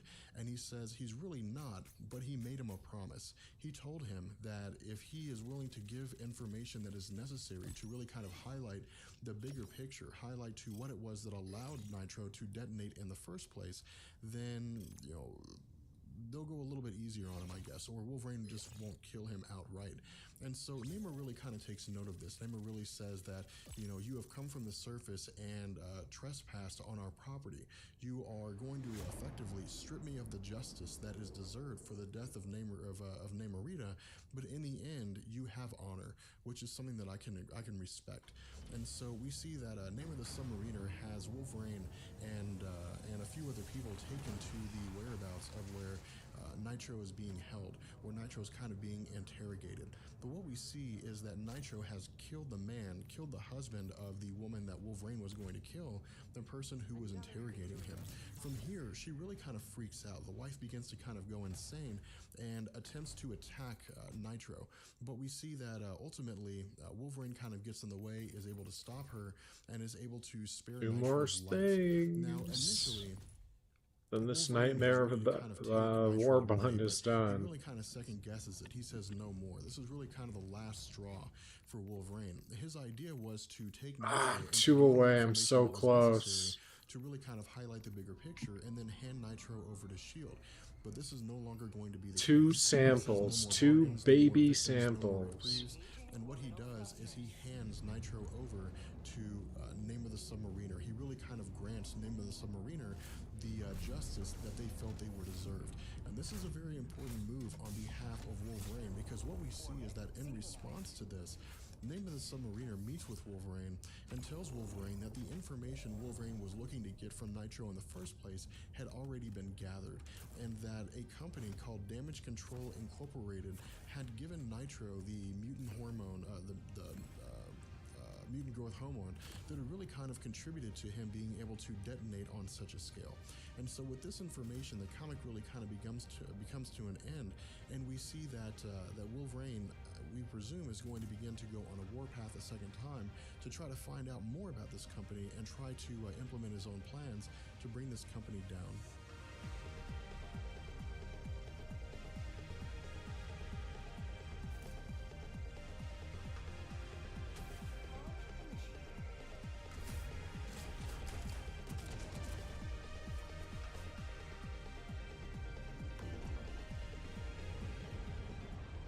So, as we begin to come to a close involving the tie-ins of Civil War issue number 4, we transition to Cable and Deadpool issue number 31. Now, if you That recall looks like our Michael discussion with Jackson Cable and Deadpool near issue number Deadpool's 30, spot. we had talked about how Cable and Deadpool had really kind of, I guess maybe had the very early formations of being opposed to one another, about how Deadpool had chosen the side of the government. He had chosen the pro-registration side, and Cable was really kind of leaning towards anti-registration, but at this point hadn't necessarily made his goals quite clear, in the sense that we didn't know exactly where he stood. With Cable and Deadpool issue number 31, we get a more clear-cut instance of where Cable stands in terms of superhuman registration. In addition, we really kind of pick up with the end of Cable and Deadpool issue number 30, where we saw that Deadpool had Son of a Captain bitch. America and his team. Now, Asshole. with the comic book panel here, Goliath is alive. And the whole reason for this is because, as we know, this comic takes place chronologically, for the most part, before the events of Goliath's death. But as we'll see, the comic really kind of covers 3 different time spectrums. And what I mean by that is, the comic initially starts out before the death of Goliath.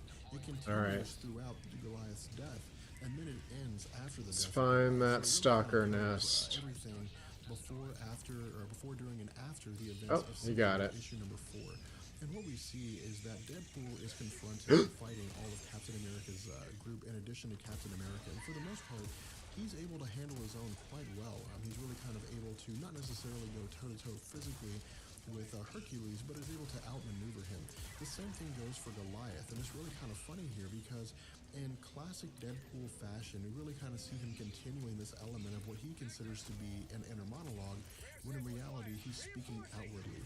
In addition, he's really kind of, I guess maybe narrating his own actions here. And this is really what kind of makes Deadpool funny in these comics, is he really kind of sets the stage for himself, and really kind of has a series of quick clips and one-liners. As the comic really kind of progresses and Deadpool continues to fight the team of Captain America, Captain America eventually brings a conflict to an end, and he really kind of stops Hercules from effectively pummeling Deadpool. And he tells Hercules that Deadpool is really just kind of doing what's expected of him, and they really had always kind of known that at some point along the line, Deadpool was going to get involved in the Civil War event. Which side he was going to choose, they didn't really know. But Captain America really kind of indicates here that he always had kind of known that Deadpool would have chosen the pro-registration side most likely. But we see that Hercules' patience is really kind of wearing thin here, and that he really doesn't enjoy the presence of what he considers to be a jester like Deadpool. And then Captain America kind of asks the question, what should we do with him? From here, Cable appears, and Cable says it's fine if Hercules pummels Deadpool for a little while because Deadpool has a healing factor and that eventually he'll recover. From here, we see that Cable confronts Deadpool and really kind of acknowledges the fact that the two of them are on opposite sides. And he actually goes as far as to try to bribe Deadpool and tell Deadpool that he'll double whatever it is that he's being paid to I guess, try to capture superheroes. Deadpool is a little hesitant here, and then Cable goes as far as to say that he'll give him a bigger badge than the one that he already has. And this is where Deadpool again has one of his funnier moments because he's really kind of torn here. The element or the idea of having a bigger badge is almost enough to turn him, but not quite. He tries to fire some of his tranquilizers at Cable, but because of Cable's gravimetric field, the tranquilizers bounce off of him and they actually end up hitting Deadpool instead. From here, Deadpool falls unconscious, and Captain America asks, how long will he be out for? And Cable replies, not nearly long enough. And so they ask, what should we do with him? And Cable says, get as much duct tape as you can and use one roll of duct tape for his mouth. And this is really kind of a funny element when it really kind of pays homage to how often Deadpool talks. Now from here, we see that Deadpool's really just kind of trying to struggle to get out of his bonds. He's really kind of trying to get, I guess maybe execute his escape. And the more he fights, the tighter the bonds become, the least likely it is that he's going to be able to escape. In addition, he acknowledges the fact that he has to go pee. And for the next few panels, this is really the only focus that he has, that he just really has to go to the bathroom, that he really has to go pee. And this is probably one of my favorite parts because it's classic Deadpool. This is classic Deadpool right here. This is simply just Deadpool struggling, duct taped to a chair, and he just really has to go pee. I don't really know how else to say that. It's one of my favorite parts when it comes to the Deadpool comics. But we see that Cable arrives, and Cable tells him the game has changed, that this is not really kind of a funny thing anymore. This is something that has to be taken a lot more seriously now. And he says that Goliath has been killed. Now, what's really kind of cool here is that Deadpool, again, really kind of acknowledges some of the events that had taken place before Civil War, despite the fact that Deadpool, for the most part, in the Cable and Deadpool comics, is really kind of off on his own, doing his own thing. And what we see is that, of course, Cable tells Deadpool that Thor killed one of our guys, killed Goliath, and Deadpool says that Thor was dead. And Cable says that someone forgot to tell him that, in addition to the fact that Thor was supposed to be one of the good guys, and someone didn't tell him that either. From here, we really kind of see that Cable cuts Deadpool loose and says that they're basically going to be going on a mission. They're going to be transitioning. They're going to be going somewhere else. And Cable body slides the both of them to the White House. Now from here, he's in the Oval Office, and he's trying to converse with the president. Tells the president to keep his guards down, to not allow the Secret Service to shoot at him, because if they do, the bullets will bounce off of him due to his gravimetric field, and it may very well assassinate the president. From here, this is one of the most important parts of the comic, and the reason why is because this gives us a firm understanding of where Cable stands regarding the Civil War event, but it's also a little bit of humor. Deadpool is still having to pee. He still has to use the bathroom, and so he eventually asks the president, where's the bathroom at? And the president says that it's the third row down on the right. And so, of course, he has one of the Secret Service escort him there so that Deadpool can't really do anything fishy. From here, we see that Cable really is trying to plead with the president, trying to tell the president that while he is in support of superhuman registration, he is against the idea of the 50-state initiative. Now, if you recall our discussion with the Civil War frontline and the whole negative zone and whatnot, we had talked about how the 50-state initiative was an idea by Reed Richards and Iron Man and others to have a government-sanctioned superhero team in all 50 states. In addition, there would be a portal to the negative zone in all 50 states. And Cable's concern here is that this will really kind of lead to a totalitarian state where you will have a 50-state initiative that will start with the greatest intentions, and then eventually it'll turn into a police state, and that these superheroes will not exist to simply govern other superheroes. They won't exist to really kind of maintain law and order, but they will become oppressive. And he goes as far as to say that Cable's future, or Cable's life, Cable's past, is this president's future. And Cable really kind of comes with a warning, saying that if you continue down this road, if you continue what you're doing, the results are going to be something that will evolve into a real civil war. because at this point, the Civil War conflict, such as it is really kind of a conflict between superheroes. It's really not that major of an event involving society as a whole. For the most part, normal humans haven't necessarily been impacted in the sense that they're able to continue going about their daily lives. They're able to continue their normal operations. They can go to work and they can talk to their kids and so on and so forth. And Cable says that if this continues, this will result in a civil war that will affect everyone. It will not simply just affect your average superhero. But the president doesn't want to hear this. And the reason why is because the president says he's not too concerned about something that's going to happen 50 years away. That his concern is the voters in November. And this is kind of a tip of the hat to, or I guess maybe kind of a criticism of sorts, to politicians, in the sense that one of the biggest criticisms of modern day politicians is that they don't care about the future, they just care about getting reelected. What we see is that the Secret Service agents begin to start shooting at Cable, and Cable is able to deflect all of their bullets. In addition, we see the National Guard arrives, and the National Guard begins attacking Cable. But Cable accesses something called the Infonet, which is basically all the electronic transmissions that exist on the planet Earth, and he begins downloading the contents of the Congressional Library into the minds of these soldiers. Now, it won't necessarily kill them. All it'll do is just simply keep their minds overwhelmed to the point that they are incapable of doing anything whatsoever.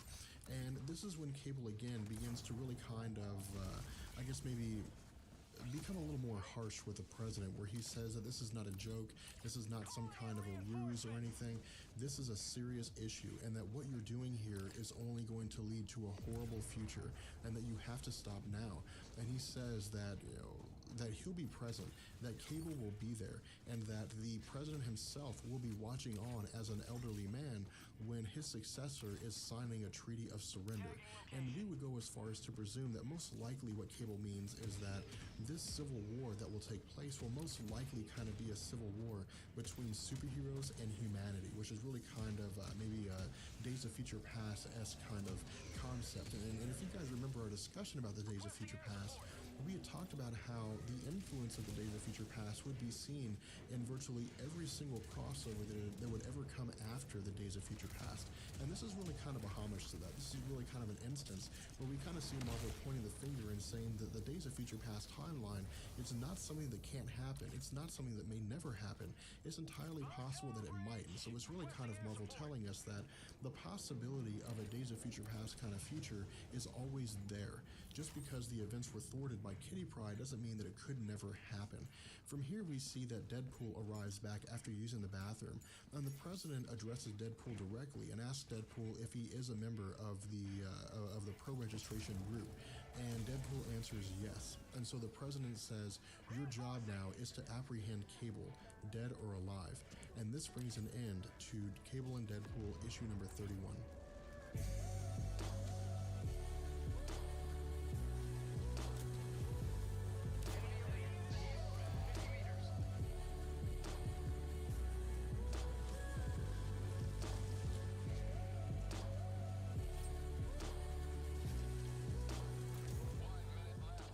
So Civil War issue number 5 is a very exciting comic book in the Civil War series.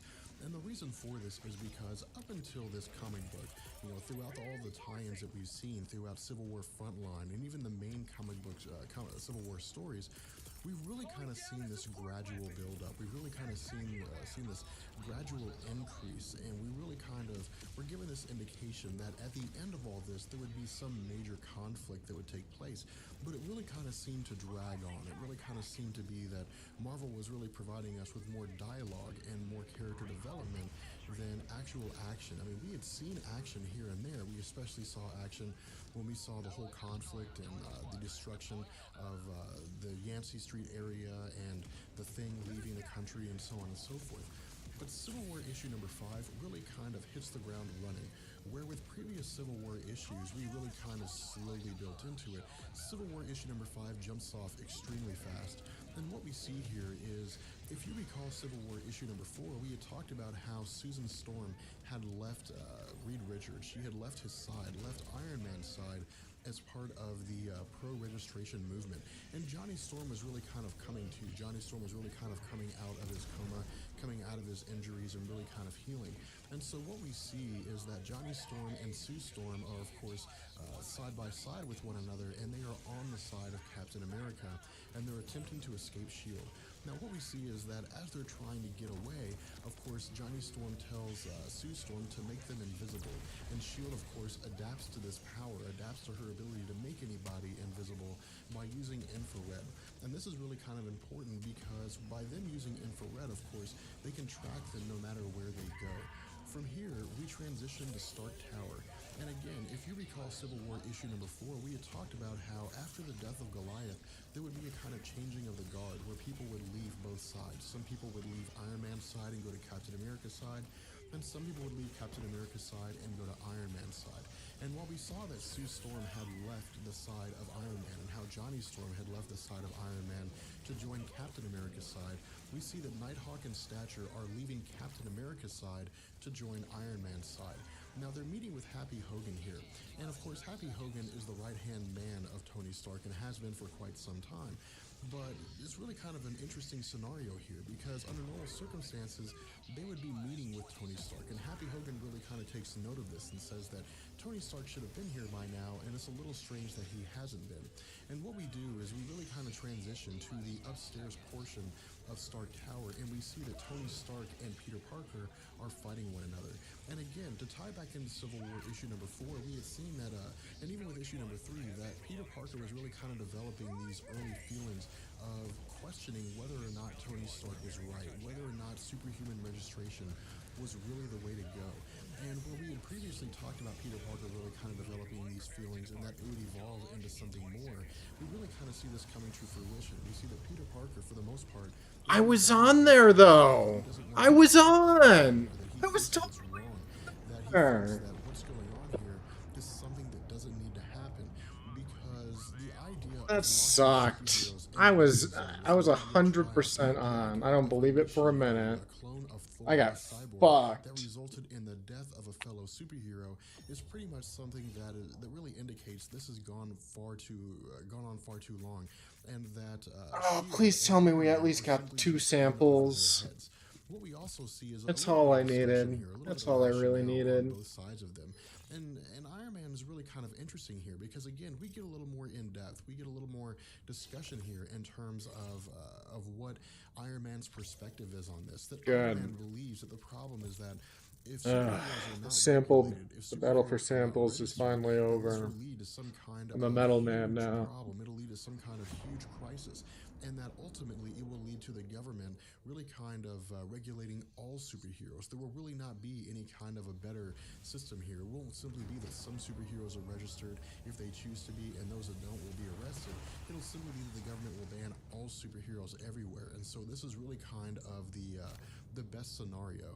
Again, we really kind of see that Peter Parker and that Iron Man begin to come to blows again. And Iron Man really kind of says, this is for the greater good. He says, it's not just about you. He says, what about Mary Jane? And Peter Parker says that they're as far away as possible. They are as safe as he can possibly make them. And then this is really kind of when Tony Stark realizes that there's no coming back for Peter Parker, that Peter Parker is in no way going to really kind of change his mind, that he is now irrevocably against the superhuman registration movement. And Iron Man goes as far as to say that he's disappointed in this. And Peter Parker, of course, responds by saying that he's not nearly as disappointed that Tony Stark is not nearly as disappointed in Peter Parker as Peter Parker is in himself. From here, we see Peter Parker try to escape, but of course the glass is reinforced. And then we see S.H.I.E.L.D. arrive. Now, initially, Iron Man really kind of tries to stop S.H.I.E.L.D. from shooting at Peter Parker. Not necessarily because he doesn't want to see Spider-Man killed, but because if the glass is destroyed, then Peter Parker will be able to escape. And of course, as a result of S.H.I.E.L.D. coming in and firing at Peter Parker, they destroy the glass, and Peter Parker is able to get away.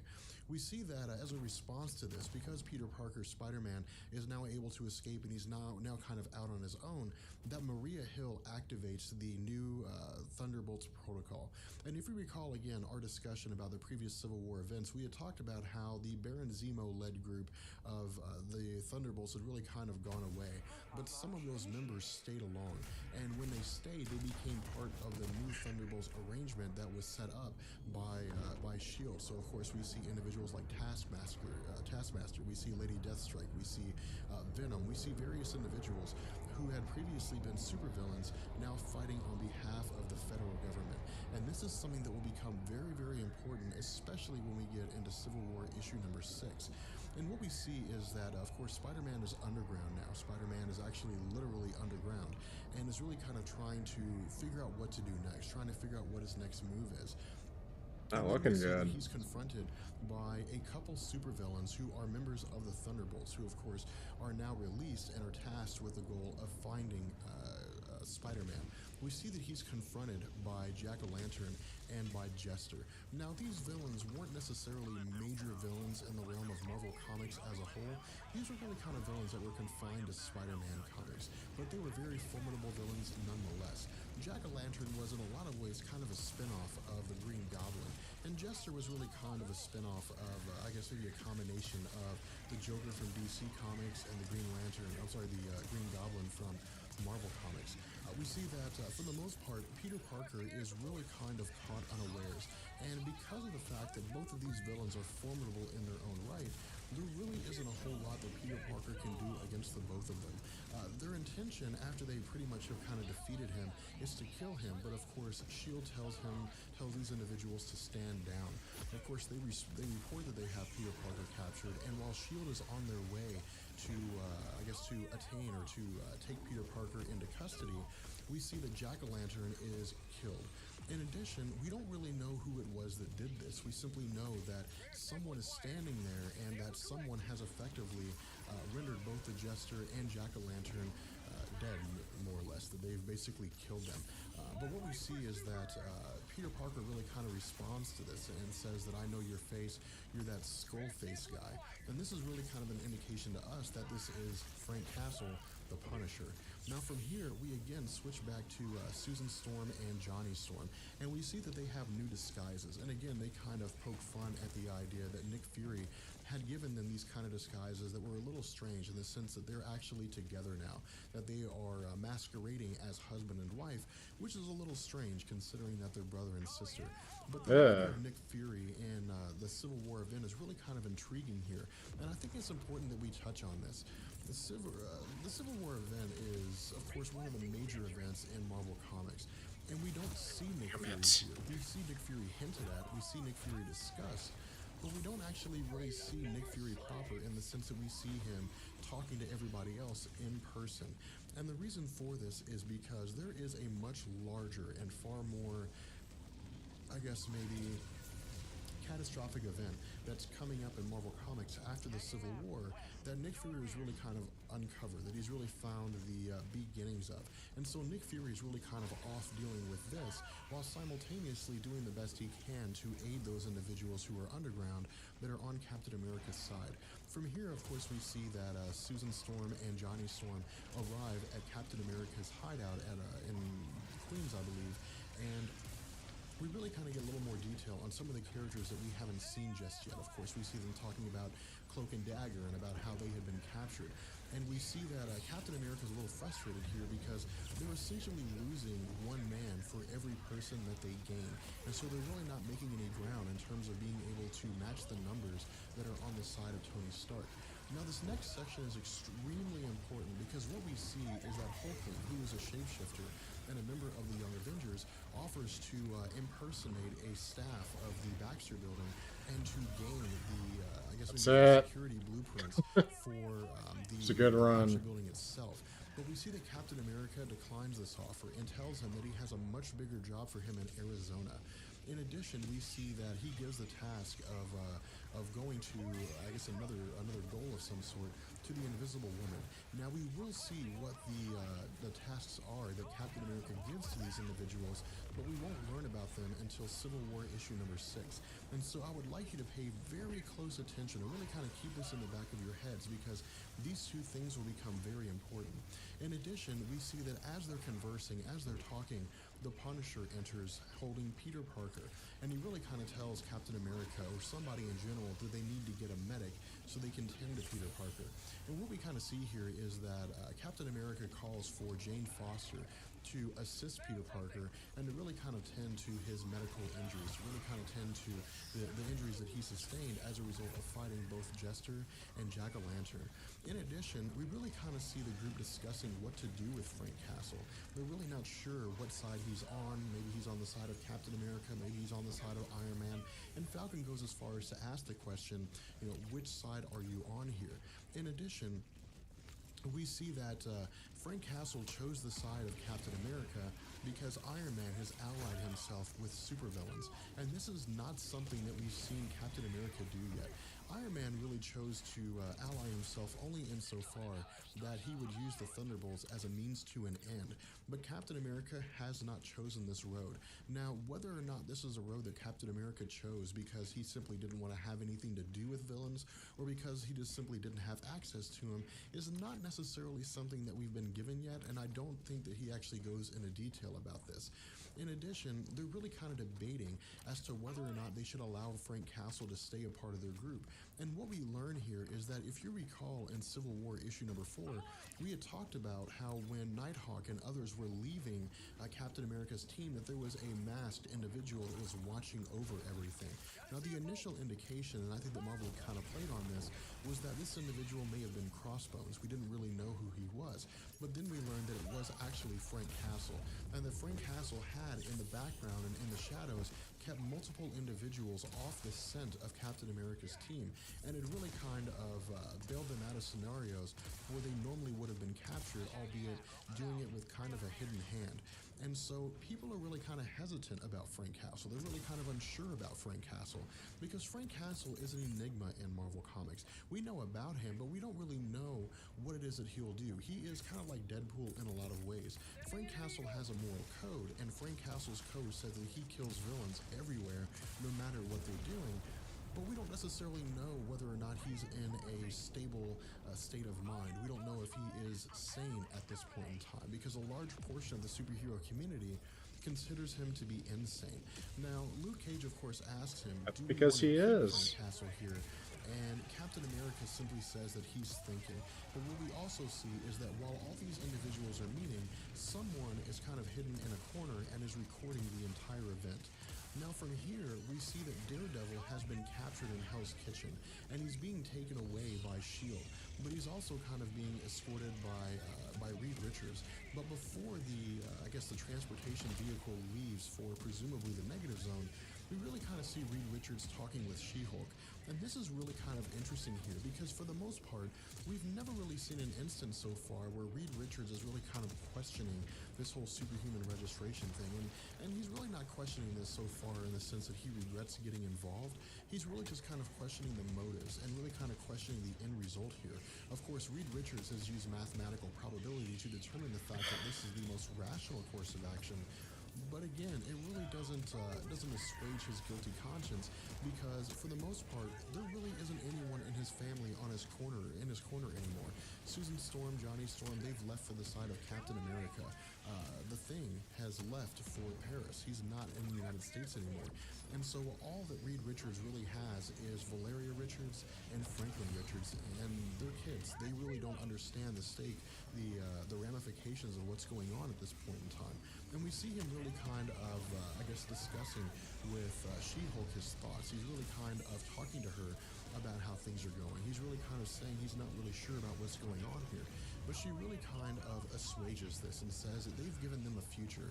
They've given them the chance to continue their role as superheroes rather than allowing this kind of fear on behalf of society and the perception of superheroes bubble up to a point where it just kind of leads to this place where all superheroes are outlawed entirely.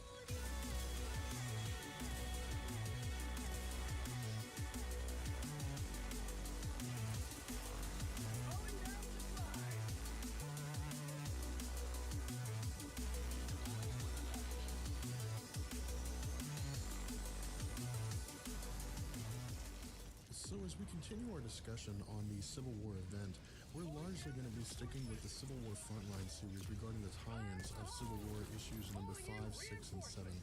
And the reason for this is because while the other tie-ins give us a little bit of information, maybe some background, they're not nearly as important as these other comics. And for the most part, they don't really give us a whole lot in terms of progressing the Civil War event. If anything, they really kind of begin to wind down and really kind of begin to move towards this Damn ultimate it. goal.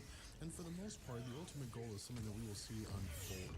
But the Civil War Frontline series is particularly important going forward until the series ends, because as we will see, it really kind of evolves into this whodunit kind of mystery scenario.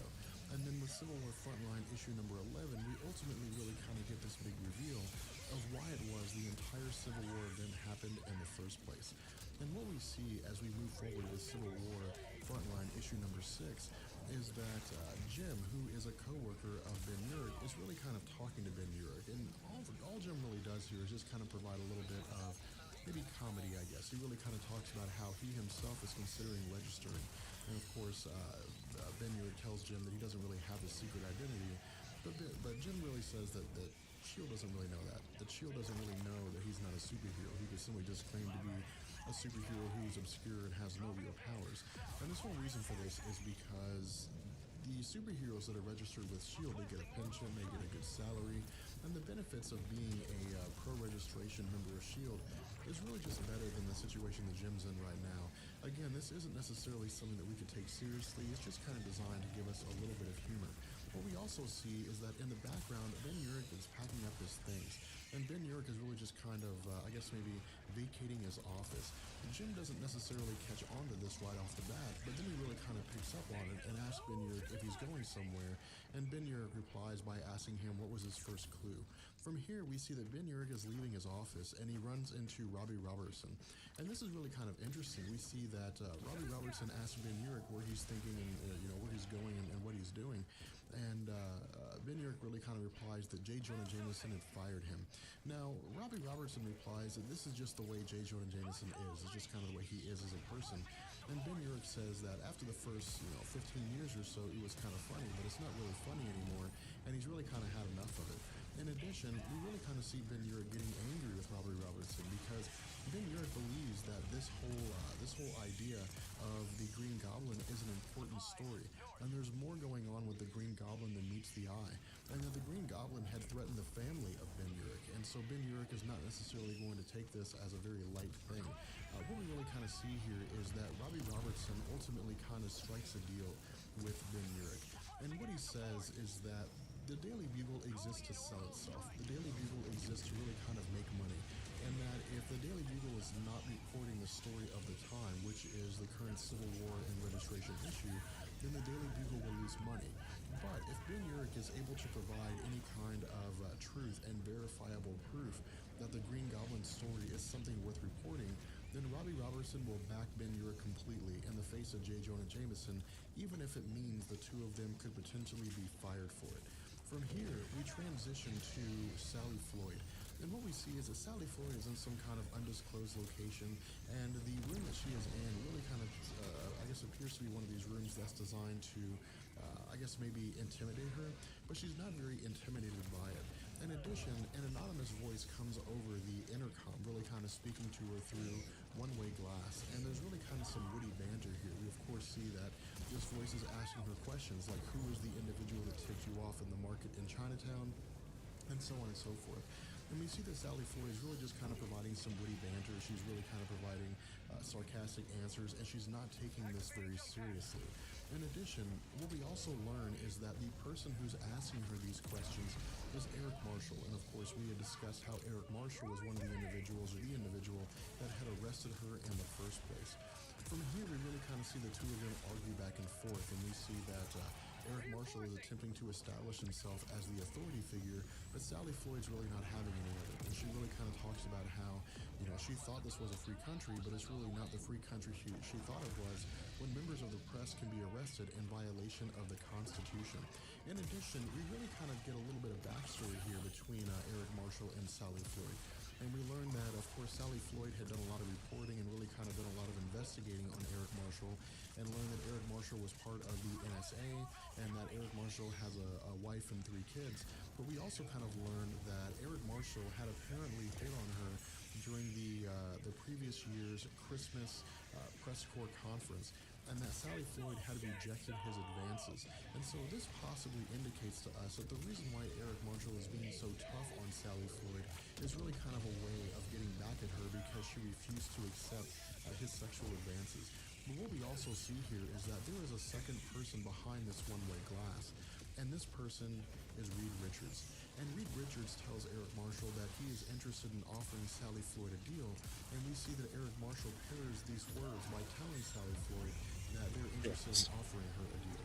From here, we switch back to Ben Urich, and we see that Ben Urich has been assigned to cover the chemical plant incident, which was really kind of taking place at the same time that they were reporting it. And we see that Ben Urich is really kind of embedded here. Now, what it means when a reporter is embedded, as I understand it, is that the reporter is in the midst of a conflict and is reporting the conflict as it unfolds. And the purpose for this is for the American people to really kind of get a non-biased report of the conflict and what happened through the eyes of the reporter, as opposed to getting a biased report of what took place at the hands of whichever government agency was kind of involved in this incident per se.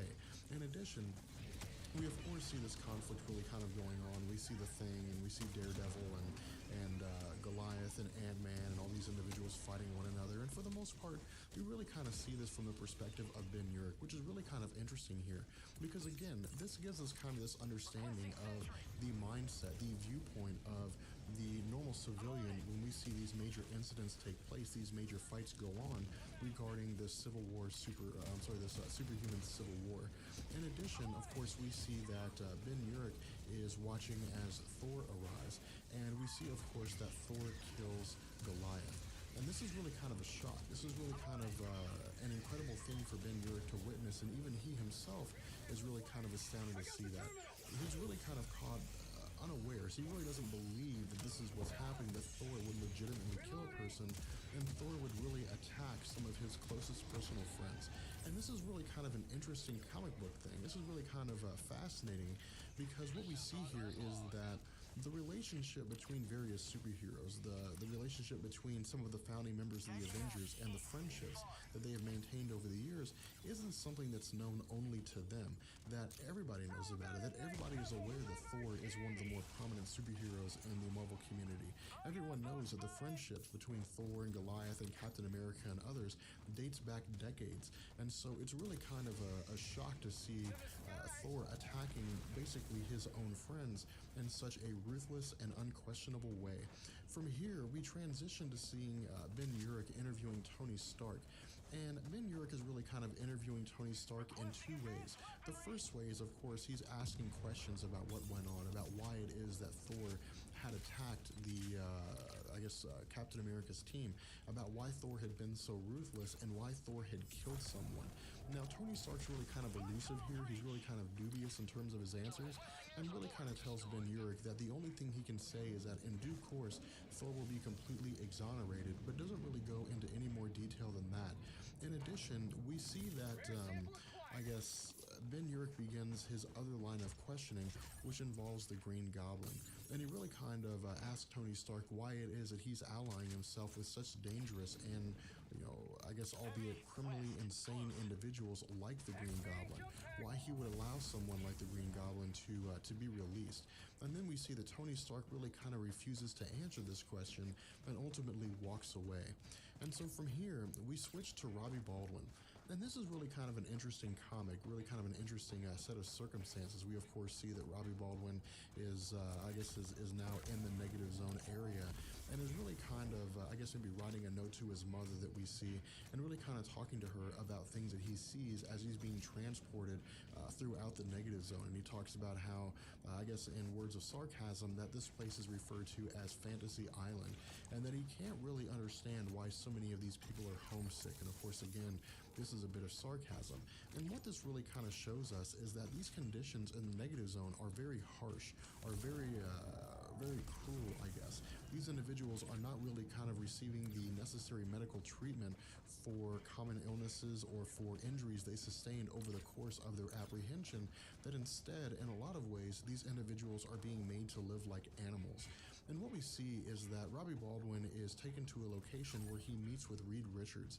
And this meeting between Robbie Baldwin and Reed Richards is really kind of interesting here because we see, of course, that Reed Richards is really kind of trying to appeal to Robbie Baldwin, trying to tell Robbie Baldwin that they're interested in offering him a deal where he can, again, register himself and effectively be free of incarceration from the negative zone.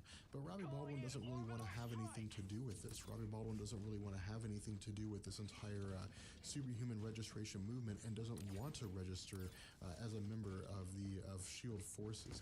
In addition, we really kind of see him, I guess maybe arguing, further with Reed Richards, and Reed Richards goes as far as to say that Robbie Baldwin has really kind of changed.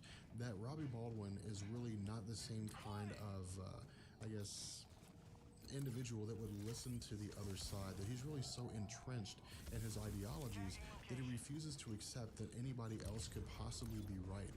But then we see that Reed Richards really kind of changes his tune, that he really kind of sings a different song, and he tells Robbie Baldwin that he will give Robbie Baldwin the chance to speak in front of Congress, to tell Robbie Baldwin, or to tell Congress his side of the story, to tell Congress what went on, and to really kind of give the American people a chance to see Robbie Baldwin for who he is. Now, Robbie Baldwin is initially skeptical about this. He's initially, I guess, a little unsure about this, but ultimately he agrees and decides to take the opportunity to speak before Congress. From here, we transition to him being transported with She-Hulk, and She-Hulk is really kind of talking about his choice of attire is a terrible decision, and we see that Robbie Baldwin has chosen to wear his old Speedball costume. Now, the whole basis behind Robbie Baldwin choosing to do this is because he wants to show the American people that he is still a superhero, that he is still a good guy, and that the New Warriors were good people. But She-Hulk doesn't think this is a good idea, and the reason for this is because She-Hulk thinks this is Robbie Baldwin's chance to really kind of turn over a new leaf. To one, I guess really tell his side of the story, but two, to show people there is more to him than the perception that society has of him, that he is inherently a good person, that he was acting as best he knew how, and that the perception of him as being some sort of warmongering baby killer is not correct. But we see that Robbie Baldwin is opposed to this idea. In addition, Robbie Baldwin and She-Hulk are really kind of exiting the transit bus, and we see that security is far less lax than it's supposed to be. Because of the fact that Robbie Baldwin is in effect the most hated man in America at the moment, security should be multiple times what it is right now. And She-Hulk calls attention to this, saying that there's supposed to be more security than this, and something just doesn't seem right. In addition, as we see, an individual shouts Robbie Baldwin's name, and when Robbie Baldwin turns around, we see that this individual shoots him at point-blank range. From here, we again transition to Joe, and what we see is that Joe is now in his full Atlantean form. He's no longer, I guess, assuming the form of a normal human being, and he's really just kind of floating in the water and really just kind of talking in his normal Atlantean language, which of course is something that we can't understand. And then we see that he exits the water and begins to walk along a pier. Now this is really kind of an interesting scene because what we also see is that Wonder Man is following him. And what we also see is that Wonder Man is informing, of course, S.H.I.E.L.D. that he has tracked down Joe, he has located Joe, and that he's really kind of trying to figure out what to do next. His initial inclination is to act directly, is to get involved with Joe, to somehow kind of, I guess, attempt to apprehend him or attempt to stop him, but we see that he's told not to by S.H.I.E.L.D., that he's simply told to just monitor Joe, to really just kind of keep track on him, to really just kind of surveil him, but to take no physical action, which of course Wonder Man agrees to do. What we also see is that Joe is heading towards a warehouse, and we don't really know what the purpose is at this point in time, but of course we see that Wonder Man is again continuing to follow Joe and continue to monitoring him. But then we see that Wonder Man lands on the roof of the warehouse that Joe had entered, and when he looks inside, he calls for backup. And what we learn is that there's some kind of a delegation of multiple Atlantean forces meeting here, although at this time, we don't really know what their intention is. Oh yeah! Hey, Scarlet. So as we continue with Civil War Frontline issue number 7, what we see is Oh, that no, it's alright. Evil Thanks is for in the full offer, though. business mode. The Appreciate area is it. pretty chaotic, and everybody's really working on something. We see that individuals are calling other individuals, that they're taking phone calls, they're sending faxes, and so on and so forth. And the place is, for the most part, total pandemonium. It's really kind of what you would expect to see in a very busy newsroom. We see that Robbie Robertson is answering phone calls, he's putting various people on hold, and when Ben Urich calls, he answers him. And he asks Ben Urich where he is, and Ben Urich says that he is at the Capitol building where he was assigned by Robbie Robertson in order to cover the meeting between Speedball and Congress. And then we see that Robbie Robertson informs Ben Urich that there may be more to this story, that Ben Urich may be right about the story involving the Green Goblin, and that Robbie Robertson ran some of Ben Urich's concerns past Tony Stark, and Tony Stark clammed up. And due to the experience that Robbie Robertson has in the news industry, that this is really kind of an indication to him that there really is something more going on involving this Green Goblin story.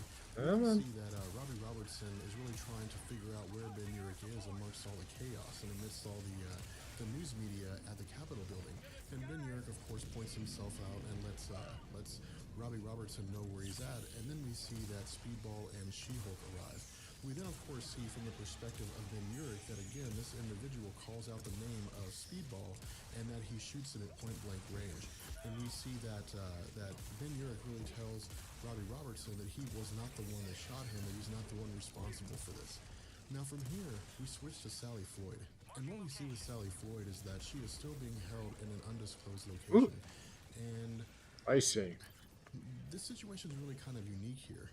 The way that this comic panel really kind of unfolds, the way that it's given to us, it really seems as though she is crying, but not necessarily for any of the reasons that we would expect. She's not crying because she's afraid of being held indefinitely.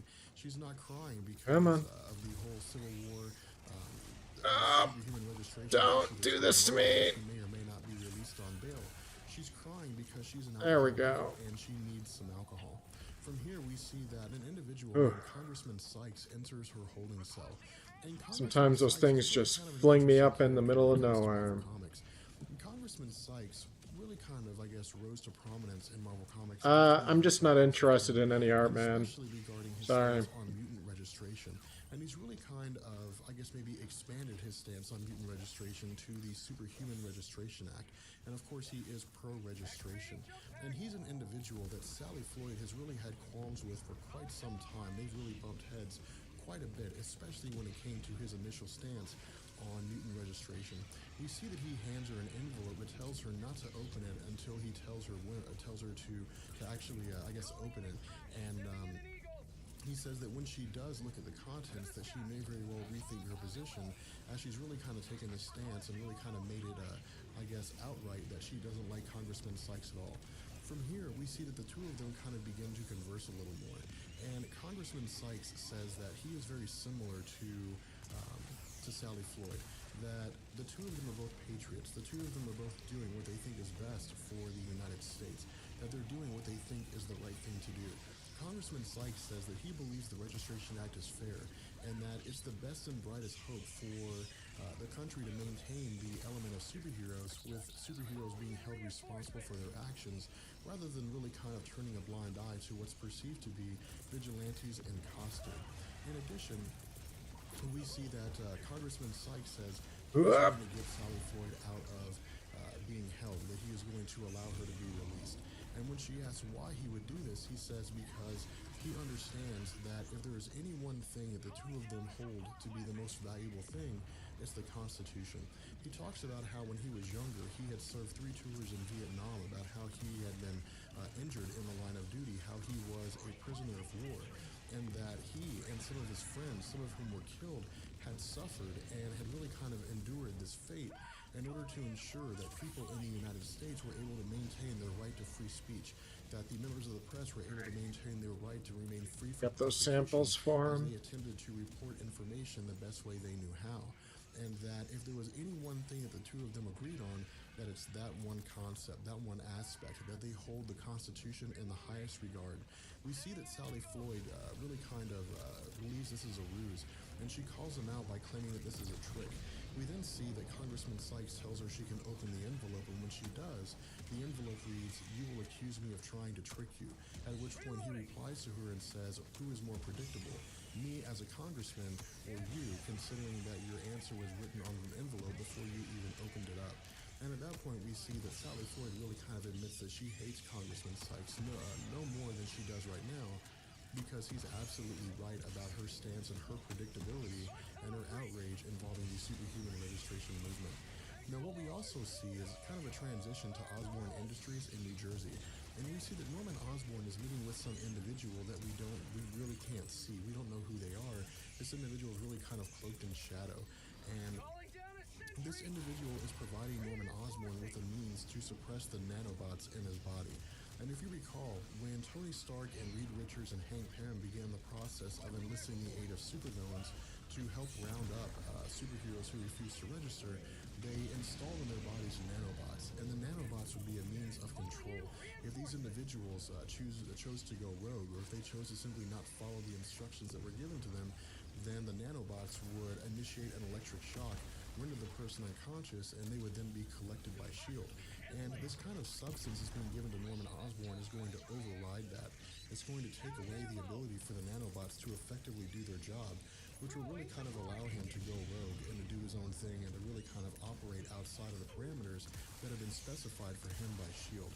What we also see is that this individual seems to be somebody on the inside that neither Tony Stark or Reed Richards or Hank Pym or any of those guys will be prepared. They'll be completely caught unawares when they realize that the person that's betraying them is a person on the inside. From here, we again transition to the Capitol building, to Robbie Baldwin. And this portion of the comic, in my opinion, is one of the most well-written aspects of the entire Civil War event. For the most part, we don't get a whole lot regarding Speedball or Robbie Baldwin in terms of him, I guess, having any direct conversation. What we really kind of see here is that he's writing a letter to his mom, and the comic really kind of That's unfolds great. this portion of the comic really kind of unfolds in a way where he's basically pouring his innermost thoughts and feelings regarding I got all the samples I need now. I just need my medals. He talks about how he had I got intended them to vote just for in Congress, time. and he intended to lie. You know, He intended before to we tell started them losing whatever it was medal that he felt was the right thing to do. He samples. intended to tell them something that would assuage his guilty conscience, that would effectively absolve him of any feelings of guilt that he had over the issue in Stamford, Connecticut. And the reason for this is because he really kind of regrets everything. He regrets the fact that he developed superpowers. He regrets the fact that he was even, part of the New Warriors. And he really kind of takes time to reflect on this. He really kind of takes time to look at his past and to really talk about how he misses his dog and how he and his dog used to sit on a particular position. All right, where are we waiting at? for their dad to come home. He really kind of reflects about how his mom That never should really have gave him enough a for whole lot of that. attention, and his dad never really gave him a whole lot of attention. He really kind of talks about how he looks back on the past when he first developed his powers and became a member of the New Warriors. He talked about how when they first encountered Terrax, when they first encountered Thor, when they really kind of got carried away and when they were young and they were reckless and they were really kind of foolhardy. He talks about how he wanted to start a reality TV show and that some of the other individuals didn't want to do it. They were really kind of hesitant to, but he really kind of pushed them. And he really kind of pushed them even further when they went into the home of various supervillains, one of which housed Nitro, and really kind of initiated the entire Civil War movement. And he talks about how this reality TV show would be their chance to really show what they were capable of, but that they ended up blowing it instead and initiated this entire event. He really kind of talks about how if he really kind of admitted publicly that the New Warriors were at fault, that it would really kind of emotionally traumatize him. But while all this is going on, while all Emotionally of this is taking traumatize place, him. we see that there are various kind of effects going on in the ambulance. We see some electric shocks that are really kind of revving up. We see She-Hulk, who's really kind of trying to understand what it is that Robbie Baldwin is saying. And he really kind of appears to be slipping in and out of consciousness, or as far as she can tell, he's slipping in and out of consciousness. And he really is kind of calling for his mom and really kind of speaking his thoughts outward, really kind of, I guess, speaking outside of his own mind about what it is that he's thinking. Let's go with So the he new says helmet, that he really too. couldn't bring himself to say that the New Warriors were at fault, that the New Warriors had made a mistake, because if he did, then he'd have to admit that all of his friends are dead, that all the New Warriors and that all those kids and that all those people, that they're all dead because of him. And we really kind of see that his body begins to kind of convulse, that his body really kind of begins to jump up and down, that it really kind of begins to, I guess, maybe go through what appears to be a seizure. And then all these electrical discharges are taking place all around him. And then we really kind of see this bright flash of light, and we effectively see what appears to be the, I guess, the ambulance partially exploding and then crashing into another vehicle. Now from here, we again pick up with the story of Joe, but what we see here is that something has happened. There's been some kind of incident that has taken place between the time that we, I guess we discussed Joe in Civil War Frontline issue number 6, and now. There's apparently been some kind of attack that has taken place that has resulted in the death of all these Atlanteans and what presumably is the death of Wonder Man. We of course see that the detectives Donna and Keith are investigating this entire situation, and they're really again trying to figure out what's going on. They see that some of the weapons belonging to these Atlanteans are still around the premises, and of course they have forensics lay down various markers so they can really kind of ensure that the crime scene is maintained as best it can. We of course All right, see that I'm gonna hit the bathroom. individuals are I'll be back investigating in a the moment. Atlanteans themselves, and the question arises, why were all these Atlanteans meeting here in the first place? What were they doing here? What was going on here? But then, of course, we see that one of the paramedics discovers that Wonder Man is still alive. They then begin to kind of address him, really kind of begin to, I guess, tentatively ask him questions, despite the fact that he may very well be slipping out of consciousness or be in the last moments of his life. And then we get kind of a flashback to the events that took place between Civil War Frontline issue number 6 and issue number 7. And what we see is, of course, that Wonder Man is continuing to monitor the Atlanteans inside this warehouse as he's on the roof, and he keeps calling for backup from S.H.I.E.L.D. And then he looks behind him and sees that somebody is approaching and asks S.H.I.E.L.D. who this individual is, and S.H.I.E.L.D. says they haven't sent anyone yet. We then realize that this is the Green Goblin, Norman Osborn. What we also see is that Norman Osborn lays waste to the entire warehouse and effectively kills all these Atlanteans.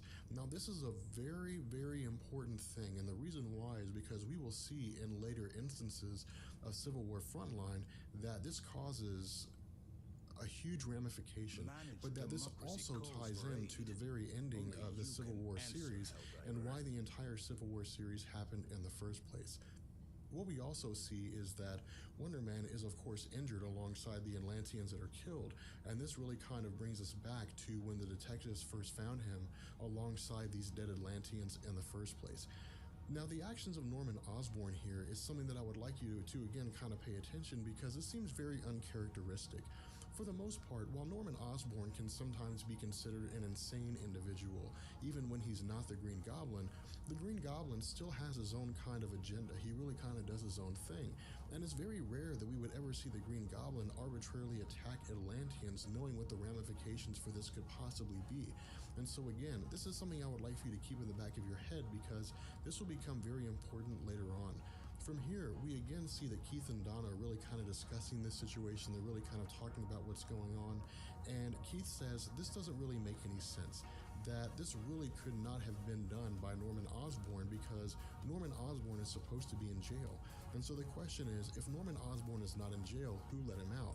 And if he is out, then why is it that he's killing Atlanteans instead of going about his normal business, presumably, of attempting to attack Spider-Man? And Keith really kind of talks about how he's been on the force for about 20 years or so, and that he's afraid that this entire situation, everything that's going on here, may turn out to be a lot simpler than the truth.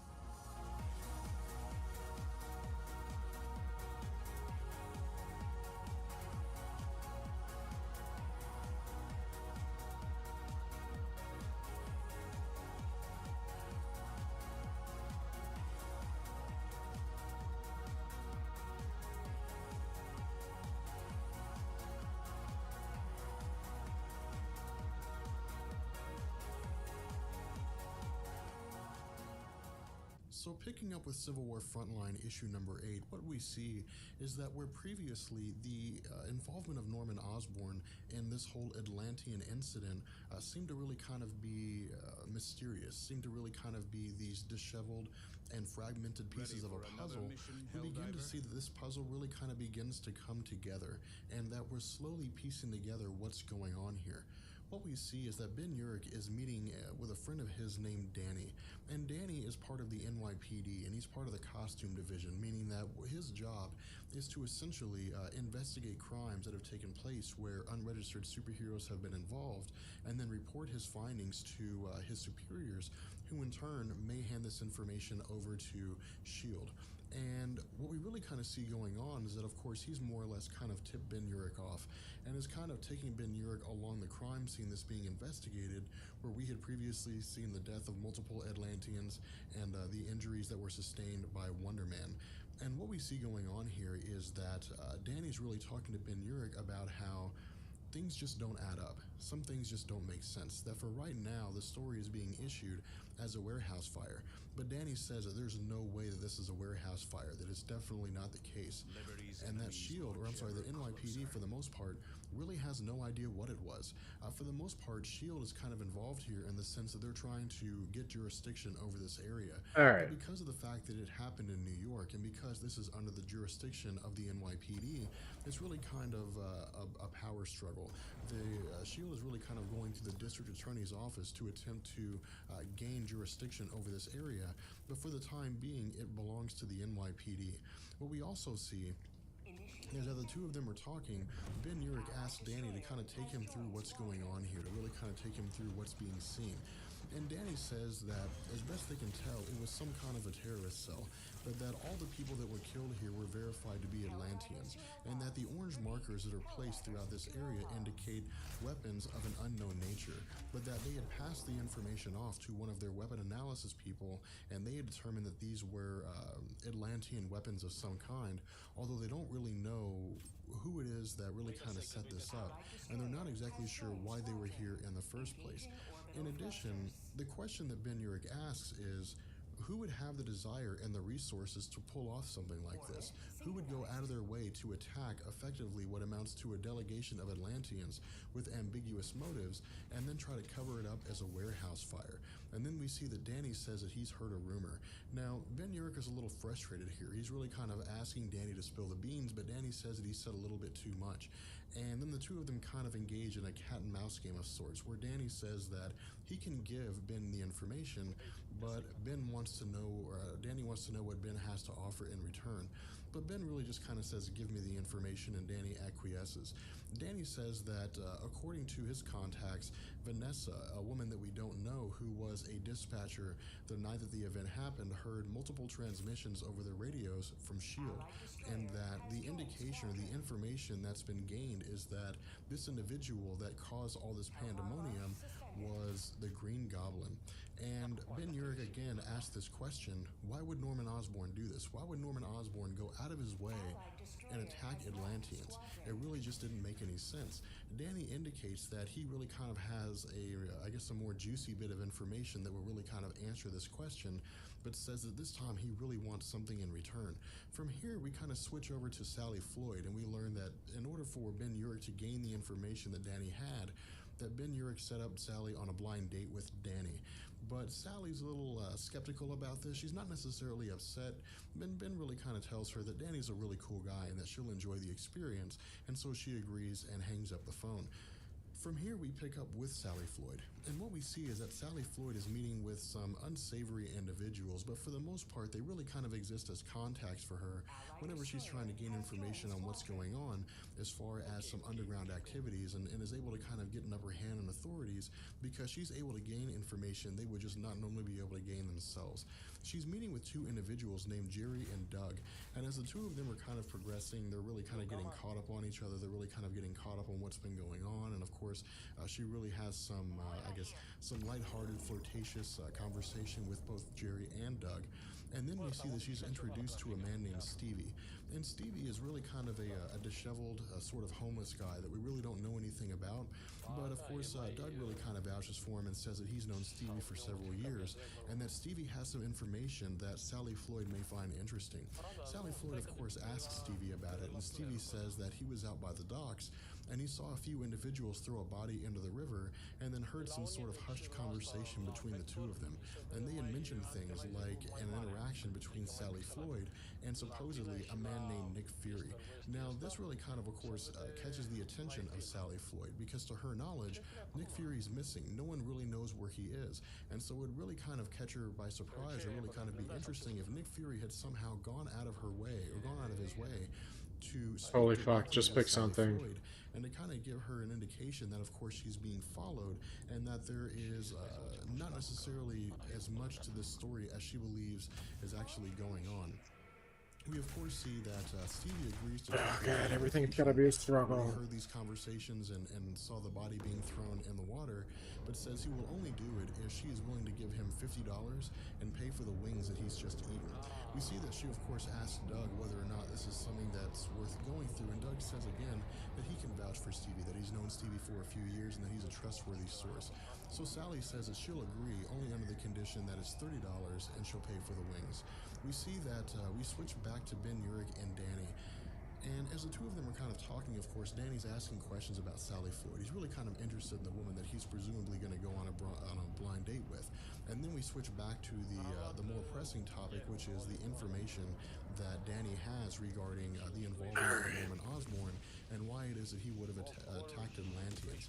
Let's do good. Danny asked Ben Urich if he ever plays the stock market, or if he is aware of how to play the stock market, and Ben Urich says he is to a degree, but he's really not the kind of individual that would invest his money and really kind of play with it so frivolously. Danny says that one of his SHIELD liaisons says there's more going on with this Green Goblin thing than meets the eye. And the way that he had heard it, there was a major problem as far as the inside situation involving Reed Richards and Iron Man and the whole SHIELD issue. And the reason is that, of course, they had released these supervillains and had implanted in them nanobots, and these nanobots would be a way for them to regulate their behavior. And that was supposed to be the way that it was happening with the Green Goblin, but for some reason he's gone AWOL. And we see that Ben Urich, of course, says this couldn't have happened by accident, and Danny replies that's what their liaison thought, and so they did some digging around, did some poking around, and this liaison, I guess, reported to Danny that someone had betrayed them from within, that someone set Norman Osborn free on purpose. And then we see that Danny's really kind of pointing to the idea that the whole basis of this is that somebody is capitalizing on this. Fucking hell. Money on this. Really? The question was, who was the one that's manufacturing these nanobots? Who is the one that is producing this stuff in order for the government to use it as a means of controlling supervillains so that they can play out the role of capturing various superheroes? And he says the person that is the one supplying this kind of technology is, of course, Tony Stark. And Ben Urich's really kind of surprised by this. Ben Urich's a little skeptical about this, and Ben Urich says that doesn't make a whole lot of sense, that it wouldn't make much sense for Tony Stark to take the Green Goblin out of imprisonment, to give him nanobots, only to turn around and reprogram the nanobots so that the Green Goblin could effectively go on a killing spree, killing Atlanteans, and then turn around and deny involvement and to act as if nothing makes sense or he has no idea what's going on. And then Danny counters this by saying that if, for example, the actions of the Green Goblin led to a war between the United States and the Atlanteans, who were the people that would benefit from this? And that it would be the arms manufacturers. And then he asked the question, what if the entire Civil War incident was all about money? From here, we switch back to Sally Floyd, and we see that Sally Floyd is again following Stevie. And Stevie's really kind of just talking to her, some lighthearted conversation, nothing too major, but of course he says that he had promised Doug that he would keep an eye on Sally Floyd. I can't believe I'm dying from these fucking rejects. I really can't. And then, of course, they arrive at the warehouse, or I guess the shack, where Stevie says that he had heard some whispered discussions and so on. And what we see here is that as the two of them are beginning to enter the shack, that Sally Floyd realizes that there's really no one here. And she thinks that maybe it's some kind of a setup, maybe it's some kind of a trap, but then once she opens the door, she sees that Captain America's shield is there, and it's revealed that Stevie is in fact Steve Rogers. From here, we switch over to the story of Speedball, to Robbie Baldwin, and what we see is, of course, that Maria Hill is really kind of investigating and really kind of pressing and interrogating She-Hulk. And the reason for this is because the circumstances involving Robbie Baldwin's presumable attempted escape, despite the fact that he didn't make it that far away and was found unconscious, is questionable because it's left She-Hulk injured. And there are very few things that could actually injure She-Hulk. And even Jennifer Walters herself is a little confused about the situation, is really kind of unsure about what's going on. Of course, at the moment, she's been temporarily blinded. And she talks to Maria Hill about how there are very few things that could actually blind her. There are very few things that could actually injure her. And she herself is really kind of scared and confused. And that if there was anything she had to offer, any kind of information that would effectively help Maria Hill come to a conclusion as to what's going on, she would, of course, hand that information over. From here, we switch to the perspective of Jennifer Walters during the presumable incident that took place in the ambulance, and she was talking about how Robbie Baldwin was jumping in and out of consciousness, how he kept calling for his mother, and he wasn't really sure what was going on, and Jennifer Walters maybe thought that he was suffering from some state of psychosis or some sort of mental breakdown, and that there were a series of electrical charges. There was some kind of electrical buildup, and then it came from everywhere inside the ambulance. And that Jennifer Walters' inherent ability, when she can transform into She-Hulk, These guys are fucking useless. I don't know what they're doing. being able to observe the blinding flash of light of a nuclear explosion from 2 miles away. But whatever it was that happened inside that ambulance was so bright that it actually caused her to temporarily go blind, and that she thinks that what had happened is that some of her power had been siphoned away, that some of her energy had been taken away from her, and that nothing like that had ever happened. Maria Hill is immediately skeptical about this. She believes that maybe somebody, possibly with the involvement of She-Hulk, had attempted to help Robbie Baldwin escape from custody. She-Hulk, of course, says this is preposterous and that if this is the argument that Maria Hill is making, Maria Hill has no real justification for holding her here. But Maria Hill says that because this situation is more or less perceived to be an attempted escape attempt at the hands of somebody else helping Robbie Baldwin, that she can in fact hold Jennifer Walters for a prolonged amount of time, for 3 days. What we also see is that Maria Hill is meeting with her assistant, and her assistant tells her that there's a little more bad news in addition to what's happened so far, that there's going to be a congressional hearing involving the issue regarding Robbie Baldwin being shot, and that Congress is really kind of looking at the idea that perhaps S.H.I.E.L.D. had really kind of allowed security to be more lax. They had taken away the normal amount of security that had been there in the hopes that someone would shoot Robbie Baldwin and that he would in fact die. In addition, we learned that Robbie Baldwin's older cellmate, a cellmate that he had had before he was transferred to the negative zone, was a man named Hickey, and that this individual had escaped his prison cell. No one knows Doing you who he is, stupid but what we son of a actually see is that bitch. he's the custodian in the hallway cleaning where Maria Hill and her assistant are talking. From here, Maria Hill transitions over to a conversation with Reed Richards, and we see that Reed Richards is for the most part examining Robbie Baldwin, and she asks what's going on, if he has any kind of hypothesis, any kind of information on what it was that happened with Robbie Baldwin inside the ambulance. And Reed Richards says for the most part he has no real idea, that to the best of his knowledge, that maybe there's some kind of instance going on where dormant mutant powers are awake, or dormant superpowers are awakening inside of him, where for whatever reason he is now more powerful than he was before, but they don't know exactly how it works. They don't know exactly what the effects will be, if he'll be more powerful now than he was before. From here, we transition over to the story, or back to the story of Joe the Atlantean, and what we really kind of see going on here are a few things. The first thing is, of course, that we see a kind of TV advertisement of sorts where they're talking about some of the combative actions that have been taking place, about the Civil War kind of being fought on the streets of various cities, and some of the injuries that have gone on. They talk about Wonder Man, who, of course, is still recovering from his injuries as a result of the attack at the warehouse on the docks, and of course the news media is reporting this as a warehouse fire, as it's been reported to them by the authorities. But then what we also learn is that there is a delegation of Atlanteans that are going to be speaking publicly on the surface. And this is a very rare thing. In fact, I don't think this has ever happened before. And the entire event is really kind of being hosted by the Superhumans of Europe, SHE. And these individuals are really kind of providing them a place to air their grievances, because what we really kind of see going on is that Atlantis, or the Atlanteans, are really looking to, at the very least, recover the bodies of those individuals who were killed in the warehouse. But before any of the grievances can actually be aired, before the Atlanteans can really kind of get too far into their discussions, we see that Norman Osborn shoots the head of the Atlantean delegation, and then we see that Norman Osborn is apprehended. From here, the Atlantean delegation retreats back into the ocean, and one of the members of the superhero group, Superhumans of Europe, of course, tries to plead with the Atlanteans, telling them that it wasn't their intention, this was a mistake. And of course, we see that Norman Osborn is really kind of panicking here and really kind of sputtering, and says that he didn't do it, that he swears it wasn't his fault.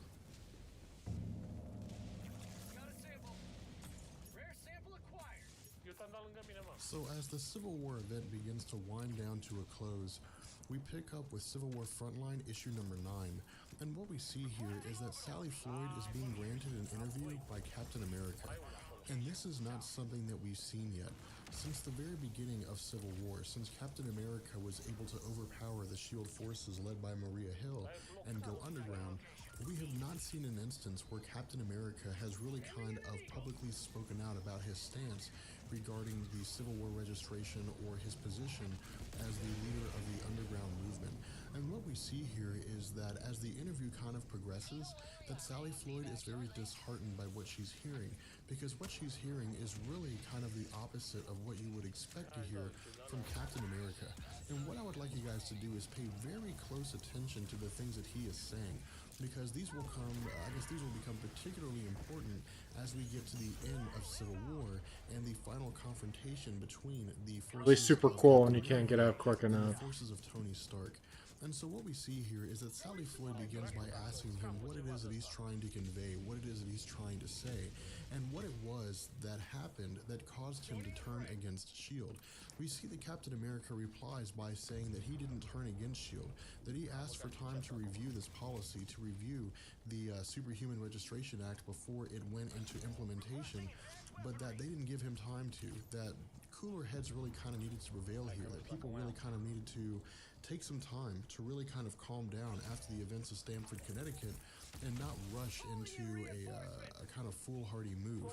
And he really kind of makes the argument that this is no longer the country that he vowed to defend, that the United States is kind of becoming this split down the middle territory between red and blue, and that it's really kind of more of the divided states of America instead of the United States of America. And Sally Floyd really kind of replies to this by saying that she had always thought the United States has kind of been a split of red and blue. There were always people who had held these absolute political allegiances, and that was one of the things that really kind of made the United States an interesting talking point among other people across the world. And that if some kind of situation arose whereby Captain America deviated from his normal standard of being duty-bound, his normal standard of defending the rule of law, that it could potentially result in a civil war, especially if other individuals followed his lead. And Captain America replies by saying that war is anything but civil, and that it's the last resort of the desperate, and that that's where we are right now. He talks about how for 60 years he had kind of been looked to by the federal government to be the, the defender of freedom. And this is really kind of interesting here, because Captain America is really kind of presenting himself as the last bastion of freedom in the United States at the moment, that he's really kind of the last righteous individual, and that everybody else is really kind of leading the way towards this World War II Nazi Germany kind of society. And he says that he sees what happens when an insane idea gets out of hand.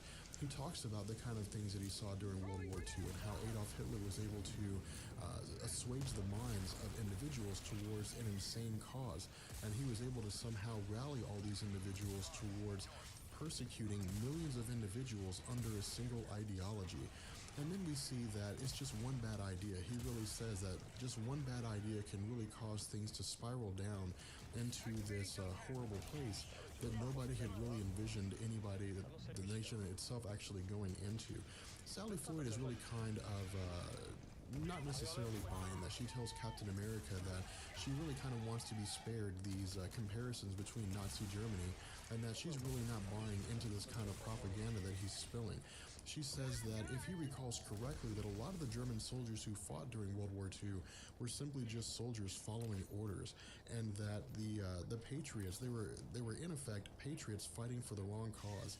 And Captain America replies, that's exactly his point. And he asks what it is that Miss Floyd is really kind of trying to establish. He asks Sally Floyd what it is that she's really kind of trying to say. And what she says is that war, the winner of war, is not necessarily anyone in particular. That war is not about who's right. That war is about who's left, who it is that survives. And the survivors are the ones that really kind of define what the history is going to be. Captain America replies that she's being a little simplistic, but she says that she really thought there was going to be some kind of a story here. She really thought that maybe there was going to be this idea of Captain America having some sort of philosophical belief or something more, concrete than simply just presenting himself as this sort of freedom-based messiah with this perspective that everybody except for him is wrong. And what we see is that Sally Floyd initially had been given 15 minutes by Captain America, but she only chose to take 5 and decides to leave to head to her date with Danny. What we see now is we kind of switch over to Ben Urich and Peter Parker, and the two of them are really kind of investigating the claims that had been passed on to Danny or passed on to Ben Urich by Danny, that Tony Stark may very well have It's always by the fucking rejects out of all things. Behind the Civil War movement, that he is really kind of doing this for the purpose of I financial don't know what gain. these guys are doing. And Ben Urich have really Having kind of fun in a pit, I guess. a worm of some kind onto the. I don't know that these guys have done a single objective. Tony Stark, and are investigating the financial gains that he's made over the years, or kind of investigating the money that he's pulled in as a result of the actions that have started since the beginning of Civil War. And what we see here is that Peter Parker is pointing out the idea of money that is really kind of spiked up, that while Tony Stark has several subsidiaries, that none of these subsidiaries are generating money out of the blue. The company has somehow come into a lot of money, that the money that the company has made has really kind of, skyrocketed about 2 days before Civil War, but they don't really know where it's coming from. There's really no trail here. There's no finger they can point to and say, this money is coming from somewhere else. Again, Ben Urich is a little hesitant to believe that Tony Stark is really kind of manipulating the entire Civil War event for the purposes of gaining money, and goes as far as to say this to Peter Parker, to say that he doesn't think that Tony Stark would manipulate the lives of individuals for personal financial gain. And Peter Parker says that he used to believe this until Tony Stark started messing with his life.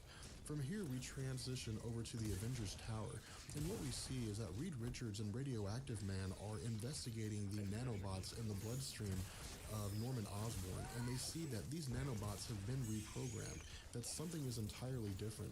The question is raised by Radioactive Man if it's possible that his own body chemistry, that Norman Osborn's own body chemistry had altered the programming of the nanobots that were put inside his body. And Reed Richards says, no, this isn't the case, that somebody has actually given him something to either suppress these nanobots or to reprogram these nanobots, but that it had to have been somebody from within. And Reed Richards tells Radioactive Man that he needs to investigate what's going on here. He needs to look into what's happening, because Miss Marvel arrives and informs them that they've picked up movement off the Atlantic coast from Virginia down to Florida, and it appears as though the Atlanteans are really, making preparations to wage war against the United States, although nothing's really happened yet. And what we see is that with Radioactive Man having been tasked by Reed Richards to investigate this issue of the nanoprobes, that no one is above investigation, that Radioactive Man is to investigate everybody, which includes Tony Stark, Reed Richards, Hank Pym, anybody who could have had access to these nanoprobes. What we also see is that Tony Stark pulls Reed Richards aside and asks to speak with him privately. And Reed Richards is, of course, a little hesitant due to the fact that there's so much going on at the moment, but of course he grants Tony Stark the time to speak. Reed Richards really kind of talks about how what's going on here, the attack of the Green Goblin on the Atlanteans has really come at such a terrible time, because the attack on the Atlanteans could be considered by the Atlanteans an act of war, and if they choose to go to war with the United States at such a fractured point when the superhero community is so divided, that it could lead to a total disaster and could very well result in the total destruction of the United States, as there would really be no superheroes who could band together and to fight off the Atlanteans. But then we see that Reed Richards, of course, talks to Tony Stark and tells him that he's considering going and seeing Namor, the Submariner, personally, to really kind of investigate what it was that was going on. And then, of course, we see Tony Stark telling Reed Richards that he knows who the traitor is, and that he's known since the beginning. From here, we switch to the Raft, which of course is the prison where individuals with superpowers are being housed. And we see that, of course, Robbie Baldwin is being held back in captivity again. From here, we see that there appears to be some kind of prison break that is being organized by Razor Fist and other individuals, and that the prison break involves using Robbie Baldwin as a human shield. What we see is that while some of the taunting is taking place, while some of the individuals are really giving Robbie Baldwin a hard time, that Razor Fist physically grabs Robbie Baldwin and appears to hold him hostage. What we also see is that Diamond Head has grabbed the two guards that were escorting Robbie Baldwin as Razor Fist was holding him hostage as a means of a diversion, and kills both of the guards. We then see that Crimson Dynamo, Justine Hammer, is able to infiltrate the offices of the guards that are monitoring this situation, incapacitate the both of them, and orchestrate the release of all the prisoners within the raft. We then see that the prison break commences the exact way that you think it would, where the prisoners are sort of running around and everybody's acting kind of in a crazy and pandemonium way. But ultimately, as Razor Fist is taking Robbie Baldwin, that he injures him. And Robbie Baldwin complains, of course, that Razor Fist has injured him. And Razor Fist asks, "Do you think that I care?" And Robbie Baldwin says no, that he likes it. And then we see a sudden explosion within the raft. And from there, everybody who was involved in the riot is completely incapacitated. Shield guards arrive on the scene and are able to apprehend Justine Hammer as well as the other individuals who are now unconscious. And we see that Robbie Baldwin is sitting within his cell and says he's been thinking a lot about the Registration Act, and that he's come to a decision and that he wants to know where to sign.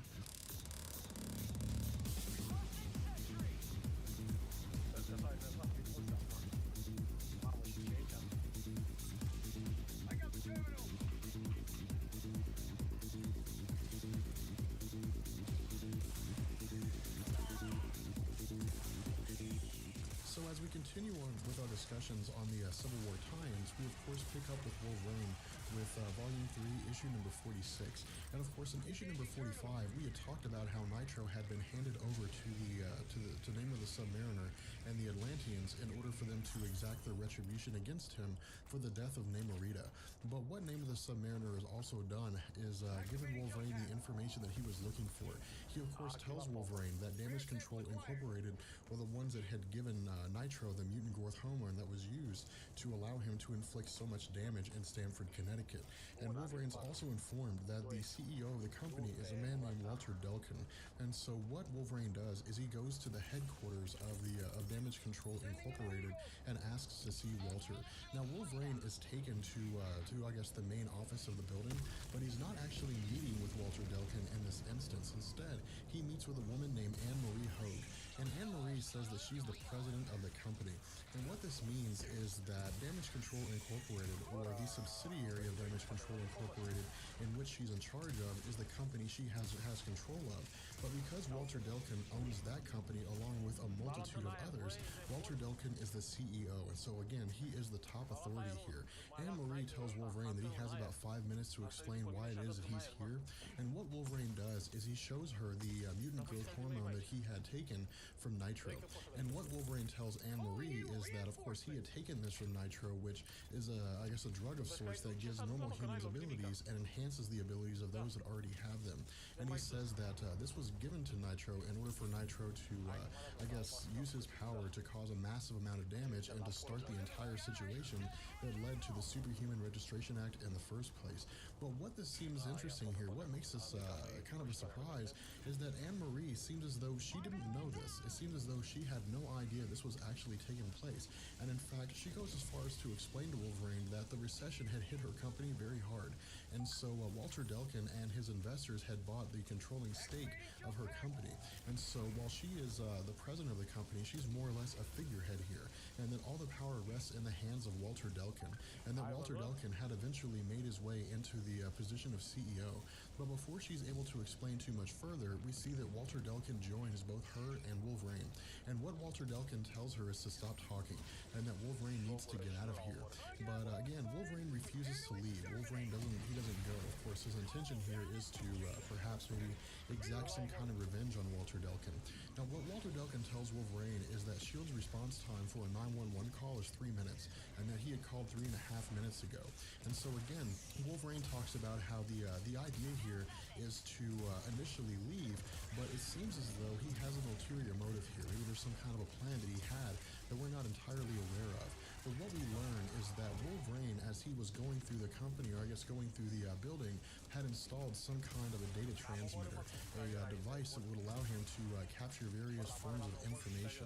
And what we learn as he transitions to Forge's workshop is that this data transmitter was designed to capture information from Damage Control Incorporated, and that the information that was given to, or I guess that was attained on this data miner, tells us more or less what's been going on as far as Damage Control Incorporated's involvement with the Superhuman Registration Act.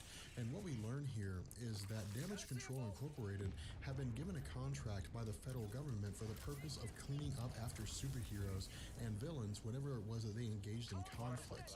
But from the time that Damage Control Incorporated had first been given their contract, they had basically been instigating a set of situations whereby superheroes and villains would engage in confrontation when they normally wouldn't.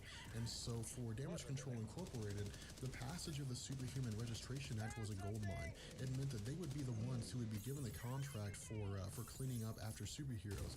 They would be the ones given the contract for making sure that superheroes are trained, for making sure that superheroes are prepared for the role that they will have to undertake as agents of S.H.I.E.L.D. And so this would be a very lucrative situation. And so what Forge more or less tells Wolverine, and what Wolverine tells us, is that this is all about money. This is all about Damage Control Incorporated using their contract to make as much money as they possibly can. And Wolverine's very angry about this. Wolverine's very upset because what he tells us is that he's seen this kind of thing before. He's seen that whenever there's any kind of a conflict, there's always going to be people who are going to try to profit off of that conflict. And this is yet another instance. But again, when he tells Forge what it is that he wants to do, Forge says that this is not as simple as just going after one man. That if Walter Delkin is killed, that something's going to happen whereby another person will simply just take his place. And Wolverine says he's already thought about this. And he says that just like anything else, just like going after some kind of artificial program or artificial entity, in the end, the only thing you can do is simply just chop it down to pieces to the point that it just can't reconstitute itself. And this is when we see Wolverine going through these actions, going through this plan. What Wolverine initially does here is he goes to the storage warehouse for a lot of the equipment. Are you fucking kidding? Control Incorporated has. It's right in front of it. Destroys the equipment.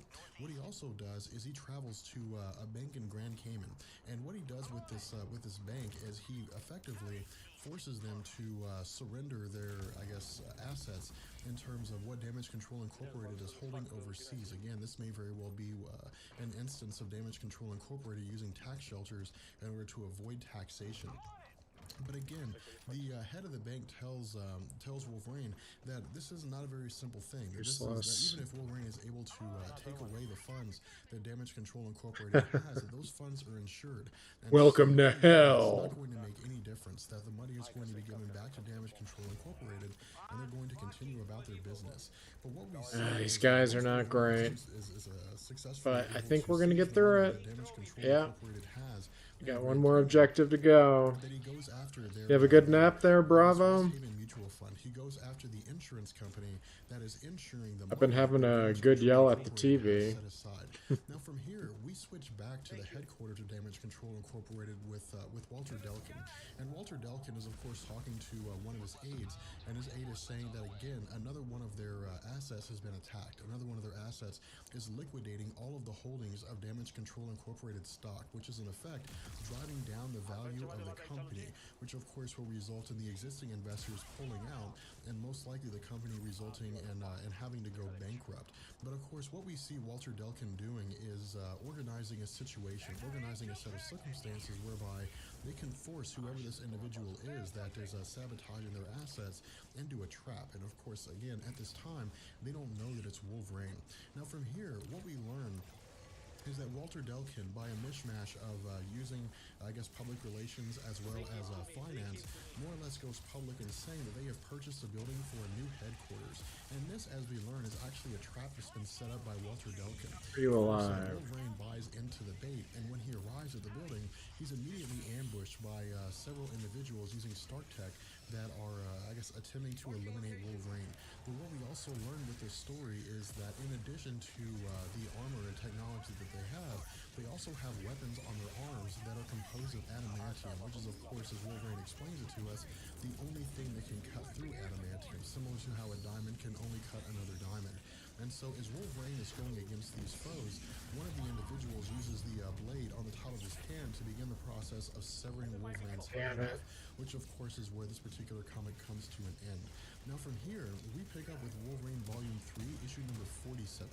And with issue number 47, of course, we pick up directly where we left off with issue number 46, which is, of course, the conflict between Wolverine and these henchmen. And Wolverine, as he is going through this, seems to have been defeated. It seems as though, as these individuals are telling us, that his head is hanging on by a thread. And so Wolverine is no longer a threat to them. Of course, they begin celebrating and they begin, I guess, relishing in the fact that they have presumably killed Wolverine, when they turn to the third member of their team who had apparently been killed by Wolverine. Now, of course, as they try to tell him to hang in there, as they try to tell him to keep himself, keep himself alive, it appears as though he's trying to tell them something. Initially, they can't make out what it is, but once they get close enough to hear what it is that he's saying, someone behind them pipes up and says that that this individual that was laying unconscious was saying, "Watch out behind you." And at this point, we learn that Wolverine is now joined with Janice as well as another one of the Atlanteans. And from here, we see, of course, that Janice, alongside this blonde Atlantean, are able to fight with Wolverine in order to take out these other henchmen, in order to take out these other individuals. Now, initially, Wolverine, once he heals himself, jumps back into the fray again, but almost immediately after he jumps into the conflict, we see that the group is joined by Robert Reynolds, by the Sentry, who, of course, is fighting on the side of Iron Man here. I can't even make this shit up. That he doesn't need to get into. Oh god, I'm so glad these guys wasted like all 20 of our lives before we got to the last objective. Trivial as revenge, but for the most part, super great. The role of S.H.I.E.L.D. And so Robert Reynolds and Wolverine get into a hand-to-hand conflict. Now this is a very interesting situation here because what we have is a being as powerful as whatever, nothing I can do about it now other than smoke a bowl about it. Who's going toe-to-toe with Wolverine, who can heal from pretty much anything. That's all I can do. What would happen? Who would come out on top? Now, of course, as the story continues and as this comic continues, what do you got going on today, Bravo? Is, I guess, taken over. Anything exciting? And is defeated. And in the end, he's taken captive by S.H.I.E.L.D. and taken to the main S.H.I.E.L.D. helicarrier where he's confronted by Maria Hill. Now, Maria Hill tells Wolverine that, again, that he's made a mistake here, that he's fighting on the wrong side, that the right side here is to fight on the side of Iron Man, and that in the end, the idea here of him going after Walter Delkin is a stopgap measure, that there's no real effort here, there's nothing to really be gained here, that even if Walter Delkin was killed, that Damage Control Incorporated would continue to go on, and that S.H.I.E.L.D. would be the ones to make sure that that happens.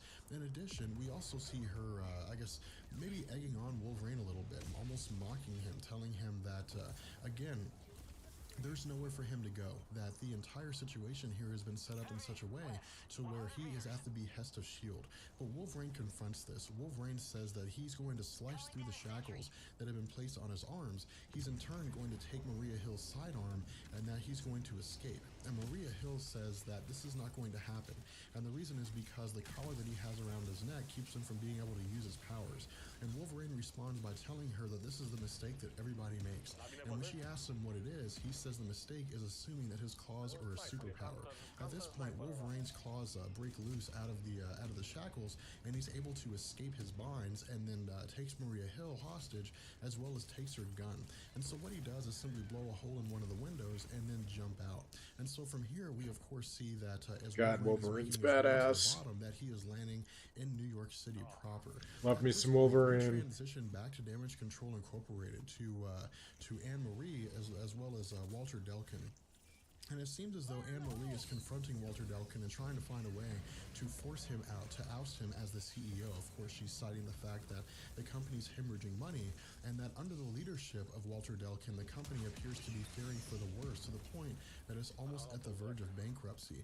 But of course, Walter Delkin says that he's not going to step down, that the only way that he would step down is over his cold dead body, which of course we see Wolverine willing to oblige when he makes himself known to everybody in the room. Now at this point, Wolverine and Walter Delkin get into this kind of discussion back and forth where Walter Delkin says that if Wolverine's intention is to kill him, then he better do it quickly. And Wolverine of course says that he has every reason to kill Walter Delkin, that of course Walter Delkin's actions resulted in Nitro destroying I like the way it's drawn there. You can see the light in his eyes. to the implementation Nothing and else. introduction of the Superhuman Registration Act. But before either of them actually engage in a conflict, Walter Delkin consumes some of the mutant growth hormones and gives himself abilities. And with these abilities, he begins engaging in hand-to-hand combat with Wolverine. Now, initially, we don't really know what powers it is that he gets. We don't know exactly what kind of abilities he gains.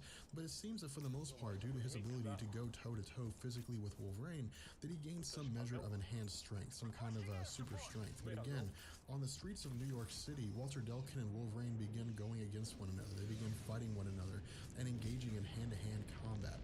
And the fight seems quite brutal, and it seems quite even. We, of course, see that Wolverine is simply just pummeling Walter Delkin, but Walter Delkin is also getting hits in as well. But again, as the conflict continues, Wolverine begins to gain the upper hand. And when he begins to gain the upper hand, he has Walter Delkin in a position whereby he's able to kill him. But what we learn is that Wolverine has actually, almost the entire time, been talking to Miriam, who of course is the mother of one of the children who had been killed in Stamford, Connecticut, and the person who had been on the side, or I guess who had spat in the face of Tony Stark earlier in the Civil War event. And so we ultimately see that Wolverine kills Walter Delkin. And when he does, he of course talking to Miriam, says that he doesn't really regret this one thing. That while he regrets a lot of the mistakes that he's made, while he regrets a lot of the things that he's done, this is one thing that he believes he's done right, which of course brings an end to the Wolverine portion of the Civil War event. With that being said, we're going to go ahead and bring this video to an end. I hope you guys enjoyed it. If you did, let me know, and I will catch you guys later. Peace.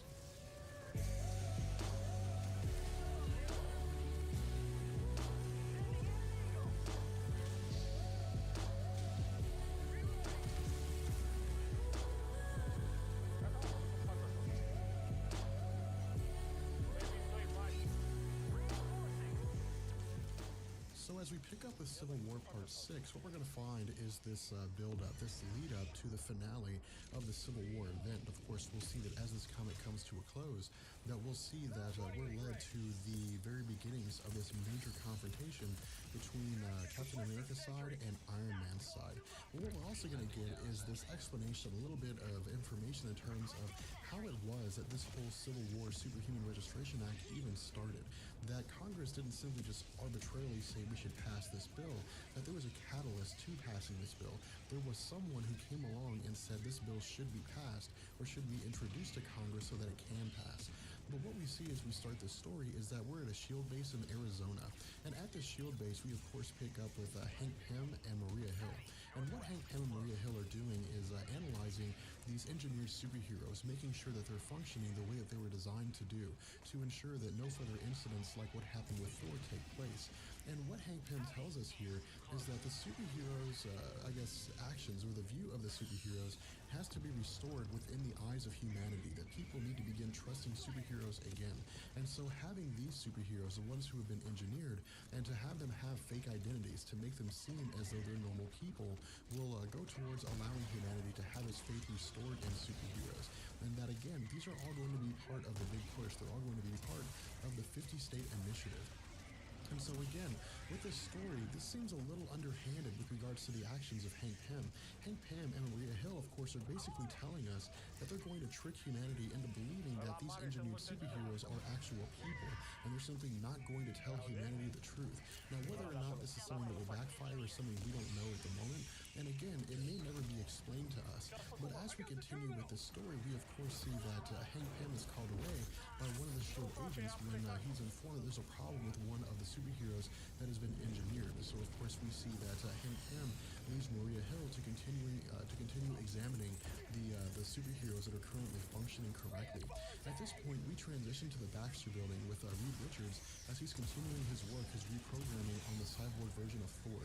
And what Reed Richards is doing is he's conversing directly with Tony Stark. Now, of course, Tony Stark is currently outside of the Baxter building and they're just using a comm system in order to talk to one another. But of course, Tony Stark asks Reed Richards how the reprogramming is coming along. And Reed Richards says that they've been in surgery for quite some time. They've been working on this for quite some time. That, of course, that the reprogramming should keep the cyborg version of Thor from killing anybody else, but that the actions of this cyborg version of Thor in killing Bill Foster is, of course, something they're concerned about.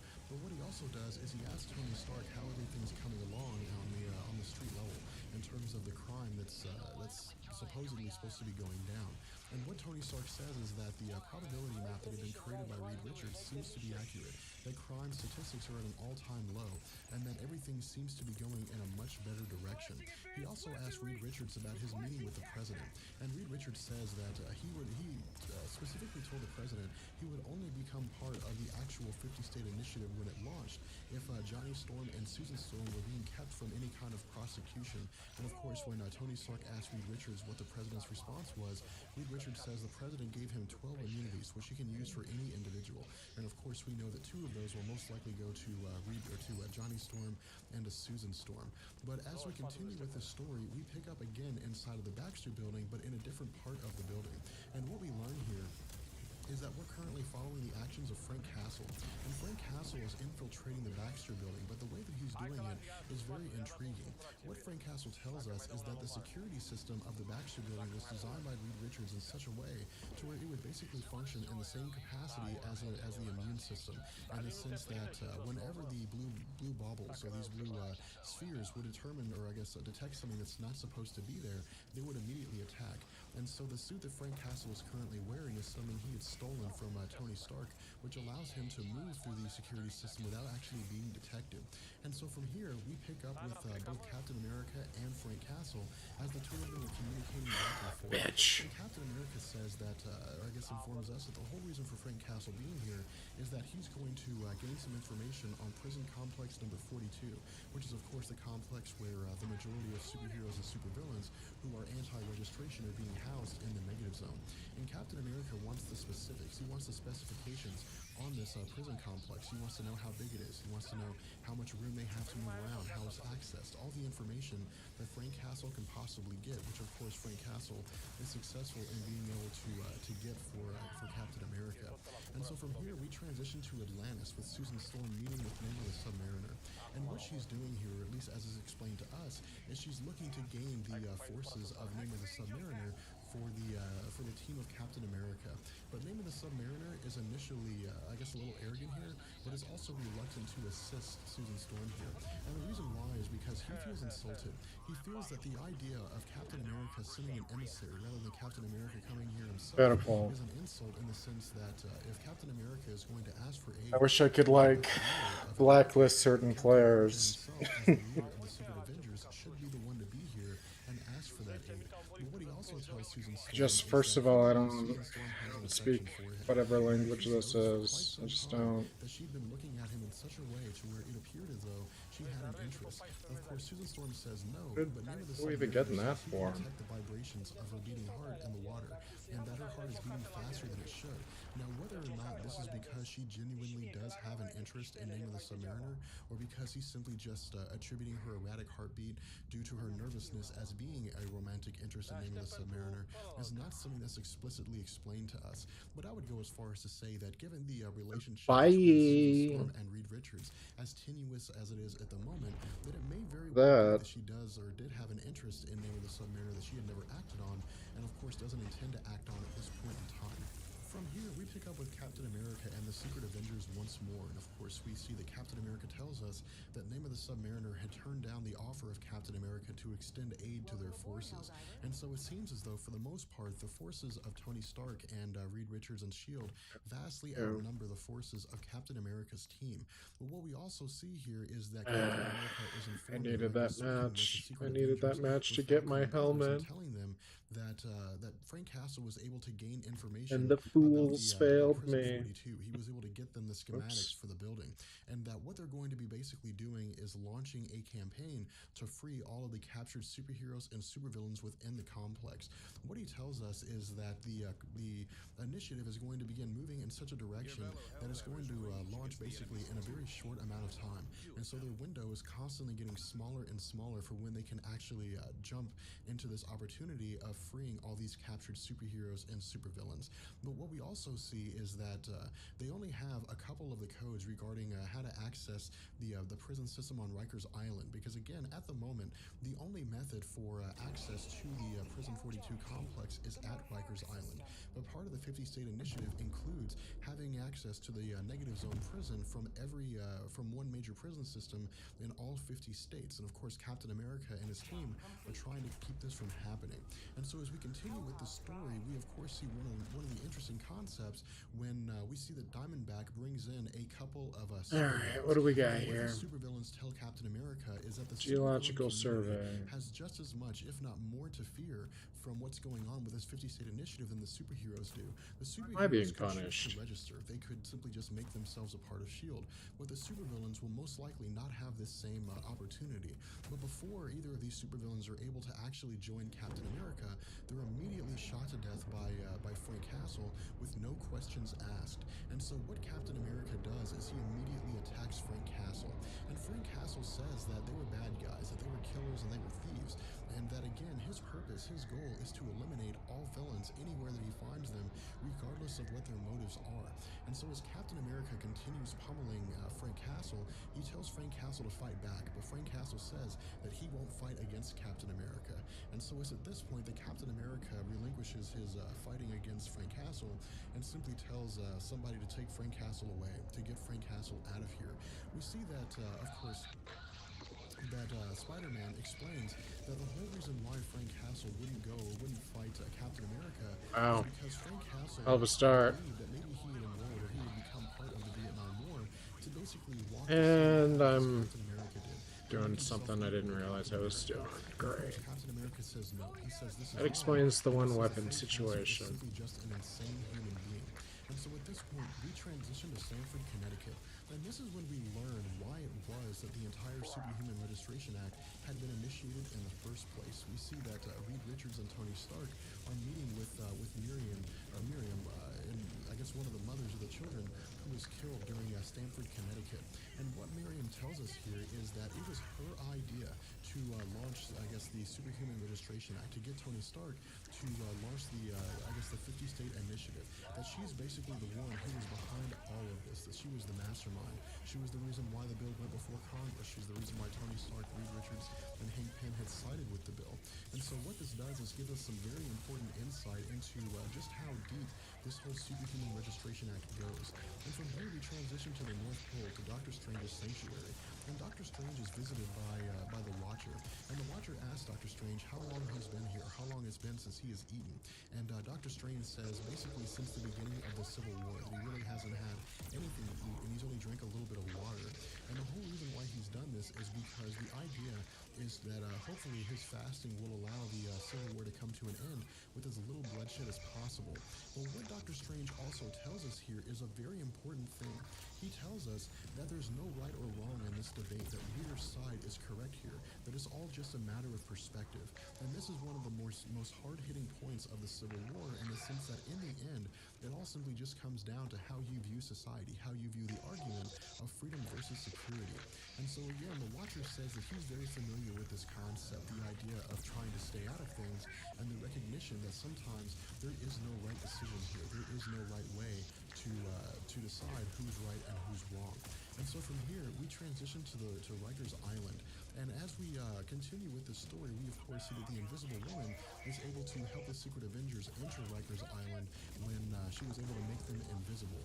And so again, what Black Panther, who is joining the fray, says is that of course he and Storm were with the Secret Avengers the whole time. He had always sided with them, and that they'll do everything they can in order to ensure that the Secret Avengers come out on top here. But before the group goes too much further, of course, Spider-Man says that his spider sense is going absolutely haywire, that it's going completely nuts. And what we see is that on the other side of the door that they are facing, when it opens up, pours out the entire forces of Tony Stark, as well as the Thunderbolts. And so again, we basically have this confrontation. We have this situation where we have Captain America's team and Tony Stark's team beginning to face off with one another. From here, we see that Tony Stark says that they were aware of the actions of at least I got the turrets down. They knew exactly what their plan was because they've had a mole within Captain America's Secret Avengers for quite a while. And Captain America says he knows who it is, and he knows it's Kira, and they've known about her for quite some time. But he says that Tony Stark's not the only person that has a spy on the other side. And what's revealed to us here is that Hank Pym is not actually Hank Pym. That Hank Pym is Hulkling. He is a shapeshifter, and that he had replaced Hank Pym at the beginning of the story when we had picked up with Hank Pym and Maria Hill in Arizona. Now, what we can most likely derive from this is that the S.H.I.E.L.D. agent here appeared to Hank Pym and told him there was a problem with one of the superheroes was in fact Hulkling in disguise. And once he was able to get Hank Pym by himself, he was able to overpower and incapacitate Hank Pym and then take his place. And Reed Richards realizes this is a massive problem, that if Hulkling was able to access or able to replace Hank Pym and able to copy the voice patterns of Hank Pym, then he's had full authority to everything that Reed Richards and Tony Stark has. And so what we realize is that all the cells are opening up inside of Prison 42, and all the prisoners who were previously being held captive have now been released. And so the forces are basically at an equal point now, where both teams have the same number of people, and both teams are quite capable. And so as the story comes to an end, we see Captain America telling Tony Stark and Reed Richards to close their eyes, because this might hurt. With that being said, we're going to go ahead and bring this video to an end. I hope you guys enjoyed it. If you did, let me know, and I will catch you guys later. Peace.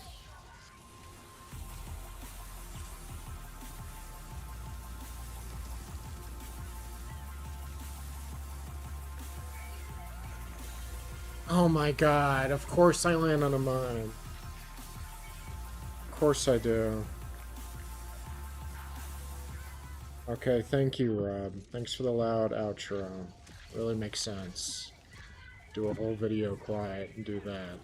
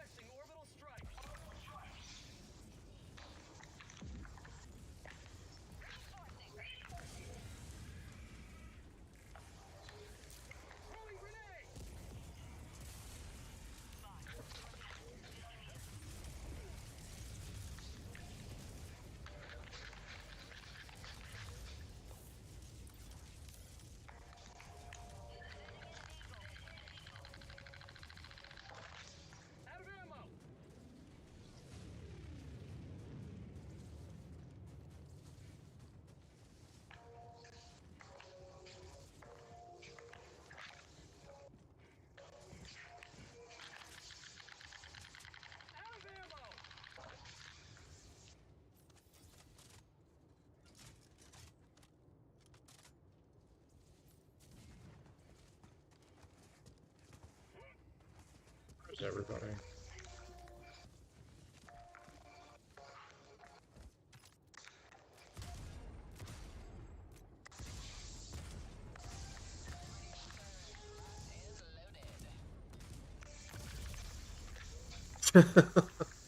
I don't know what I was expecting.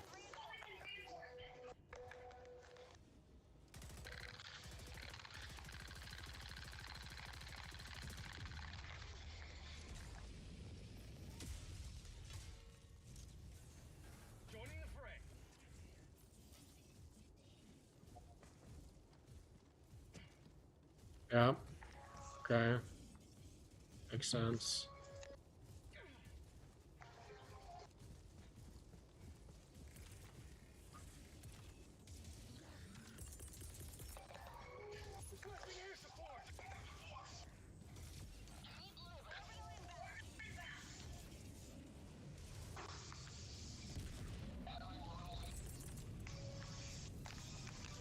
How though?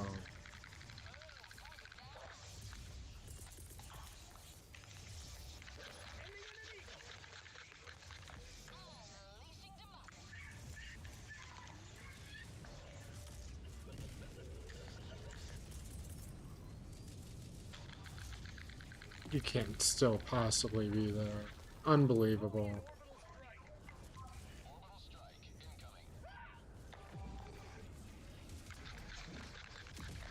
Finally. Holy shit.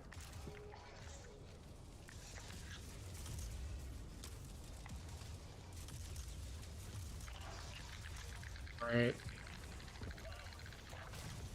Cool.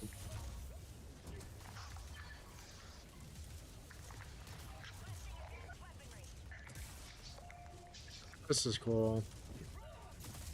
This may as well happen.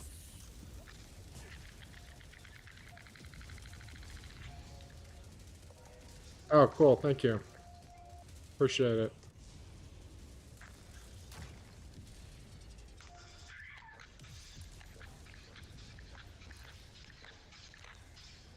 What would I do without you, Bravo?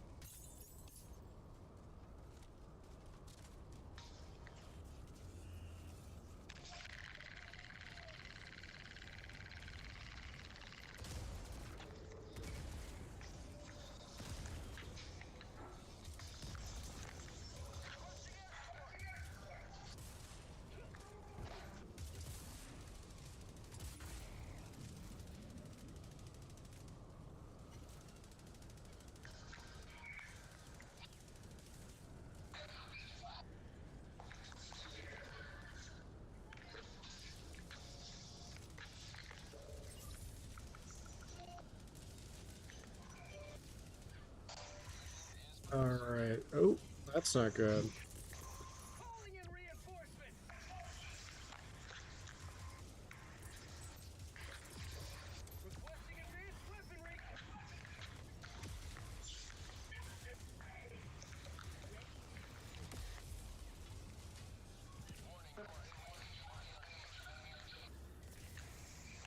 Of course, there's a blizzard now.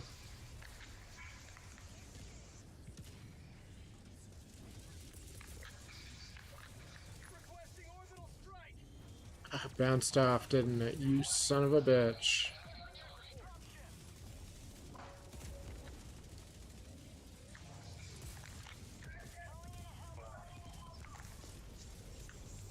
Get it? Did I get any of them? Oh, I got one thing. Oof.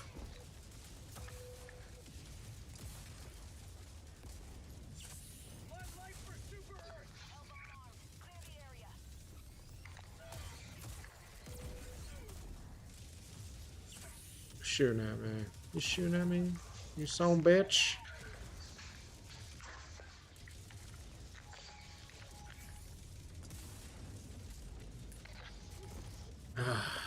What now? You dick.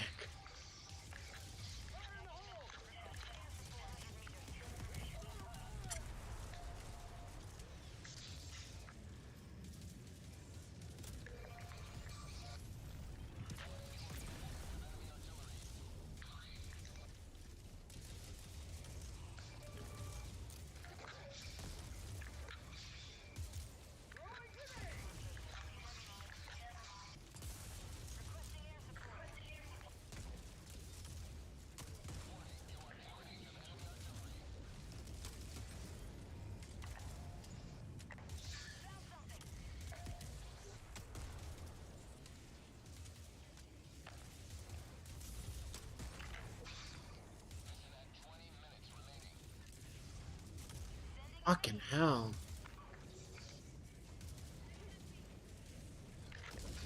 Oh boy.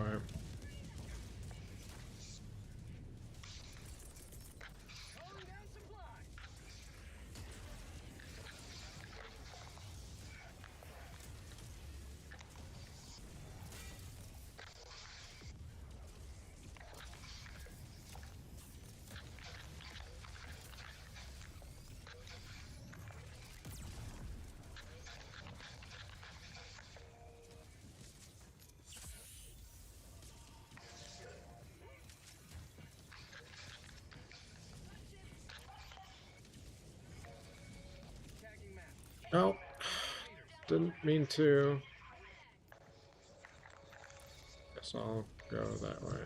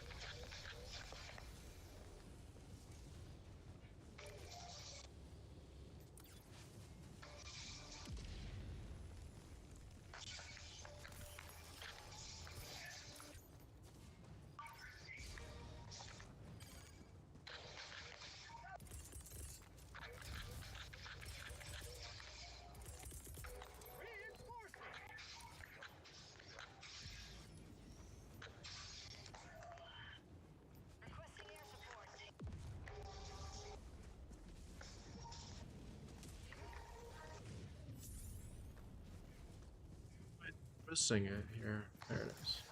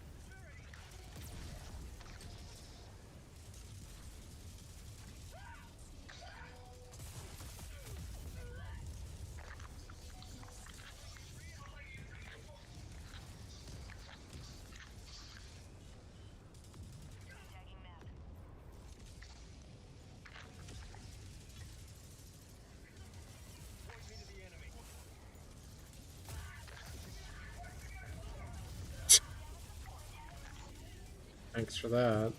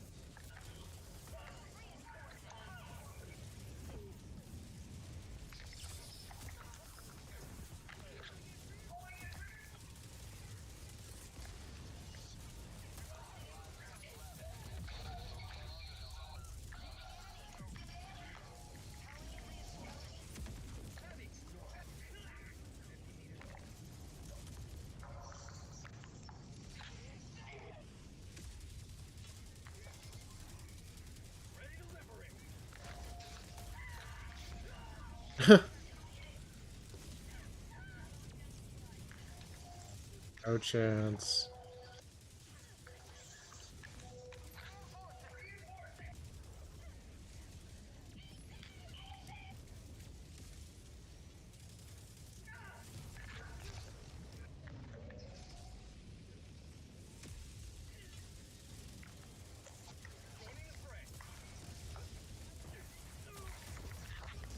Jesus Christ.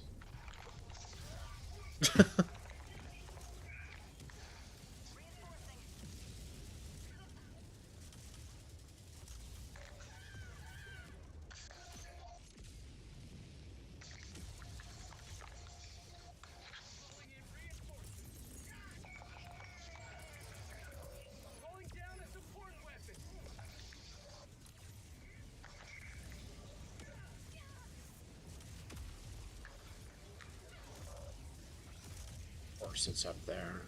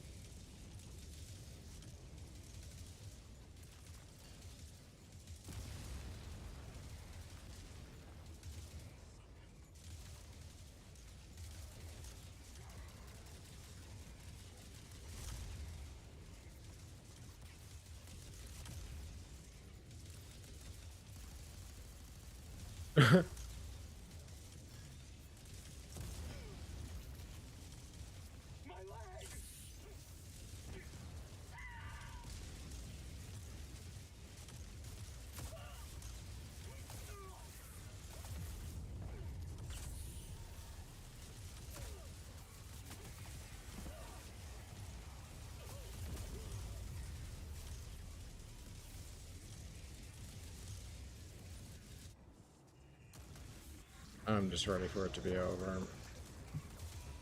All I want are my medals. Just give in. Although I'll be happy if there's super medals in there. Credits, whatever.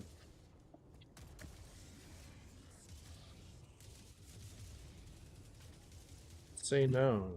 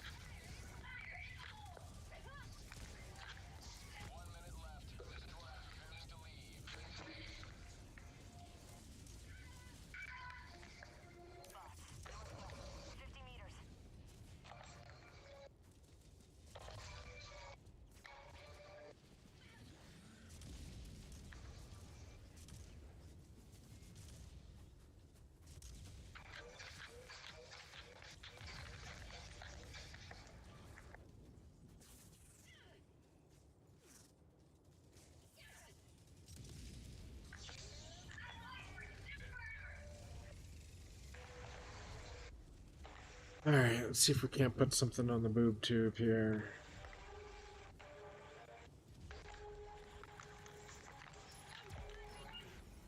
Make sure you guys hit the subscribe button if you guys are enjoying the content that we're throwing up. And make sure you guys hit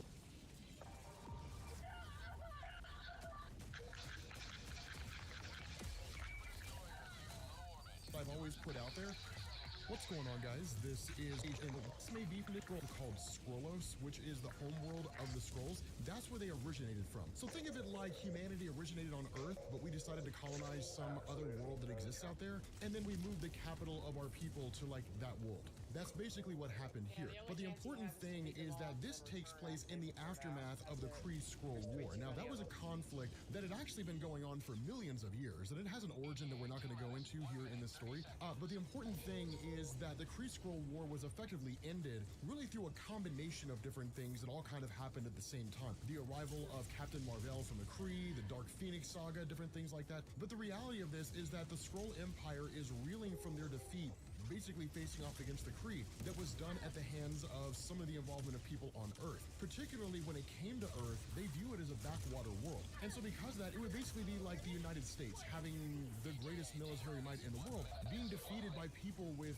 pitchforks, right? It would just be like a huge just slam to the ego. And so what this does is it leads to a discussion between Emperor Dorek and his military on whether or not they should directly target Earth. But fortunately for them, Earth comes to them, and it comes in the form of the Illuminati. Now, this comic we're covering right here is technically the Illuminati one-shot. And for those of you guys who aren't really familiar with that, when the Illuminati were initially introduced into Marvel Comics, the original one-shot story was actually a story that was part of the original Civil War event. And the idea is that you basically had Reed Richards, you had Iron Man, Namor the Submariner, Black Bolt of the Inhumans, Doctor Strange, and Professor Xavier, who all came together in Wakanda, and Black Panther literally told them, do not do this. this, it's not going to work. It's going to end up with calamity.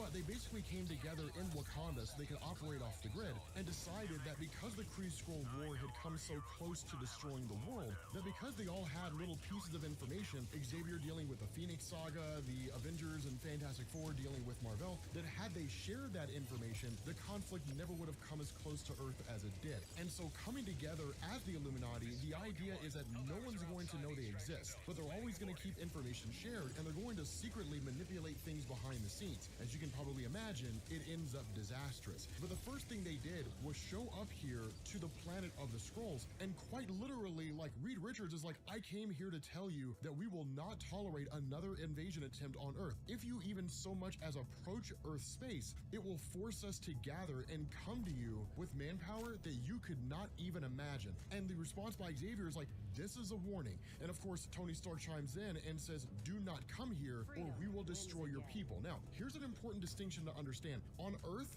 that can be done. Some of the most powerful beings that exist in the entirety of Marvel Comics exist on Earth. The Molecule Man, who can alter reality on a multiversal scale, he exists on Earth. Franklin Richards, who can alter reality on a universal scale, he's from Earth. You got all kinds of stuff. And Emperor Dorek does not take this lightly, but he also won't take it sitting down. And that's one of the things where he's just kind of like, here's the thing to understand. Now that you've come here and you've made that threat to us, we weren't really sure if we were going to invade your world before. We're going to now. Like, this is not something that I'm just going to idly sit by and let happen, which makes sense, right? A man doesn't walk into another man's house and start telling him what's what. And that's exactly what's going on here. And so as a result of that, the Illuminati basically destroy the vessel that Emperor Dorek is sitting on, right? They just eradicate the entire vessel itself, blow the whole thing to pieces, and fly out in their spacecraft. Now, of course, this leads to the entire Skrull Armada just chasing after them, right? Because while Dorek isn't killed, trying to assassinate their leader in that way is no small thing, right? That's a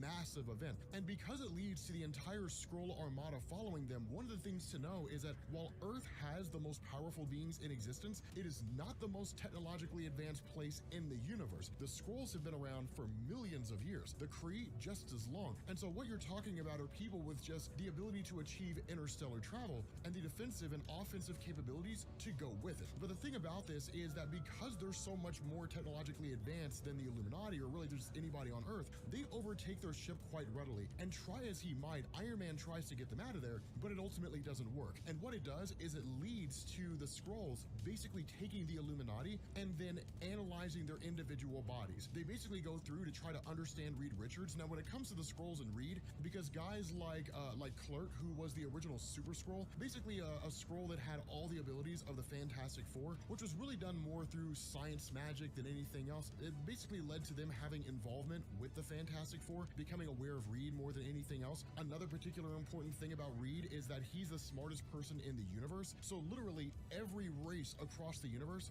knows how capable and intelligent Reed Richards is, so his intelligence respected. But at the end of the day, the Skrulls really function in the capacity of just trying to figure out a way to destroy the various powerful beings that exist on Earth more than anything else. And so they're literally going through and analyzing each and every one of these guys. And they talk about the nature of them. For example, they don't understand how Black Bolt's vocal cords work, right? How is it that he's able to emit a quasi-sonic scream? And one of the discussions by the science guys is like, could we just rip his vocal cords out? And the answer to this is no. If we did that, because we don't know how they work, all right, just one more thing left. Area where the throne resides, we would kill everybody here. We don't know if that would be the case or not.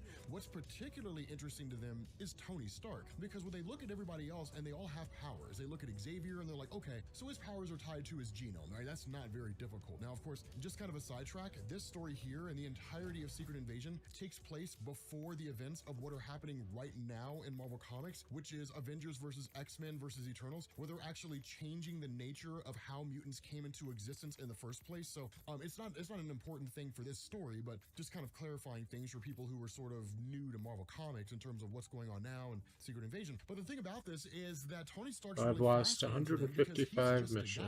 where he has no powers. He's just a dude who wears a metal suit, and like that's it. And even to And the I've Skrulls, extracted Tony about Stark's less than Stark half tech, his Iron Man overall. suit is not that technologically advanced. And that's kind of the funny thing is because of events like Secret Invasion, Tony Stark Stark actually modifies his Iron Man suits so they become more advanced and can actually rival the technology of other races that exist out there in the universe. It's just one of those instances where Tony Stark is always learning and always improving. But the funny thing about this is that while Tony Stark's being held prisoner, he's suddenly rescued by the Avengers, who seemingly come out of nowhere. Now, the funny thing here is we would look at this and say, okay, cool, the day's saved. But what's really wild about this is he's like, okay, so here's the thing about you guys. He's like, you guys always underestimate your opponents. It's why you lost the Kree Skrull War. So the question that I have to ask you here is, how dumb do you really think I am? And this is when we find out it's not the Avengers. It's Skrulls posing as the Avengers. Now, this is a really, really cool moment because this is kind of the precursor to Secret Invasion, and it's sort of setting the stage for like what the Skrulls will eventually end up doing, which becomes incredibly awesome when it happens. But the reality here is that's when the Skrulls kind of start bickering, like, I told you this was a bad idea. We never should have tried to do this to get information. Now, them trying to get information out of them will be a very key component to what's going on here. But the thing to understand is that because Tony Stark, at least with his combat training, is able to overpower these Skrulls, it of course allows him to basically grab some guns, start shooting the place up, and start freeing each member of the Illuminati, who of course helps to free the other members as they're freed themselves. And of course, this basically leads to them basically making their escape here. But the problem here is they're back on the chase trying to get away from the Skrull Armada. If they couldn't get away before, there's no reason to believe that they can get away now. The funny thing about this is that what they end up doing is basically creating a kind of illusion using a combination of Professor Xavier's telepathic abilities and Doctor Strange's magic. And what they end up doing is literally casting this illusion of Galactus appearing. Now, there's a reason why they chose this, and I'll talk about that here in a second, here in about 1 or 2 minutes. But what this does is it basically leads to the Illuminati making their escape by way of the Galactus illusion, and then in turn, we switch back to the throne world. And what we end up finding out is that they basically got exactly what they needed. What they were looking for was the ability to duplicate superheroes. They were looking to understand exactly how their powers worked. Now, the problem with this is that this project sort of falls slightly to the wayside. It becomes just kind of like a background science project while the Skrulls are working on rebuilding their empire. But what ends up going on is that around this time, this leads to the introduction of Varenki. Now, in order to understand Varenki, we have to do a little bit of history when it comes to the Skrulls, right? So the way this works out is, if you guys are familiar with probably the Marvel Cinematic Universe or Marvel Comics or anything like that, you guys are aware that on Earth, in the early days of humanity's existence, the Celestials visited Earth and they created the Eternals, the Deviants, and then modified the genes of humanity so that at some future point in time, they would develop powers, i.e. the origin of mutants in Marvel Comics. Earth was not the only place they visited, and in fact, the Skrull homeworld of Skrullos way back when was one of the places they visited. The difference here is that unlike Earth, where the Eternals and the Deviants engaged in some kind of a war with humanity sort of being caught in the middle, and then the Deviants were all but just destroyed when they tried to destroy the Celestials, when the Celestials arrived on Earth for a second time. Unlike that, when it came to the Skrulls, what you had were two people. You had Klibbin and Slugurt, and I know their names are really, really weird. Slugurt led the Deviant Skrulls, and Klibbin led the Eternal Skrulls. There it and they is. just had normal Skrulls. They don't matter, and the reason why is because as soon as the Deviant Skrulls came into existence, they eradicated the normal Skrulls. They were just totally destroyed, and they did it by literally just pretending to be normal Skrulls and then just assassinating people every chance they got. And Slugurt was the one who led the entirety Give of that the a Deviant whirl. Skrulls. Now, Klibbin was the one who led the Eternal Skrulls, and once the Deviant Skrulls had basically eradicated all the normal Skrulls, they killed all but one of the Eternals, which was Klibbin. And what ended up happening is that Klibbin actually orchestrated a ceasefire, and he effectively married Slugurt, and then they ascended into godhood according to the stories. But the reason why that matters is because when it came to that essence, that kind of rising to godhood, one of the things that Klibbin and Slugurt had done is they had kind of written out this prophecy that foretold that the entire nature of the Skrull race is that it's to extend into the universe and then eventually take over the entirety of the universe. So for the Skrulls themselves, they see the universe being ruled by them as their divine right? Like literally their gods told them it would happen. And so this gave birth to what's called the Dardvan, which is basically the religious sect of the Skrull Empire. It's not purely science. And so because the Dardvan had always existed, as science began to become more prominent, it began to take a back seat. But Varenki is a member of the Darvan. She's a member of their religious sect. One of the things that had been prophesized, in addition to the idea that the Skrulls would basically go into space and conquer the universe, is that at some future point in time, the Skrull race itself would be eradicated by what was called, quote unquote, a devourer and then a wave. And that's basically what Varenki is talking about here, that she kind of pops back up again and is like, look, like with my religious sect behind me, Emperor Doric, you have to listen. Our people are going to be destroyed. We have to leave this world, right? We have to leave this place, right? If we don't leave, the prophecy will come true and the entirety of our people will be destroyed. The issue with this is that it creates a bit of a civil war where Emperor Doric basically labels Varenki as an insurrectionist and a religious zealot. His people basically conquer and imprison her people and then essentially just throw them away on some desert world where they're basically left to die. And so what this does is it switches over to the experiment that the Skrulls are conducting with trying to find a way to successfully duplicate superheroes. And the thing about this is that because of everything that Varenki said, it kind of resonates with Emperor Doric. And so what's been going on here is that with the experiment involving Reed Richards, who they successfully duplicated, what they do is they literally have these situations where Reed is just kind of cloned over and over and over again, and each time he's introduced to his family, and his family's so happy to see them, and then they're kind of like, you know, tell us about Galactus, tell us everything you know about Galactus. And the reality is, like, Reed sometimes just doesn't know anything about Galactus, or he doesn't know anything about something else, but the truth is that every time they clone him, he just simply doesn't have the information that they need, because that information was not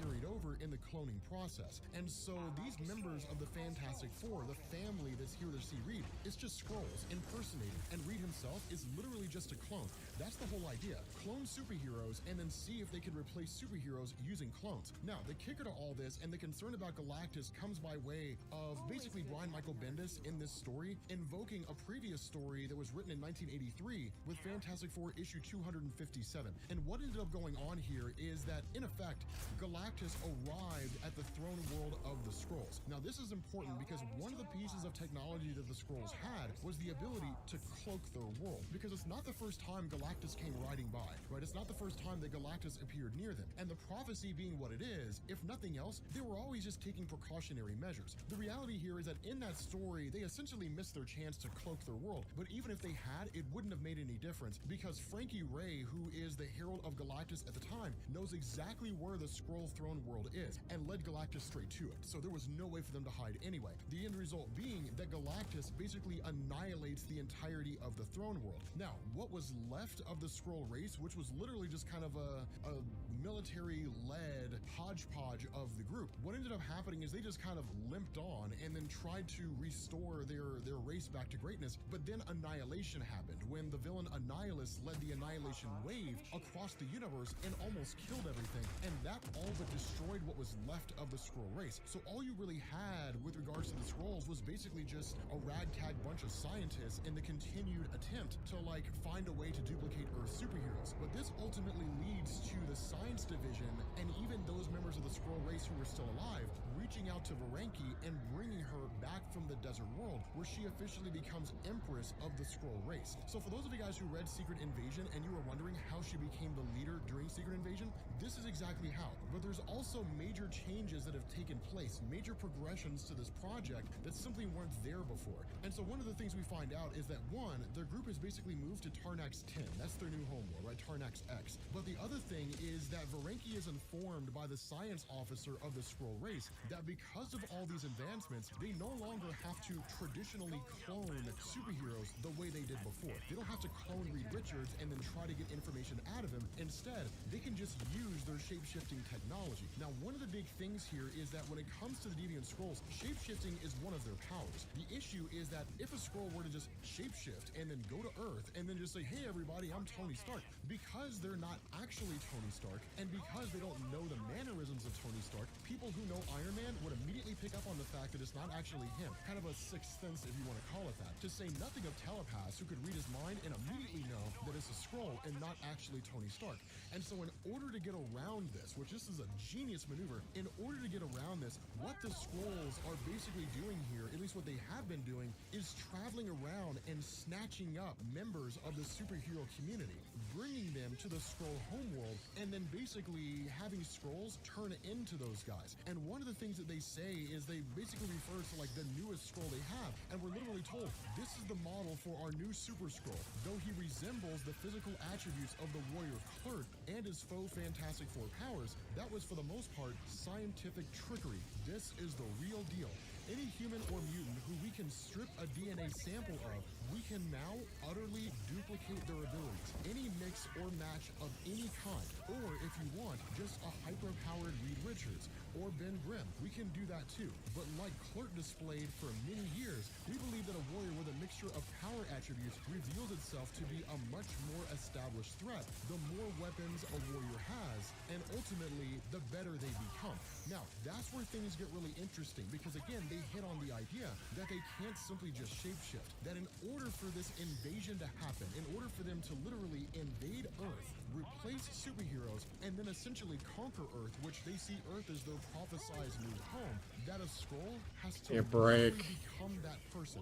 That their mind has to be altered. They have to actually believe that's the case. And so one of the things that ends up happening, and I'm not going to show you who this person is, but one of the things that ends up happening is that there is a person who is already on Earth who is a Skrull and has been there for quite some time and has been operating behind the scenes for quite some time. But this person appearing here and showing up and basically offering testimony shows that the project works, that the Skrulls using this process can infiltrate Earth. They can pretend to be anybody they want to, including a powerful being, a person whose abilities they can copy, and they can do this without any telepath knowing that they're an actual Skrull. They can do it without Wolverine or somebody with enhanced senses being able to pick up on the fact that they smell different. They can literally avoid any and all forms of detection.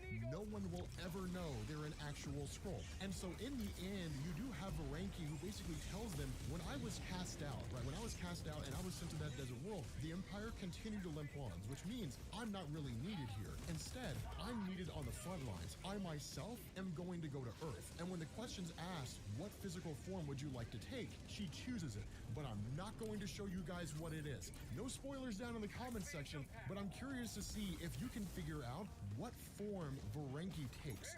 What superhero does Varanki basically end up becoming in Secret Invasion? And I will say this, it's probably the person you would least suspect. This is where everything picks up, right? This is where the story starts getting really, really good. The other thing that we have to keep in mind, though, is that this part that we're going to cover here with Nick Fury takes place before the events of Civil War. And we'll explain why that matters here in a second. But Nick Fury is basically underground. Now, all this is really the aftermath of a story called Fury's Secret War, which is basically where Nick Fury launched an unsanctioned attack against Latveria, which was not ruled by Dr. Doom at the time, but because it was unsanctioned and things basically went south, it ultimately led to him being kicked out as director of S.H.I.E.L.D. and then a warrant being put out for his arrest, after which point he just kind of disappeared. He just went underground, which is where he's at right now. But the other thing about this is that this also deals with the arrival of Valentina, right? Like Contessa Valentina. You guys know her from the Marvel Cinematic Thanks for Universe. that. She's being played by Julia Louis-Dreyfus. In the comics, her and Nick Fury have had a kind of on-again, off-again romantic relationship. And if anything, it was really one out of necessity, right? They were both basically just pumping each other for information, but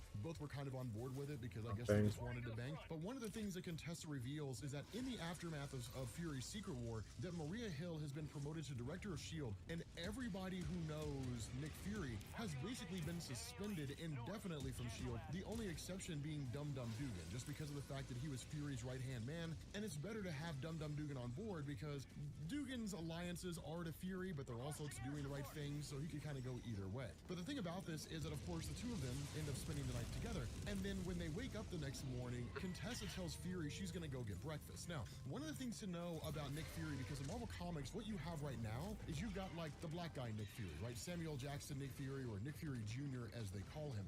This is back in the day when you had like the old white guy Nick Fury. And so what this means is that this version of Nick Fury was always suspicious of everybody, and he would literally just stay suspicious until you gave him a reason not to. Now, a lot of that's just because of his time fighting in World War II with the Howling Commandos, becoming a CIA agent, then become director of S.H.I.E.L.D., that kind of a thing. So his life is literally just mired in war and suspicion. And the result of this is that when Contessa leaves, he activates a device on his wrist that allows him to bend light around him, making him invisible, and then follows her. And what he realizes is she's actually meeting with somebody who appears to be part of just some group out there that maybe has it out for Nick Fury or whatever the case is. But the kind of things they're saying confirm the suspicions of Fury when they're saying things like, well, I have his trust, give me time and I'll get the information we need, so on and so forth. But obviously, this is either not Contessa or Contessa is working and turning against Fury and is likely going to try to turn him over in some capacity. And so when she arrives, Nick Fury is already ready. He's literally got a gun in his hand, he's sitting in a chair, and he's like, who are you really? And of course, one of the things to know about Fury is he'll ask that question a couple times. If Nick Fury asks you that question, who are you really?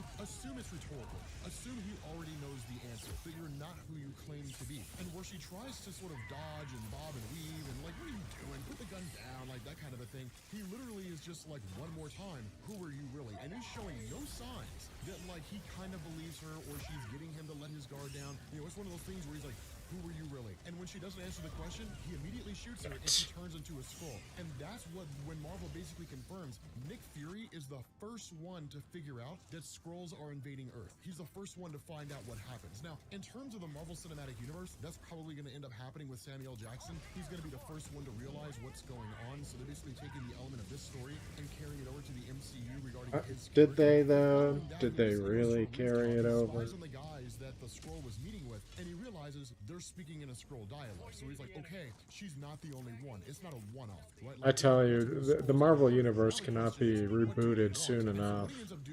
I am really looking forward to that Deadpool Wolverine movie. And when he gets in, he starts talking to like Maria Hill. Now, that's the other thing about Nick Fury. It's pretty much the only movie I'm looking forward to. Maybe Beetlejuice. Maybe. It's a big maybe. He developed or had them developed for S.H.I.E.L.D. So he literally knows all the back doors. He knows how to sneak in. And even when S.H.I.E.L.D. went back and modified the systems, because obviously, why would you move into a house and never change the locks when the previous owner leaves? That even all of that, Nick Fury's so capable, he can still get in undetected. My God, I can't believe I got fucked on that.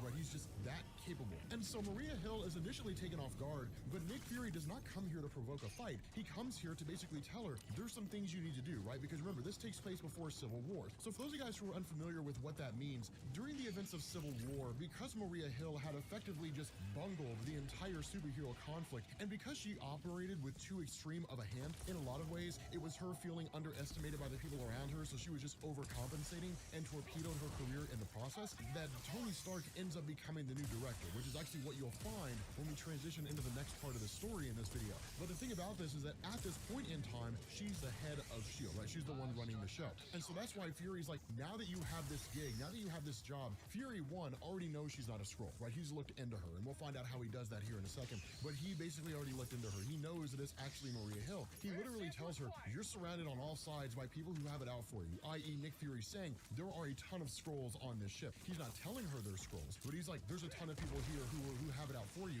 and it's only a matter of time before they make that move against you. Number two, we already got him. You have that itch on the back of your neck, that feeling of uncertainty, that's your gut talking to you. Learn to trust it. Learn to believe that. And what you need to do is start developing life model decoys. Make like a dozen of those things, right? And just start sending them out whenever you're unsure about what's going on. Whenever you get that little feeling on the back of your neck and your gut is telling you something's off, send a life model decoy in your stead. And the last thing he says is like, I'm going to be watching you. I'm going to be keeping an eye on you. And if at any point along the line, I think you're not who you really are, I'll kill you on the spot, right? Like basically, if she's replaced by a Skrull, I will take you out. And so Maria Hill has no idea what Nick Fury's talking about. But one of the things to notice here is that while her loyalties are to S.H.I.E.L.D., and while she does basically activate a code white, which is the highest level code they have available, like basically this is like an immediate coming together of S.H.I.E.L.D. agents, everybody mobilize, take out that target, right? Just like, oh my God, like it's a great big huge thing. That she also understands the importance of Nick Fury. She also understands the significance presence of Nick Fury, and he would not break into the SHIELD helicarrier headquarters,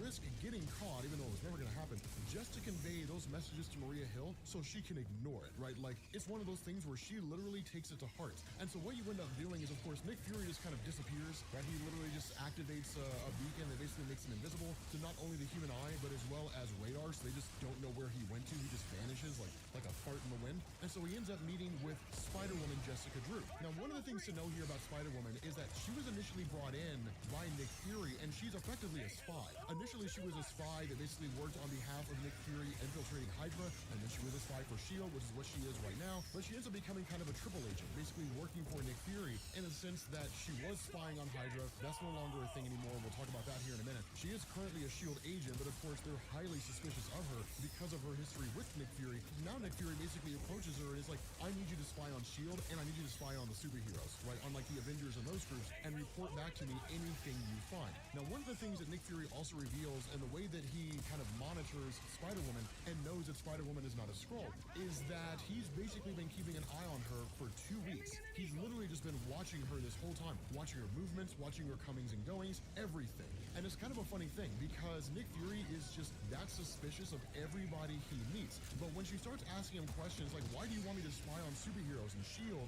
You're basically turning me into a triple agent. The response of Fury is, because it's a much bigger thing and that's all that I can tell you. But again, it's one of those situations where when Nick Fury shows up on your doorstep and says, I need you to do something for me, you usually assume it's for the greater good. Because Nick Fury never really does anything for extremely selfish motivations. He never really does anything to just cover himself up, right? And so ultimately, because of the respect she has for Nick Fury, that Spider-Woman gets on board. And so what this does is it transitions over to a regathering of the Illuminati. Now, this is when we talk about kind of the bigger picture. Anybody who's read anything online about Secret Invasion, most all of you have heard somewhere along the line the idea that the superheroes learned about Secret Invasion because it turned out Elektra was a Skrull. So that happened in a New Avengers story. It was a 5-part story, and we can cover it if you want to, but it has nothing to do with anything until you get to like the last 2 or 3 pages when Elektra dies, when the New Avengers launch an assault on the Hand, which is like a mystical ninja organization, and when Elektra dies, she turns into a Skrull. That's all you really have to know, right? Following that, basically what had happened is Spider-Woman had taken the body of Elektra to Iron Man and was like, what in the hell is going on? Like, what is this? Like, why do we have a Skrull on the Avengers team? What's happening here? And so with Iron Man having no idea what was going on with that, he basically brings the body of Elektra to a new gathering of the Illuminati. And when they all come together, they don't even know what's going on, right? Like Iron Man's the only one that knows what's happening. And in fact, even when Namor shows up, Namor believes it's the body of Captain America, because this segment takes place after the events of Civil War and even after the death of Captain America, which was not technically part of Civil War. But ultimately, Iron Man's like, no, this is a Skrull. And so it's kind of like, okay, like, how did a Skrull infiltrate the New Avengers? And that's the question of Tony Stark is, I don't know. Like, we don't know. Like, we didn't even know she was a Skrull. Nobody knew she was a Skrull, right? Like, what's going on here when it comes to the New Avengers? There's 2 people on that team who would have immediately picked up on the fact that she was a Skrull. The first was Peter Parker's spider sense. And even if Peter didn't know exactly what was going on, because every time Spider-Man looked at Elektra, his spider sense would have gone off, even though it just would have seemed weird. Maybe Elektra had it out for him. He would just kind of be suspicious. With Wolverine and all of his enhanced senses, he would have immediately been able to pick up on the fact that's not Elektra. But for whatever reason and by whatever means, the Skrulls can evade that. The Skrulls can literally dodge Spider-Man's spider sense so it never goes off, and Wolverine's senses never detect that they're not who they claim to be. And so it's one of those things where it's like, okay, how did this start? And that's when Iron Man's like, we're the ones who did it. Like, how do you think it started? We caused this. And so, of course, this references the last video we did, which, of course, again, you're welcome to check out the playlist in the description so you can keep track of it all, so you won't get lost with all the videos that we make here on the channel. But in that video, we talked about how when the Illuminati first formed, the first thing they did was show up to the Skrull homeworld and basically tell them, if you bring your war with the Kree close to Earth like that again, we will annihilate all of you. And the response of the Skrulls basically took them captive and then started basically working on their genes, or trying to find a way to understand their genes. And then at a future point in time, when the Skrull world was destroyed by Galactus, that the Skrulls began the process of replacing superheroes on Earth. And so where the members of the Illuminati are kind of full of hubris and are just sort of like, no, man, like, all we did was go there and warn them and that kind of a thing.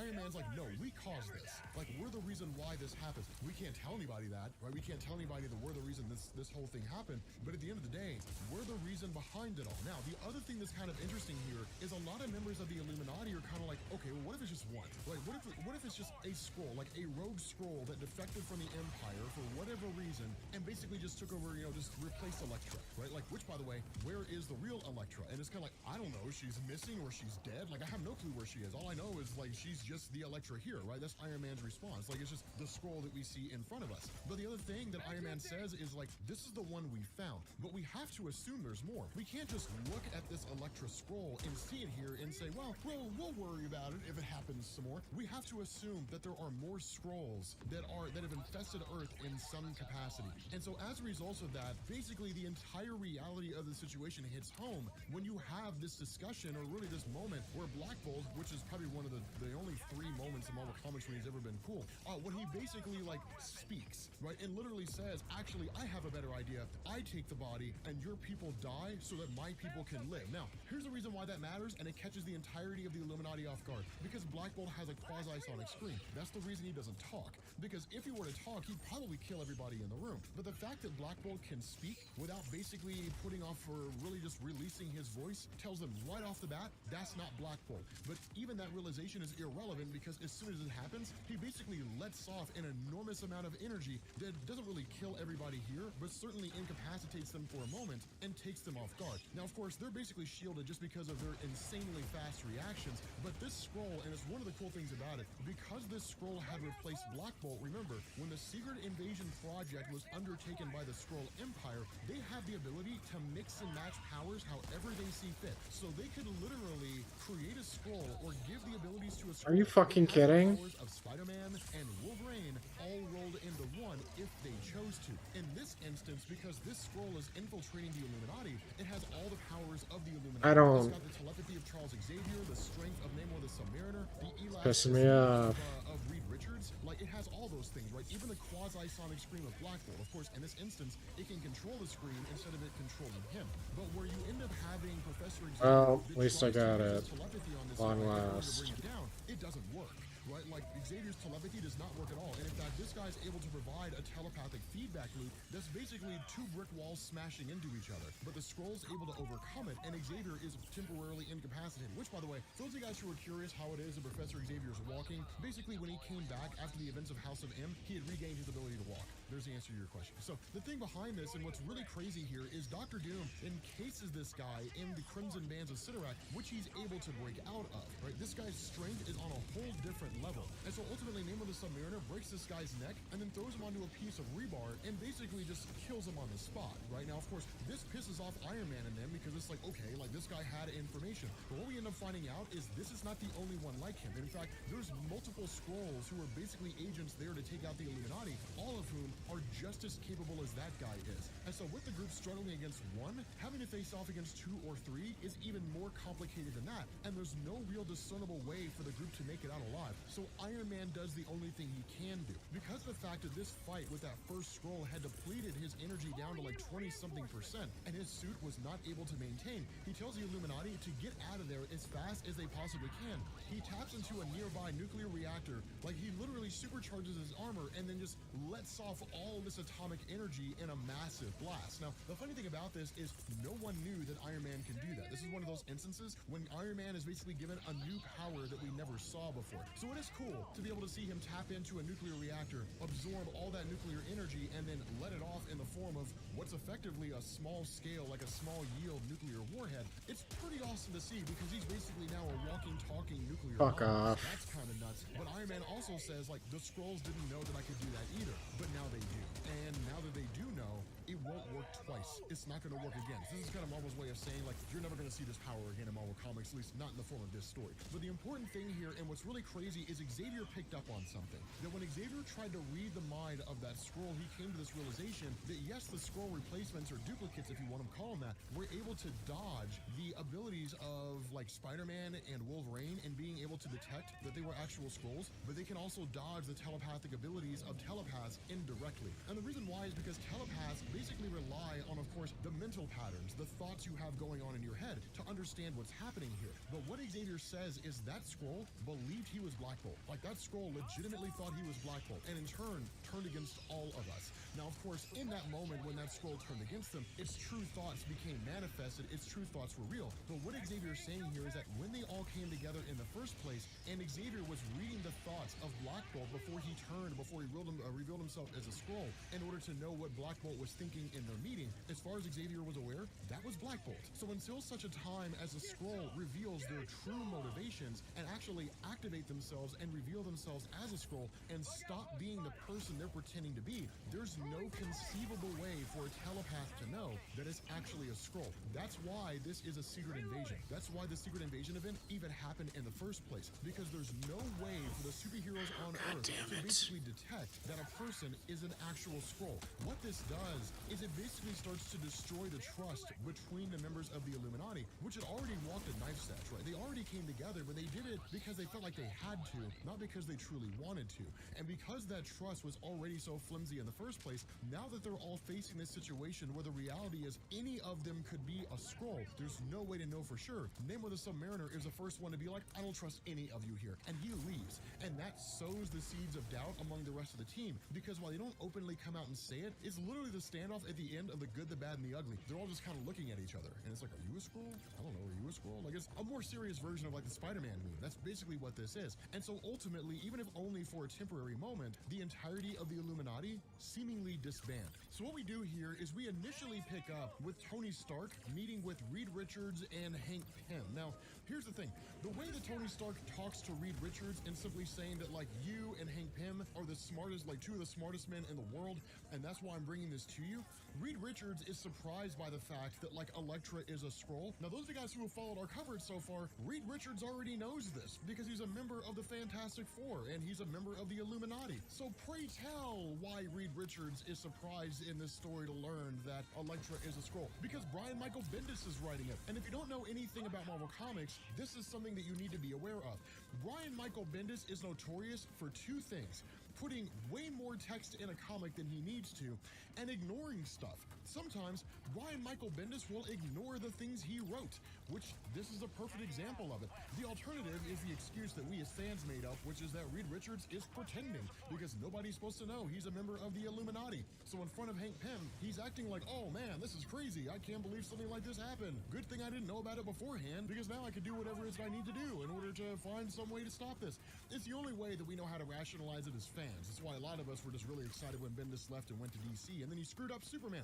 But the thing about this is that once that revelation is brought forward, this switches over to the peak, because Stark bringing this to the attention of Reed and Hank Pym is that they can put their minds to task and they can figure out how it is that Elektra was able to be replaced by a Skrull, and that Skrull was able to avoid the detection of virtually everybody. But for those of you guys who are unfamiliar with the Peak, this is the main base of operations for the Sentient World Observation and Response Department. Now, this group is similar to S.H.I.E.L.D., but not directly. So S.W.O.R.D. was created out of S.H.I.E.L.D. That if S.H.I.E.L.D. monitors the various threats that exist on Earth, then S.H.I.E.L.D. came to the realization, and really even Nick Fury himself came to the realization, there needs to be an organization that monitors threats in space.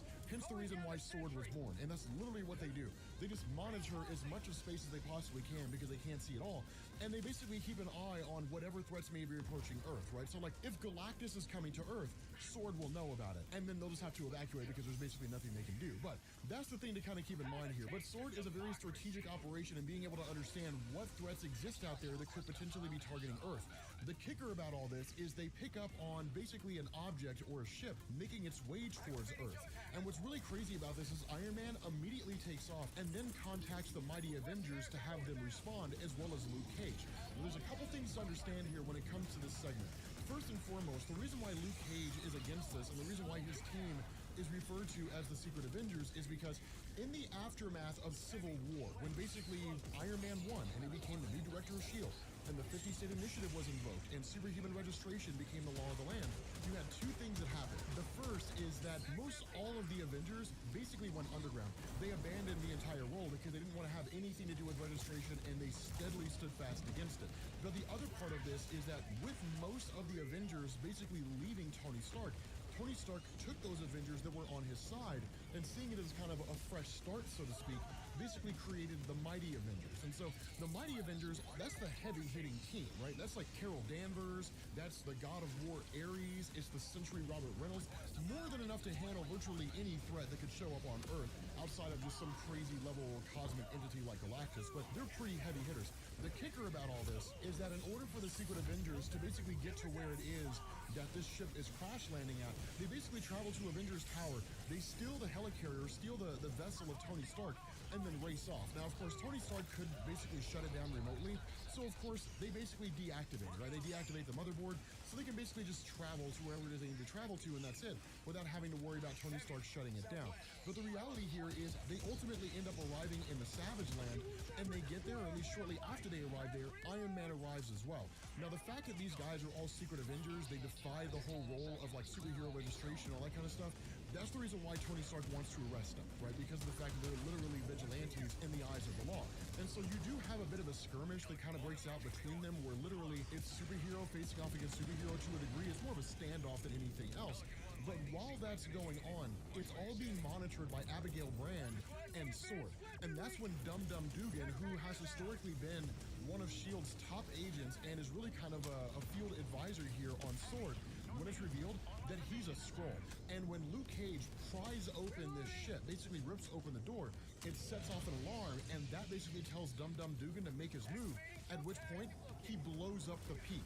He literally destroys the S.W.O.R.D. base. Now, this is huge, because what this does is it basically removes Earth's ability to recognize any potential threats coming from space. They won't know anything, right? I mean, there's surveillance systems and things like that. But the other part of this, and it's really like a multifaceted strike, and it's a genius maneuver by the Skrulls. What they also Feel do the is democracy pumping Jarvis through always you. been like the butler of the Avengers. In the MCU, he's an AI created by Tony Stark. In Marvel Comics, he's a literal guy.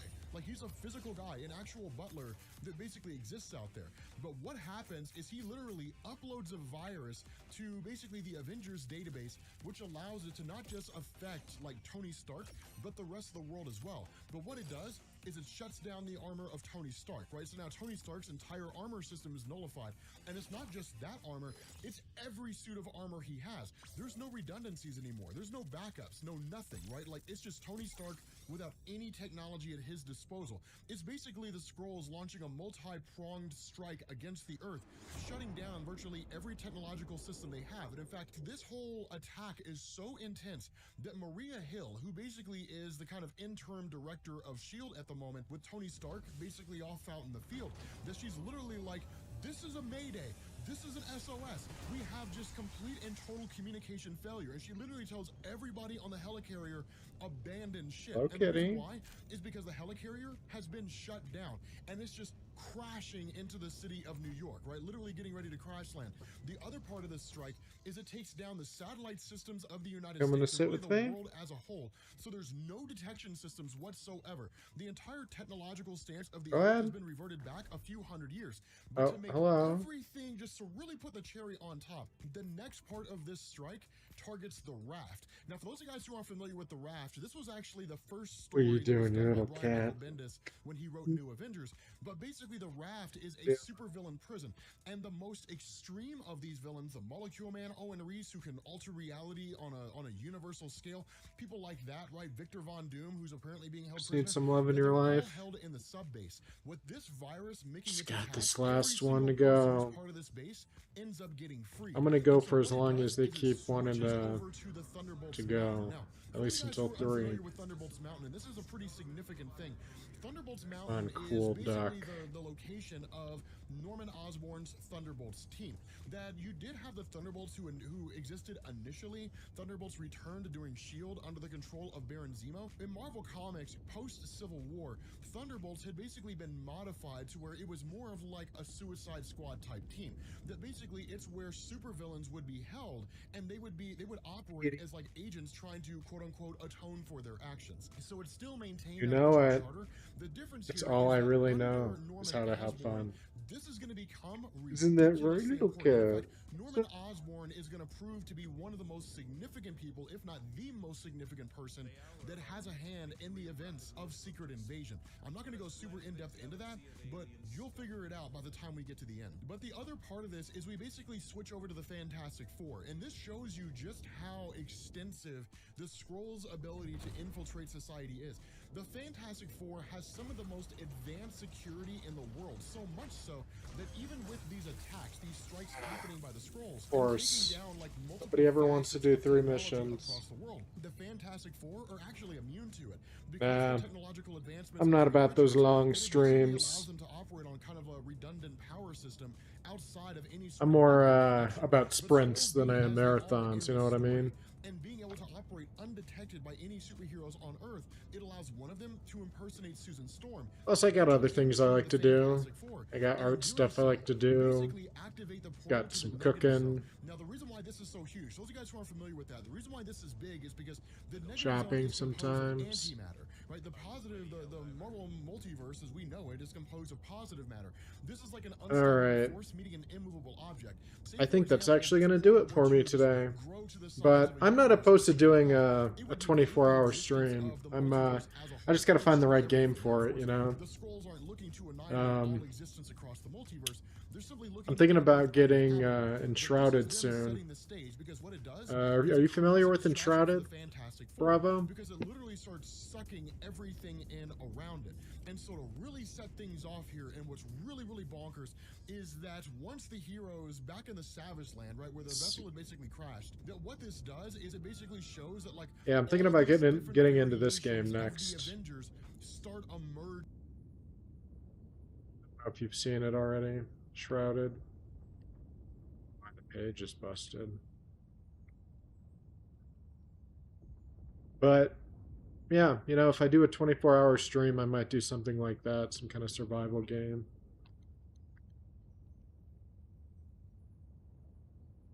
See. See. But I think that'll about do it for me today. Thanks for stopping by, Bravo, and helping out like you always do. I always look forward to seeing you around. Maybe I'll catch you on Discord later after I do some dinner or whatnot. But whether you tuned in now or later, thanks for coming by. Wherever you are, whenever you are, I'll at least see you tomorrow. Take care.